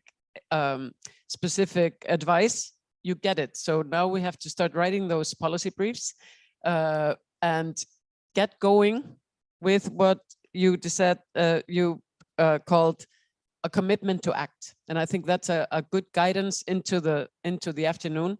Thank you, every single one of you. And I look forward to the 22nd edition of the Africa Forum next year, where we hopefully have some actions to report on. Thank you very much. As evidence that I expect something from you, let's have a photo. Thank you very much, Raga. Thank you, Mr. Commissioner. I have a small announcement to make. Somebody, so it's a black phone. I'm afraid a lot of us have black phones. It's a Huawei that has been found. If you've lost your phone, or if you didn't get any funding from the EU Commission, you can get a phone. And with that, let me thank you very much for your participation. Mesdames et messieurs, merci infiniment pour votre participation. Nous avons trouvé un téléphone, c'est un Huawei noir. Si vous l'avez perdu, nous allons le confier à l'accueil. Et je vous remercie encore une fois. Oui. Ambassador Escudero, you're going to be part of the virtual picture.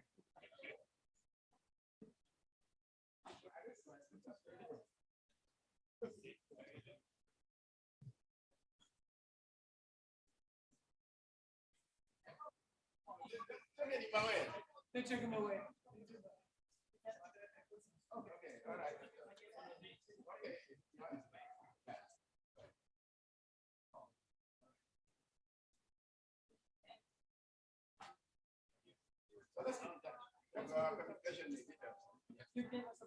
Yes.